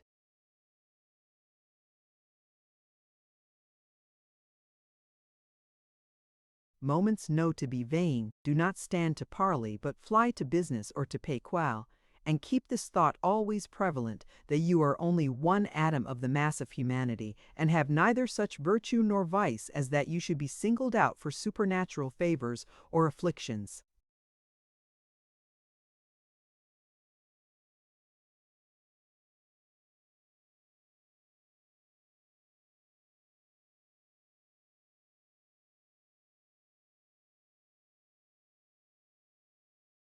Chapter 47. The Prince enters, and burns a new topic. "All this," said the astronomer, "I have often thought, but my reason has been so long subjugated by an uncontrollable and overwhelming idea, that it durst not confide in its own decisions. I now see how fatally I betrayed my quiet, by suffering chimeras to prey upon me in secret. But melancholy shrinks from communication, and I never found a man before to whom I could impart my troubles, though I had been certain of relief. I rejoice to find my own sentiments confirmed by yours, who are not easily deceived, and can have no motive or purpose to deceive. I hope that time and variety will dissipate the gloom that has so long surrounded me, and the latter part of my days will be spent in peace. Your learning and virtue," said Imlac, "may justly give you hopes." Rasselas then entered with the princess and Pekuah, and inquired whether they had contrived any new diversion for the next day. "Such," said Nakaya, "is the state of life, that none are happy but by the anticipation of change, the change itself is nothing. When we have made it, the next wish is to change again. The world is not yet exhausted. Let me see something tomorrow which I never saw before." "Variety," said Rasselas, "is so necessary to content, that even the Happy Valley disgusted me by the recurrence of its luxuries. Yet I could not forbear to reproach myself with impatience when I saw the monks of St. Anthony support, without complaint, a life, not of uniform delight, but uniform hardship. Those men, answered Imlac, are less wretched in their silent convent than the Abyssinian princes in their prison of pleasure. Whatever is done by the monks is incited by an adequate and reasonable motive. Their labor supplies them with necessaries, it therefore cannot be omitted and is certainly rewarded. Their devotion prepares them for another state, and reminds them of its approach while it fits them for it. Their time is regularly distributed, one duty succeeds.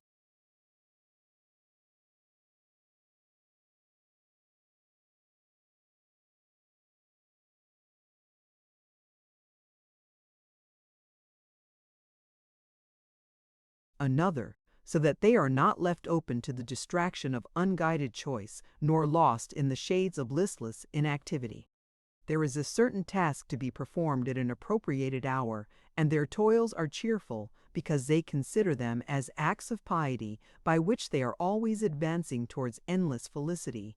Do you think, said Nicaea, that the monastic rule is a more holy and less imperfect state than any other?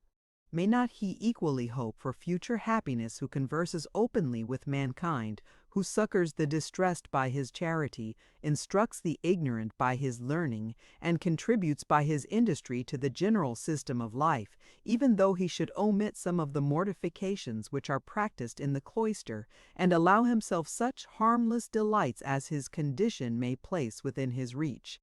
This, said Imlac, is a question which has long divided the wise and perplexed the good. I am afraid to decide on either part. He that lives well in the world is better than he that lives well in a monastery. But perhaps everyone is not able to stem the temptations of public life, and if he cannot conquer, he may properly retreat. Some have little power to do good and have likewise little strength to resist evil. Many are weary of the conflicts with adversity and are willing to eject those passions which have long busied them in vain. And many are dismissed by age and diseases from the more laborious duties of society. In monasteries, the weak and timorous may be happily sheltered, the weary may repose, and the penitent may meditate. Those retreats of prayer and contemplation have something so congenial to the mind of man that perhaps there is scarcely one that does not purpose to close his life in pious abstraction with a few associates serious as himself. Such, said Pekawa, has often been my wish, and I have heard the princess declare that she should not willingly die in a crowd.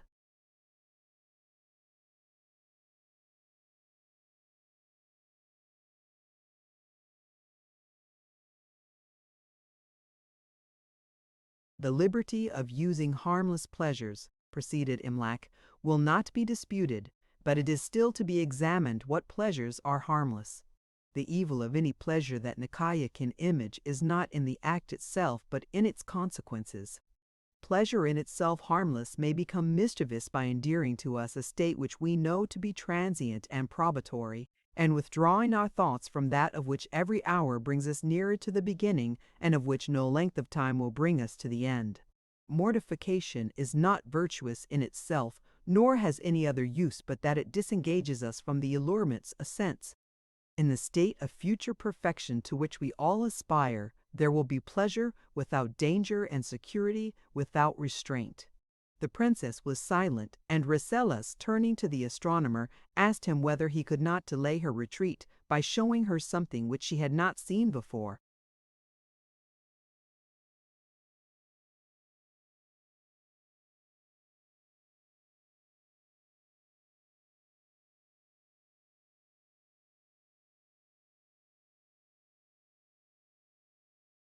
Your curiosity, said the sage, has been so general, and your pursuit of knowledge so vigorous, that novelties are not now very easily to be found, but what you can no longer procure from the living may be given by the dead.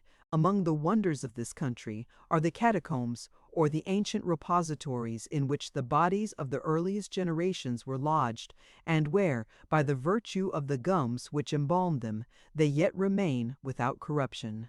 I know not, said Rasselas, what pleasure the sight of the catacombs can afford, But since nothing else is offered, I am resolved to view them, and shall place this with my other things which I have done, because I would do something. They hired a guard of horsemen, and the next day visited the catacombs.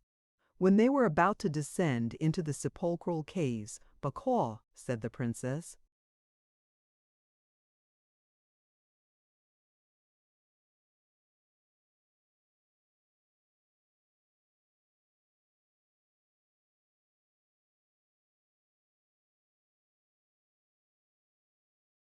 We are now again invading the habitations of the dead. I know that you will stay behind. Let me find you safe when I return." "No, I will not be left," answered Pekua. "I will go down between you and the prince." They then all descended and roved with wonder through the labyrinth of subterraneous passages where the bodies were laid in rows on either side.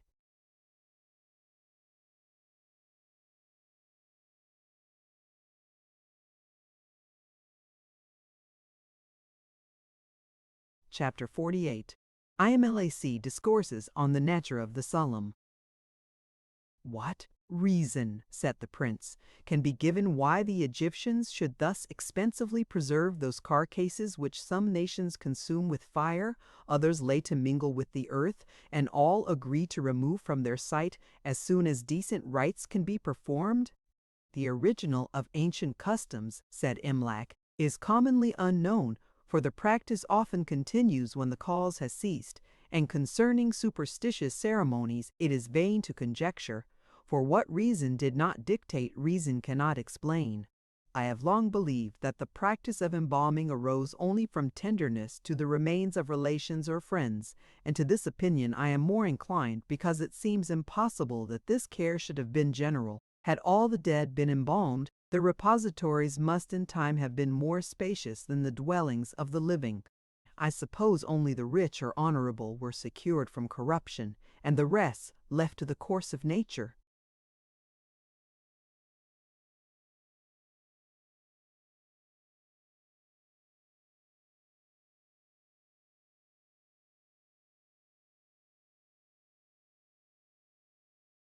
But it is commonly supposed that the Egyptians believed the soul to live as long as the body continued undissolved, and therefore tried this method of eluding death. "Could the wise Egyptians," said Nekaya, "think so grossly of the soul? If the soul could once survive its separation, what could it afterwards receive or suffer from the body?" "The Egyptians would doubtless think erroneously," said the astronomer. "In the darkness of heathenism and the first dawn of philosophy, the nature of the soul is still disputed amidst all our opportunities of clearer knowledge. Some yet say that it may be material who, nevertheless, believe it to be immortal." "Some," answered Imlac, "have indeed said that the soul is material, but I can scarcely believe that any man has thought it who knew how to think, for all the conclusions of reason enforce the immateriality of mind, and all the notices of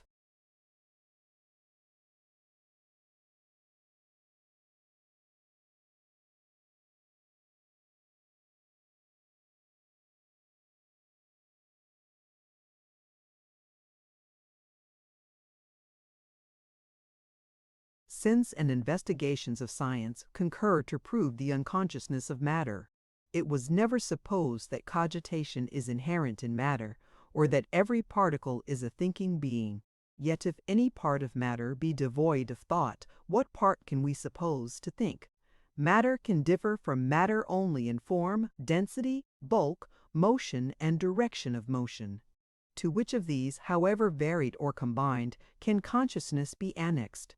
To be round or square, to be solid or fluid, to be great or little, to be moved slowly or swiftly, one way or another, are modes of material existence all equally alien from the nature of cogitation.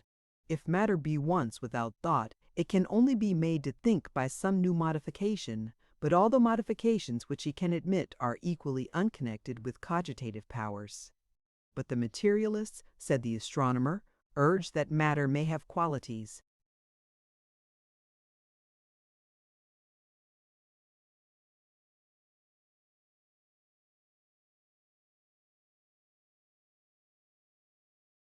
with which we are unacquainted.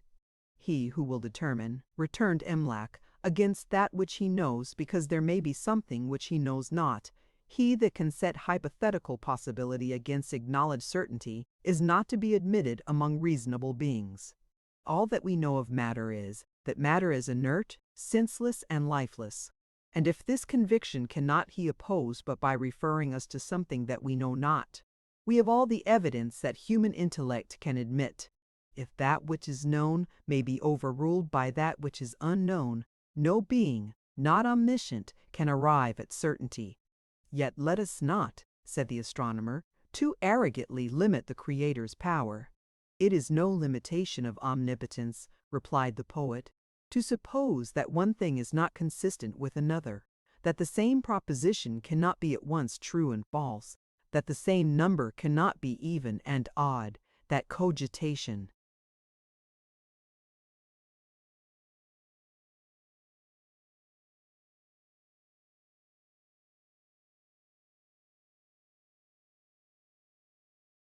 cannot be conferred on that which is created incapable of cogitation. I know not, said Nicaea, any great use of this question. 'Tis that immateriality, which in my opinion you have sufficiently proved, necessarily include eternal duration.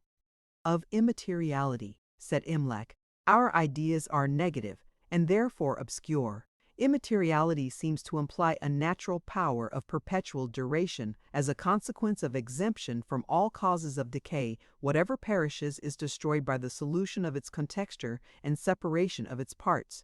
Nor can we conceive how that which has no parts and therefore admits no solution can be naturally corrupted or impaired. I know not, said Rasselas, how to conceive anything without extension. What is extended must have parts, and you allow that whatever has parts may be destroyed.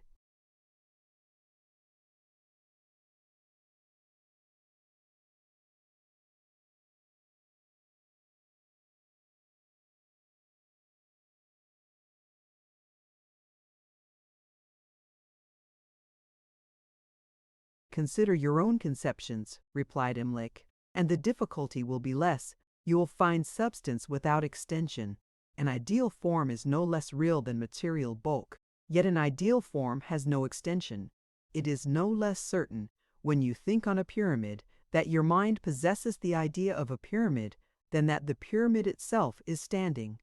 What space does the idea of a pyramid occupy more than the idea of a grain of corn? Or how can either idea suffer laceration? As is the effect, such is the cause, as thought, such is the power that thinks, a power impassive and indiscernible. But the being, said Nicaea, whom I fear to name, the being which made the soul, can destroy it. He surely can destroy it, answered Imlac, since however imperishable, it receives from a superior nature its power of duration. That it will not perish by any inherent cause of decay or principle of corruption may be shown by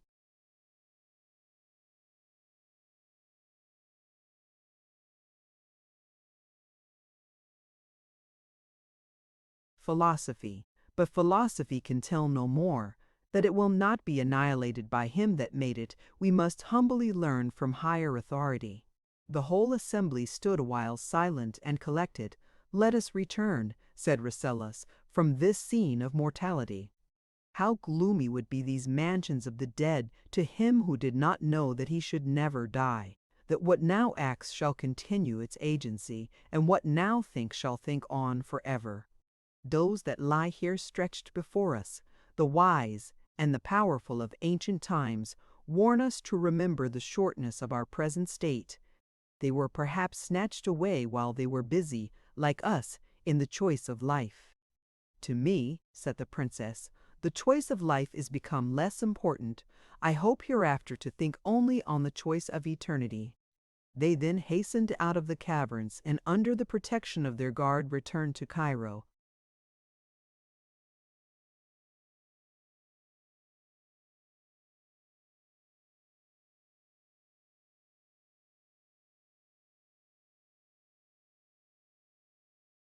Chapter 49. The Conclusion, in which nothing is concluded. It was now the time of the inundation of the Nile. A few days after their visit to the catacombs, the river began to rise. They were confined to their house. The whole region being under water gave them no invitation to any excursions, and being well supplied with materials for talk, they diverted themselves with comparisons of the different forms of life which they had observed, and with various schemes of happiness which each of them had formed. Pekuel was never so much charmed with any place as the convent of St. Anthony, where the Arab restored her to the princess and wished only to fill it with pious maidens, and to be made prioress of the order. She was weary of expectation and disgust, and would gladly be fixed in some unvariable state. The princess thought that, of all sublunary things, knowledge was the best. She desired first to learn all sciences, and then proposed to found a college of learned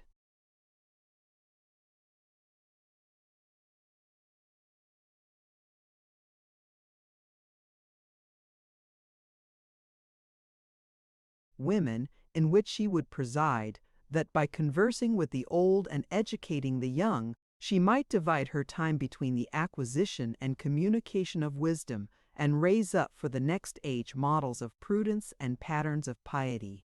The prince desired a little kingdom in which he might administer justice in his own person, and see all the parts of government with his own eyes.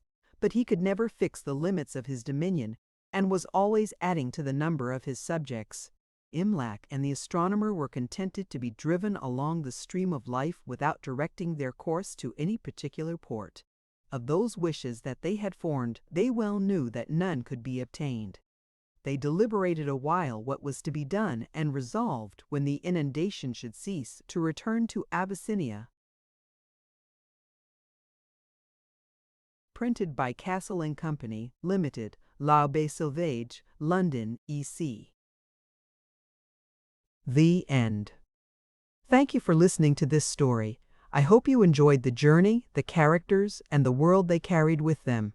If you enjoyed this audiobook, please subscribe to the channel and leave a comment below. Your support helps keep these stories alive and allows more timeless books to be shared with listeners around the world. Until next time, thank you for listening.